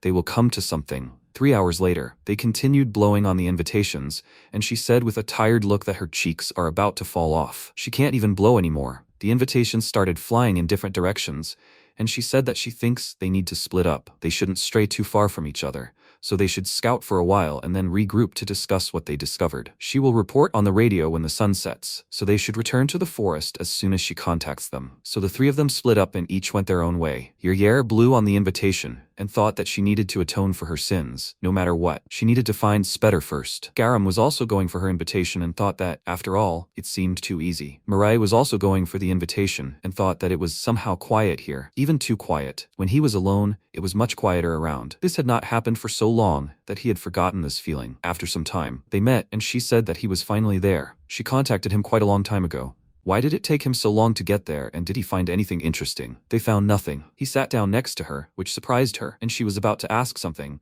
but he got ahead of her and asked if something was wrong. She asked why he sat so close. Did he see a ghost or something? He refused, and she asked, then what was the matter? He asked with a calm expression on his face. What was she even talking about? Yuryar asked. Perhaps it was none of her business. But what were they planning to do tomorrow? She was a little nervous and thought that, frankly, she didn't know. She didn't think they would find anything if they continued to walk in different directions without result, like today. She stood up and said that they would talk about it tomorrow. But for now they both needed to rest. She wanted to take a little walk. She came to the sea, sat down by the cliff, took off her cap and looked down with a sad expression, remembering the past. Then, Kyuho called the commander with a worried voice and said that she urgently needed to return. There was a child. She said loudly that they should leave her alone. Do they think she will trust them just because they are people? They must leave immediately. One more step, and she will kill them. He said that they will not harm her. She should calm down. Dongho called him and said that he could just use his ability. He agreed, but Kyun came to them and stopped him, putting her hand on his shoulder. She said that in these terrible times, not all people are good, but this does not mean that they are all bad. At least, there is no need to fear them. She sat down next to her, extended her hand, gave her name, and said that she is the commander of the squad of inevitable death. What is her name? Garam looked at her in surprise and thought that it was so strange. For some unknown reason, hearing her voice, she felt relieved and believed that she could protect her. She took her hand and told her name. She gave her cap and said that if she stays here, she will catch a cold. She should get up and go with them. For now, she continued to sit on the cliff and asked if she was doing everything right. Would she be able to fill this void? She turned around abruptly when she heard an unfamiliar voice that apologized to get attention and asked if she could tell him the way. Heron looked at her and asked, "What is this? A human?" He came closer and said that he was so glad that he ran into her. He needed to ask the human something. She looked at him and wondered who this zombie was and how long he had been standing here. He said that he is looking for people who received invitations from Spetter. Does she happen to know them? She wondered with a surprised expression. Was it she who sent him here? However, it seems that he has not yet realized that he is looking for her. What should she do? Should she fight? She can't do this. She doesn't need to fight him to understand that he's clearly not simple. She definitely can't fight him alone. She needs to somehow get out of this situation. He put a sword to her head and said that it was written all over her face that she was the kind of person he was looking for. Anyone would have realized that she had one of the invitations. It's good that he didn't have to look for her for long. He calmly told her not to worry. He wasn't going to kill her. On the contrary, he would even help a little. After that, she returned to the squad members and said that apparently the invitations were useless. He said that the invitations had nothing to do with Spetter, and that they were just tricks she used to buy time to achieve her goal. Did her goal have anything to do with what she was going to do in Changwon? Yere said that it sounded pretty convincing, especially considering how they spent today. However, it was also easy not to believe it. Why would he tell them such things? She told him that Heron had told her that she was terribly rude. Even though he had only met her once, that was his first impression. She looked at him and asked if he was helping her only because of that. He laughed and said that of course not. He had his reasons. It would be a shame if they were caught up in her plans and ended up dying in vain. They all had a big role to play. Thanks to this, he would have another chance. Yer looked at her and asked if that was all he said before leaving. She didn't understand what he meant at all. Garam asked if she knew who he was. She asked if she had said he was wearing a black mask and wielding twin swords. She apologized, but she didn't know who it could be. Such signs weren't particularly memorable. However, would they abandon the investigation into the source of these invitations? She refused and said that she didn't trust him at all. Instead of worrying about whether he was telling the truth, she would rather see for herself. She said that in that case, it was probably better to stick to the original plan than worry about information from a dubious source. They would resume their investigation tomorrow at sunrise. The next day, they went their separate ways again. Heron stood nearby, sighed, and asked, "What kind of gathering of idiots is this?" He had told them everything outright, but as it turned out, he had only wasted his time. Or was he? Spetter must already know that he had talked to that girl. But then, why hadn't she done anything yet? He started to walk into the forest and said that who cares? Who knows what's going on in her head? At the same time, Hyung came to the hospital door, knocked, and asked if he was there. Receiving no answer, she said that she would leave food at the door. She asks him to eat it and get better quickly. Many patients are waiting for his return. After that, she came to the prison, and the employee said that she was very grateful for everything she does. She asked if she could go in now. She agreed and said that, however, she should be careful just in case. She came to the zombie, handed him a can of tuna, and was very scared when he started screaming loudly. She said loudly in a very scared voice that she brought what he asked for. "That's enough, right?" He calmed down, took it, and happily said that he missed it very much. She was happy with his reaction and asked if this is what he asked for, right? She was already thinking that she had confused it with something else. He thanked her for it and started eating, and she said that he shouldn't rush or his stomach would hurt. Still, it's curious that he doesn't need to eat human flesh, despite the fact that he became a zombie. He asked if that's really cool, right? In fact, he feels much healthier now. She asked how he feels here. It must be pretty tough here. He refused and said that everything was fine. It is natural for people to be afraid of zombies. After all, he was also human once, so he understands why they treat him like that. Compared to Rishuru, he is in a pretty stable position, so everything is fine. How is Garam doing? She was about to answer this question, but she noticed something and looked away. He looked at her and asked if something was wrong. She said that everything was fine. It seemed like someone was here. Rishuru was standing around the corner and listening to their conversation with a serious expression. At the same time, Yulha was doing push-ups with a serious expression on his face, after which, he suddenly stood up and loudly said that he had done 1,000 push-ups. Nuri, with a calm expression on her face, said that this is great, now they should run a couple of laps. He loudly agreed, started running and loudly said that he was getting strong and would get even stronger. Hemi ran after him and said that he should remain silent while running. She sat to the side with a thoughtful expression and thought that she knew that her training method was not so effective. It was impressive that he managed to keep up with it. She said that he was doing great, she would be back soon. She left and thought that she needed to concentrate on resolving the threat of human imposters. She looked at the documents and said that they could copy the appearance and manner of movement. She needed to find out as soon as possible if there were other imposters among them. Her attention was drawn to Rishuru, who was standing nearby and said, "Cola without whiskey, a bun without a sausage, an airplane without a wing." She was very surprised when she realized what had happened. Called his name and asked where he had been for so long. Did he even understand how long she had been looking for him? He walked towards her and said that he was also without a teacher. He stopped in front of her and asked what these facts had in common. She asked him with a blank expression. What was he talking about? She looked at his expression with a surprised look and wondered why he returned to his original form without her permission. He swung his sword and said that he only stayed because he wanted to fight Mireille again. Then why is he here if he is not here? She was very scared because of this and looked at him silently with her mouth wide open. He folded the sword into a heart shape and said that it seemed like she was having trouble finding the answer, so she should let him tell her himself. It was all because he loved her. He couldn't stop thinking about why he had been getting along so well with people lately. It turned out that the answer was surprisingly simple. Maybe deep down, he already knew it. The teacher loves people, that's why he loves them too. This is how he expresses his devotion to him. He knelt down in front of her and said that this is the highest form of love. He created a small ring and said that he loves them, insignificant humans. Nuri looked at him and thought that she thought he had finally come to his senses.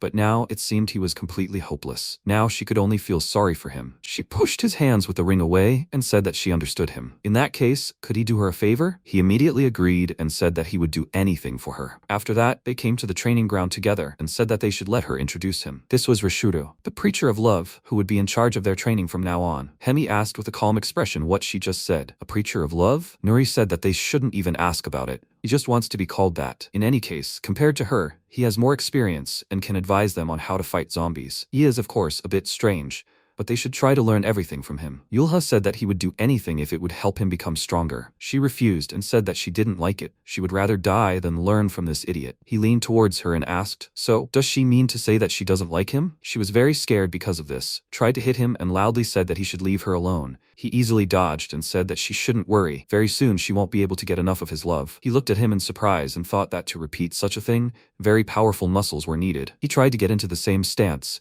and Nuri looked at them and thought, they will be okay, right? But this is the best she can do now. Her attention was caught by the fact that someone called her.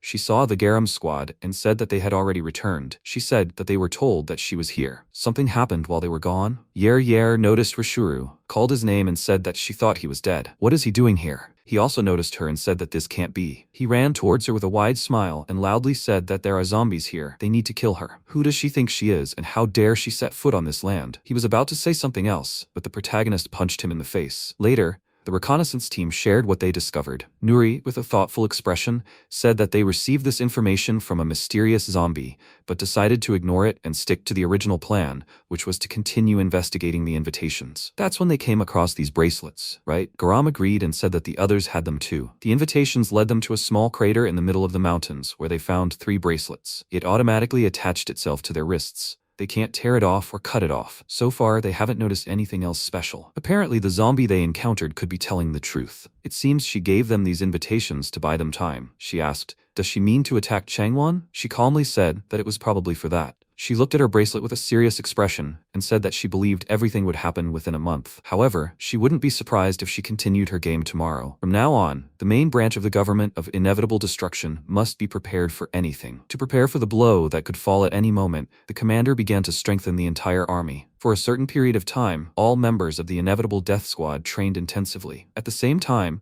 MC came to the house with Yere, and she said in a worried voice that he should wait. She said she was fine. He ignored her words and said that her name was Yami. She was indignant and said that he should stop pretending. What if they really believed it? Ji Seon and Hyong laughed with smiles and said that they were glad to see her. She refused, said her real name, and said that they should remember her name and stop bullying her. They entered her house, She put food on the table and said that they should eat. She prepared several dishes because she heard that he returned. She leaned towards him with a worried look and asked, "What was that in the middle, and was it even edible?" He agreed, but she didn't believe him and asked, "Is he really sure about that?" She looked at them from the side and thought that she had heard that she was the leader of the Crimson Squad. She could easily be mistaken for a child about the same age as him. Although humans and zombies have different plans for the future, in general they can move in similar directions together. Well, zombies used to be humans after all. She kindly handed her the pot and said that now she should not be shy and try her dish. She probably hadn't tasted normal food for a long time. Yahello, looking worried, said that she wasn't very hungry. Jisun started to cry and asked with a very sad look,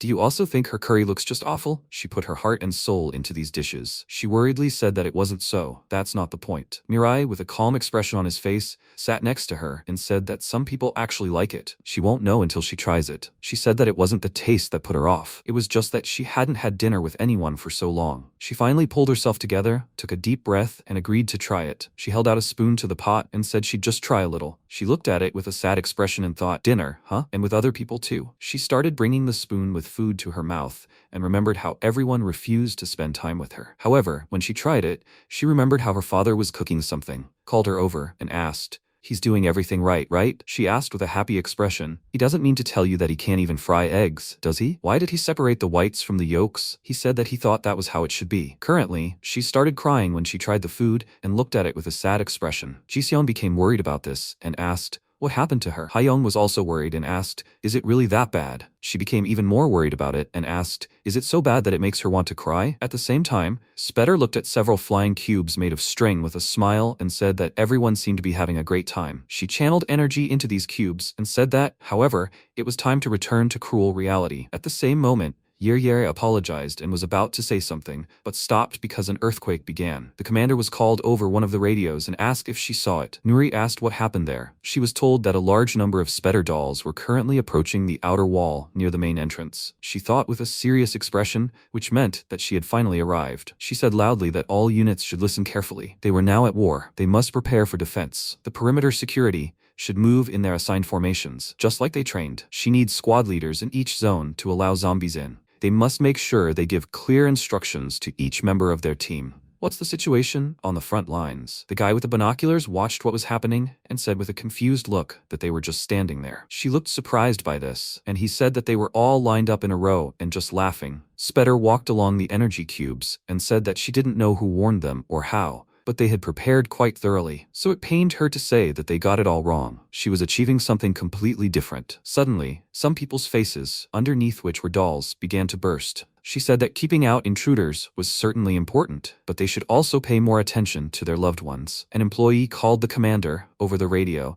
and said that they kept finding dolls dressed as people all over Changwon. At that moment, many other employees also started calling her and reporting similar problems. Nuri, with a serious expression, wrote down the number and said that a total of 82 dolls had been discovered. They had to stick to the plan. The employees began killing the dolls that were inside. These dolls could only copy their appearance and behavior. They were incapable of independent thought. With this information, it was not difficult to recognize the dolls hiding among them, especially since she had memorized where each member of the death squad was assigned. If she loved games so much, then she would have to play along. At the same time, the bald man hit a doll with a police shield, then took out a walkie-talkie, called the commander, and said that they had done everything as she requested. There were two hypotheses that needed to be tested for her to carry out her plan. First, she needed to make sure that the dolls would focus on chasing the marked targets. Nuri started to leave the office, thinking that the invitations she'd given them were meant to weed out the strongest among them. Team members assigned to reconnaissance missions were usually strong enough to fend for themselves, so the bracelets had marked them as targets to be eliminated. Secondly, she needed to ensure the dolls would only attack marked people. Apparently, she thought that wasn't the case. She assumes that they were told to track their targets and engage them,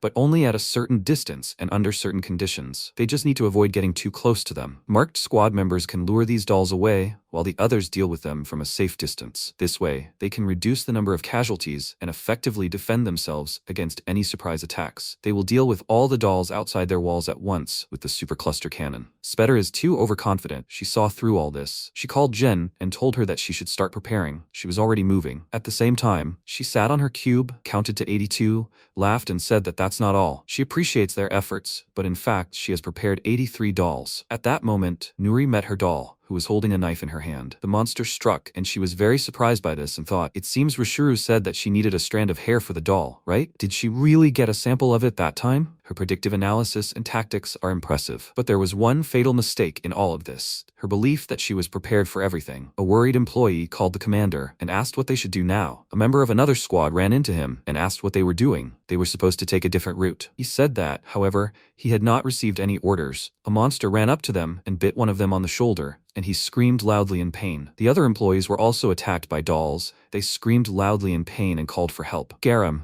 looking worried, called the commander and said that their squads were encountering each other on the same routes. She saw the monster running towards the employee and asked why she suddenly stopped responding. It seems something happened to the commander. She kicked the monster and said that they needed to help everyone immediately. Yulha said with a wide smile that it sounded great. It was already getting tiring to deal with them one by one. Yera ran down the corridor with a serious expression on her face and said that she was already on her way too. We need to save people, right? Spetter pulled out some cubes from the strings and asked if they thought she would allow this. She dropped them on the base and they all encountered large monsters along the way. She was surprised when she saw it and asked what the hell that was. Garam dodged the monster's attack and screamed loudly in surprise. She contacted the others and said that some strange doll had just fallen from the sky. It seemed that she would be busy for a while. He said loudly that it was the same here. They can't leave here. She called out to Yere and asked what was going on with her. She attacked the monster with fire and said that she had the same problem. She didn't think she could handle it quickly. She looked at the monster standing in front of her and thought that this was bad. If things continued like this, there would be many casualties. Spetter played a fictional game against Nuri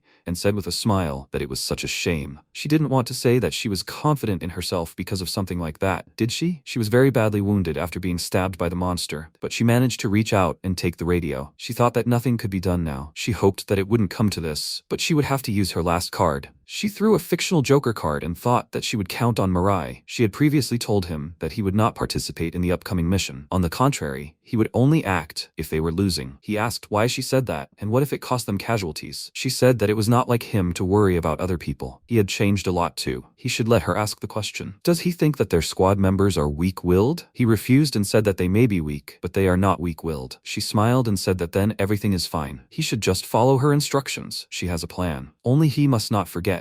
He needs to become their greatest hope when it is needed most. Currently, he flew very high, and this attracted the attention of the staff who were fighting against the monsters. They looked at him and asked, is he not going to help them? Is he really going to abandon them? Nuri gathered her strength, managed to get up and said that all squads should listen carefully. Everyone was surprised when they heard her voice and she said loudly that he would not help them. She ordered him to hunt down and destroy Spetter. They were surprised because of this and asked loudly, however, what will happen to them then? Will she leave them, ordinary soldiers, to die? They need help too, she asked. They all believe in him, right? He believes in each of them too. Are they really that helpless without him? Do they really think so? They have all come this far, risking their lives. He will have his own battle, and they have another battle. Today, they will not rely on him to achieve victory. Today, they will declare their own victory. The staff ran to the attack and loudly said that they cannot give up. They must win. They must capture them. They must fight at any cost. Because their lives depend on it. They will do whatever it takes to win. She thought that right. That should be enough. He is not a weapon. Instead, he should become their ray of hope. The contingency plan she prepared in case everything failed helped fill the void she left behind. She lay on the floor with a smile and asked, how does this feel? It seems she already thought that victory was in the pocket. She's sorry that she's spoiling her happiness, but her death won't lead to collapse. It's time to begin the second round. Yulha, looking happy, called out loud to Garam and asked, did you hear that? It seemed like the others were also inspired now. They can concentrate on their battles, right? She agreed and said that they should do everything as she said. They should concentrate on destroying the enemy standing in front of them. He asked with a wide smile. He can finally relax, right? He swung the baseball, called out to the monster, and said that it should be ready for his very fast pitch. He threw the ball very hard,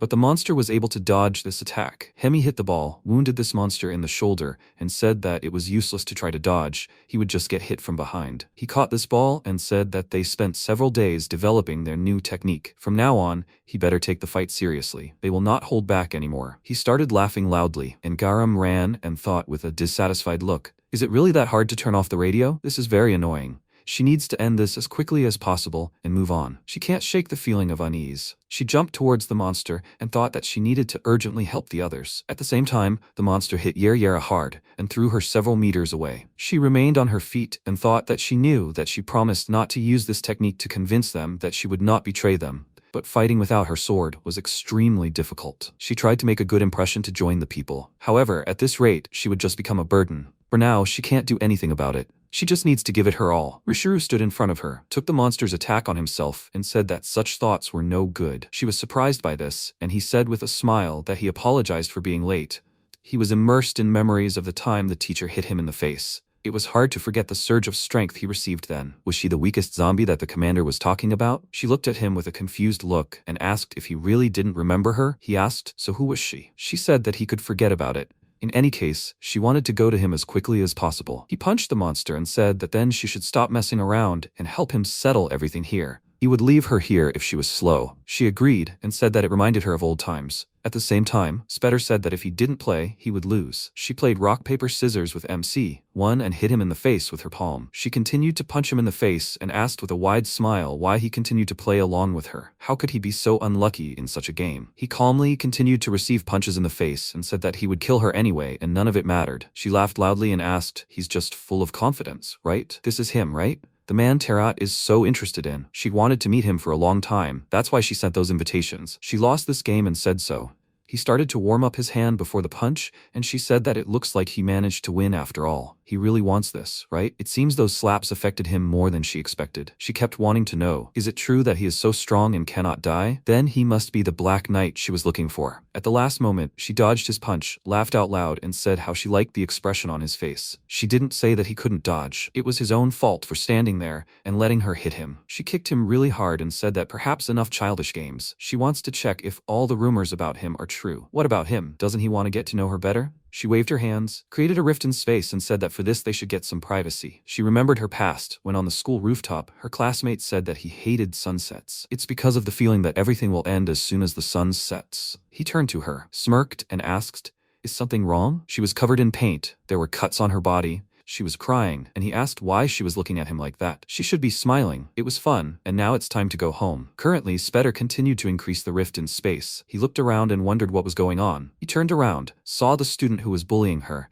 and he pushed Mirai down really hard. He ended up in a strange space and wondered where he was. She asked, he knows about the barrier they call the Hongam Gate, right? The purpose of this is not to prevent him from entering Busan. She put it there to keep Terate out because she wanted to meet him first. The student tried to attack him, but he easily dodged the attack. Immediately after that, he struck back and broke the threads from which he was created, but his body recovered very quickly and squeezed his hand. He thought that this doll was very annoying. She watched what was happening from the side with a smile and thought that it was too early to lose patience because he would stay here until the end of days. At the same time, Jin asked in a worried voice, what was going on and what was this anyway? She thought that the commander was not responding. She didn't know exactly what happened, but she could still activate the supercluster cannon on her own. But he was gone. She said that Changwon had completely disappeared. She couldn't find his coordinates using satellite. How is this even possible? People in different places began to notice rifts in space. Yer looked at it and wondered, what the hell was that? She felt a strong pain, fell to the ground and thought that she felt something spreading throughout her body. Are these Spetter's orders? Is it really because she was created with her threads? She started running away with a serious expression.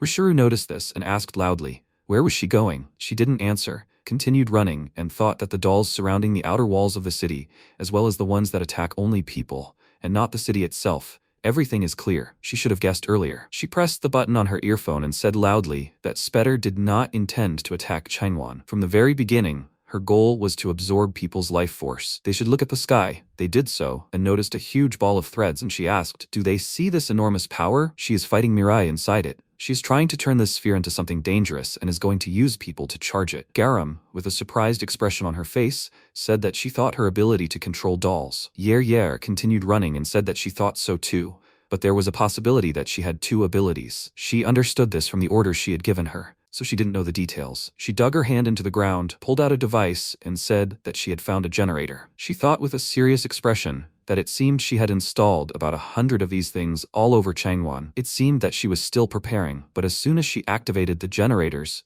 they would immediately start sucking out people's life force. She destroyed it with her fire and thought that it needed to be destroyed before the activation began. She probably used the dolls that had infiltrated the city to install generators everywhere. It's quite clever, but by bringing her into play, her plan was doomed to failure. Nothing will go according to her plan. At that moment, Spetter sensed what had happened, looked away, and said with a smile that she had completely forgotten about her. At the same time, the medical workers loudly asked, is anyone free? He could use every free hand right now. The commander is in critical condition. Everyone needs to come here. They need help. Does anyone know where she got this injury from? The bald man said with a worried look that he didn't know. She was already in this condition when he found her. Hyung, clearly worried, asked, "Will she be okay?" The doctor said that given how deep her wound was, there was little he could do now. She said there was at least something they could do. They couldn't just leave her to die. He said there was one way. Juho had recently managed to develop a new treatment method to save Jiseon. They could use this method to save not only the commander, but the other patients as well. The problem was that no one except him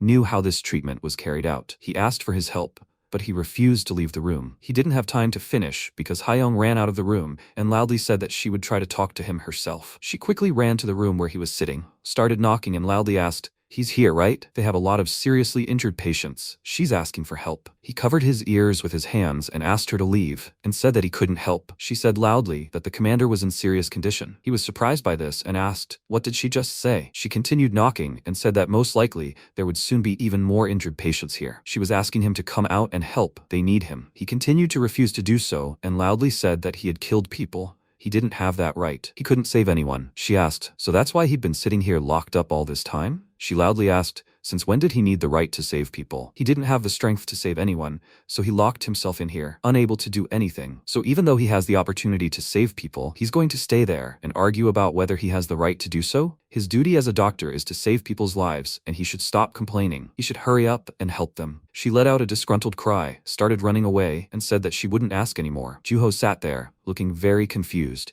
and thought that the reason he decided to become a doctor was quite simple. He wanted to save lives and wanted to earn the right to save them. However, he was deprived of that opportunity as soon as the zombies appeared. He never stopped trying to save people. It was because he thought that one day he would earn the right to do so. He ran out of the room, ran down the hallway, and wondered why he was acting so pathetic. Hyun was right. He didn't need the right to save people. When did that ever play such a role? He ran into the room, asked everyone to get ready, and thought that he would just continue doing what he'd been doing all this time. After all, he always saved lives, no matter what. He said he apologized for being late. They could begin the surgery immediately. The doctor asked, "So the secret of their new treatment is using Mirai's blood along with his ability? He means that his blood will heal any injury if he can convince it to do so. Is he serious?" Juho agreed and said that he knew it sounded ridiculous, but it was the truth. The treatment his blood provides is superior to any other treatment, but it chooses who to help. The doctor asked, "Does that mean his blood has its own will?" He agreed and said that ultimately, that's the point. His job is to convince his blood to help them. That's why he didn't tell anyone about this treatment. There's no guarantee it will work every time. He's finished his preparations, but he needs something else. The patient receiving the blood transfusion must overcome the effect of dopamine. It's ironic that a patient must endure 100% of the pain they've suffered from their injuries to fully recover. It's all very well, but it's quite a challenging process. Hyung called the doctor and said they were done with the preparations. He turned to her and said it was time to continue. They ran to another room, and the doctor thought he'd said it was all very well. But creating a new treatment method isn't easy. His dedication to saving lives is truly impressive. He looked at Juho and thought he could say for sure that no one deserves to be a doctor more than him. At the same time, Yulha caught his baseball and said that this freak just doesn't give up. Hemi was also exhausted, stood behind him and said that they had already done enough, so they needed to go destroy the generators. Let Rishiru deal with him. In the worst case, they could ask the teacher to deal with the monster. They just had to stick to what they could do for now. He had to stop wasting time and move. He began to stretch his arms and said that she should go forward. She said that he had to stop being stubborn. More importantly, how was he going to fight with his arm in such a state? The monster screamed loudly and ran towards them, and she said that he understood, so they had to run from here. He looked at it with a serious expression and said that if he ran away now, he would never get stronger. She said loudly that now really wasn't the time for him to be stubborn. He surprised her by asking if she remembered the day of the funeral. He started tossing the ball and said that after Mom and Dad were killed, he remembered only one thought in his mind. The next time he had to wear that bandage would be at her funeral. He thought he would finally feel relieved at the thought of not having to listen to her complaints anymore. But the thought of attending her funeral was actually quite depressing. He asked to be allowed to tell her one good thing about life in this damned apocalypse. The strong can choose how they want to live. He would become stronger and do whatever he wanted with his life. He apologized for disappointing her, but she would never have a funeral. He would boss her around forever. He started to throw the ball with incredible force, causing his skin to tear, but he gritted his teeth and endured the pain. He threw the ball really hard, aiming for the monster's head, but it noticed and jumped to the side. Yulha was very surprised by this and wondered how he dodged that attack. It was his best throw. He was surprised because Hemi said there was one more good thing. She teleported behind that monster, swung her weapon and said that there was no life in the apocalypse. She hit the ball really hard,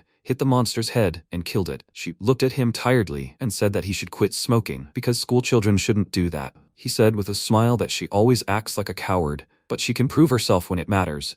He fell to the ground, called her a loser, and said that she did a good job. She sat down next to him and said that she swears he will be her doom with his useless stubbornness. He has to get up because they need to go and destroy the generators. He said she should let him rest. Could she let him rest for at least 10 seconds? He was about to say something else, but noticed that the monster was still moving and said loudly that she should look at it. She became very worried about it and said that he should get up quickly. He was worried about her and said that she just had to run away from here. She ran to him and, looking worried, said that she could still use her abilities and would get them out of here. He loudly warned her about the danger. She turned around and was very surprised when she saw a monster running towards her. He became even more worried about it, loudly called her name, and said that she had to run away from here immediately. She closed her eyes in fear, but at the last moment, Rishuru jumped on the monster and asked what that smell was. He folded his hands in the shape of a heart with a wide smile, and said that he knew it smelled like love. They were happy that he saved them, and said that he came just in time. He knew that he would save them. He continued to smile, and said that he was very happy that his students were finally starting to get used to him. They were surprised when they realized this, and asked who told him that he could approach them like this. He shouldn't pretend that they were close. It's so disgusting. He began to wipe away tears of happiness,